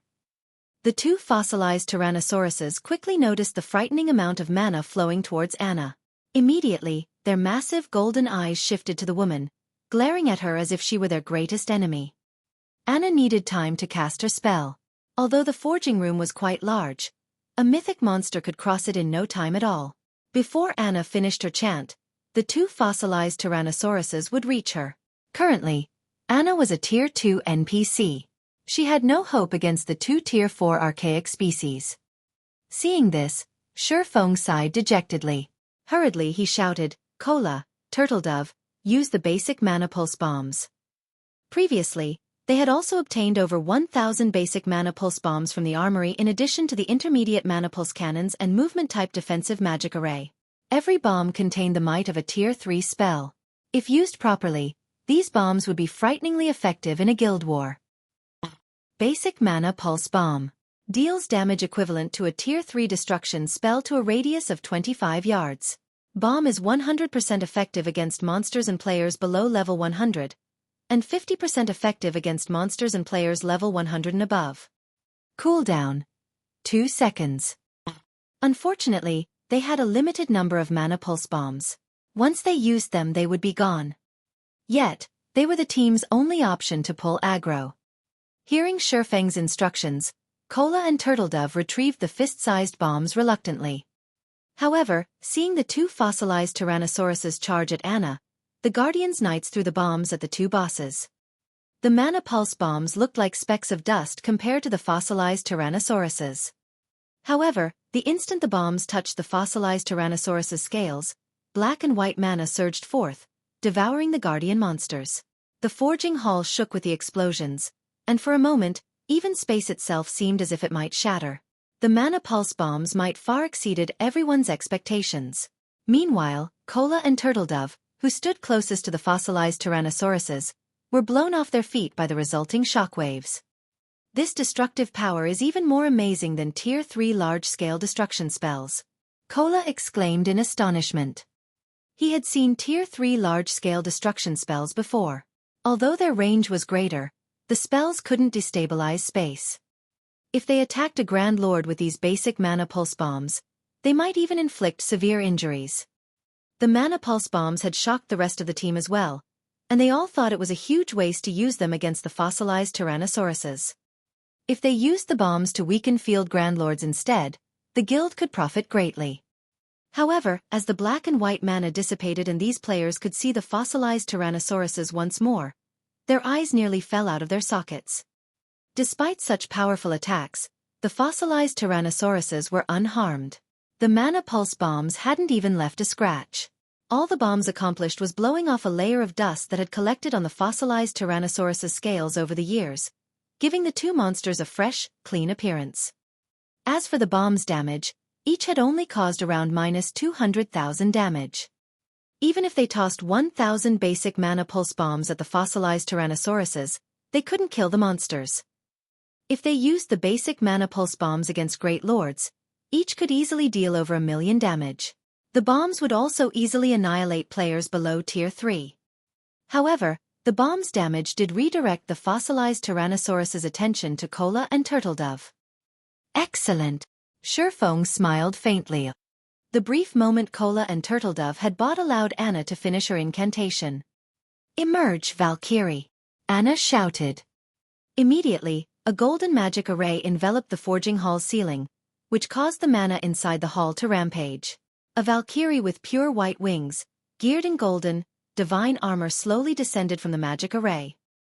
Compared to Anna's previous summoning, the Valkyrie had reached level 70 as Anna had leveled from level 69 to level 70 during the previous war. Every 5 levels was a minor turning point in God's domain. Hence, a level 70 Valkyrie was significantly stronger than a level 69 Valkyrie. This was also why Xueqi was willing to risk summoning Anna into this battle. The fossilized Tyrannosauruses were level 65. As Tier 4 archaic species, while they might not have complete domains like the ancient abyssal monsters, their attributes were far superior to the abyssal monsters. If given the choice, players would rather fight the fossilized Tyrannosauruses than the ancient abyssal monsters. This was due to the abyssal monsters' powerful domains and their effectiveness against players. After all was said and done, the Tier 4 Valkyrie was only a puppet. The Valkyrie neither possessed high intellect nor did it have a complete domain like ordinary Tier 4 NPCs. In a sense, the Valkyrie was similar to the fossilized Tyrannosauruses. However, when comparing life ratings, the Valkyrie was far above archaic species. In a head-on collision, the Valkyrie could definitely overwhelm the fossilized Tyrannosauruses. Attack! Xueqi commanded. The Valkyrie could only remain for 10 seconds and could only be summoned again after 1 full day. Hence, he could not waste a single second. Hearing Xueqi's command, Anna instructed the Valkyrie to take action. Suddenly, the Valkyrie disappeared as she used the Tier 3 skill spatial transfer to arrive before one of the fossilized Tyrannosauruses. Attack its lower left rib, Xueqi commanded. After watching the bosses with omniscient eyes, Xueqi had grasped the power core's basic patterns. Although he couldn't break through the fossilized Tyrannosaurus' scales and substantially damage the power cores, the Valkyrie could. A silver spear appeared in the Valkyrie's hands, arcs of golden lightning dancing around the weapon. The Valkyrie then thrust the spear at the fossilized Tyrannosaurus' lower left rib. Tier 4 skill, Thunder Sanction. The fossilized Tyrannosaurus panicked instantly. The Valkyrie had appeared too suddenly. Even with its high attack speed, the fossilized Tyrannosaurus was still caught off guard as it received Thunder Sanction in full. The golden lightning pierced through its tough scales and exited from its back, reaping nearly 3% of the monster's HP. The team immediately felt the fossilized Tyrannosaurus grow weaker. This scene enraged the other fossilized Tyrannosaurus as it spread its jaws. A large amount of mana began to gather in the monster's mouth. Crap! It's using its breath. Everyone move. Don't stand in front of the boss. Xueqi hurriedly warned his team as he saw the monster charge its attack. The greatest move of any monster from the dragon race would be its breath attacks. Among them, true dragon's breath attacks were the most powerful. There were even records of how a dragon had obliterated a major city with a single breath attack. Thus, the dragon race represented destruction. Roar! The fossilized Tyrannosauruses' roar echoed throughout the forging hall. Before anyone could react, a dazzling beam of light devoured the Valkyrie. The breath even shattered space itself. Meanwhile, this beam of light struck one of the forging hall's stone walls. If not for having been constructed by ancient gods, no one doubted that the breath attack could have punched a hole straight through the fallen Arkansas. You're tuning in to the Xueqi's Martial Arts Saga YouTube channel. Don't forget to subscribe and join us on this journey to catch the most captivating stories.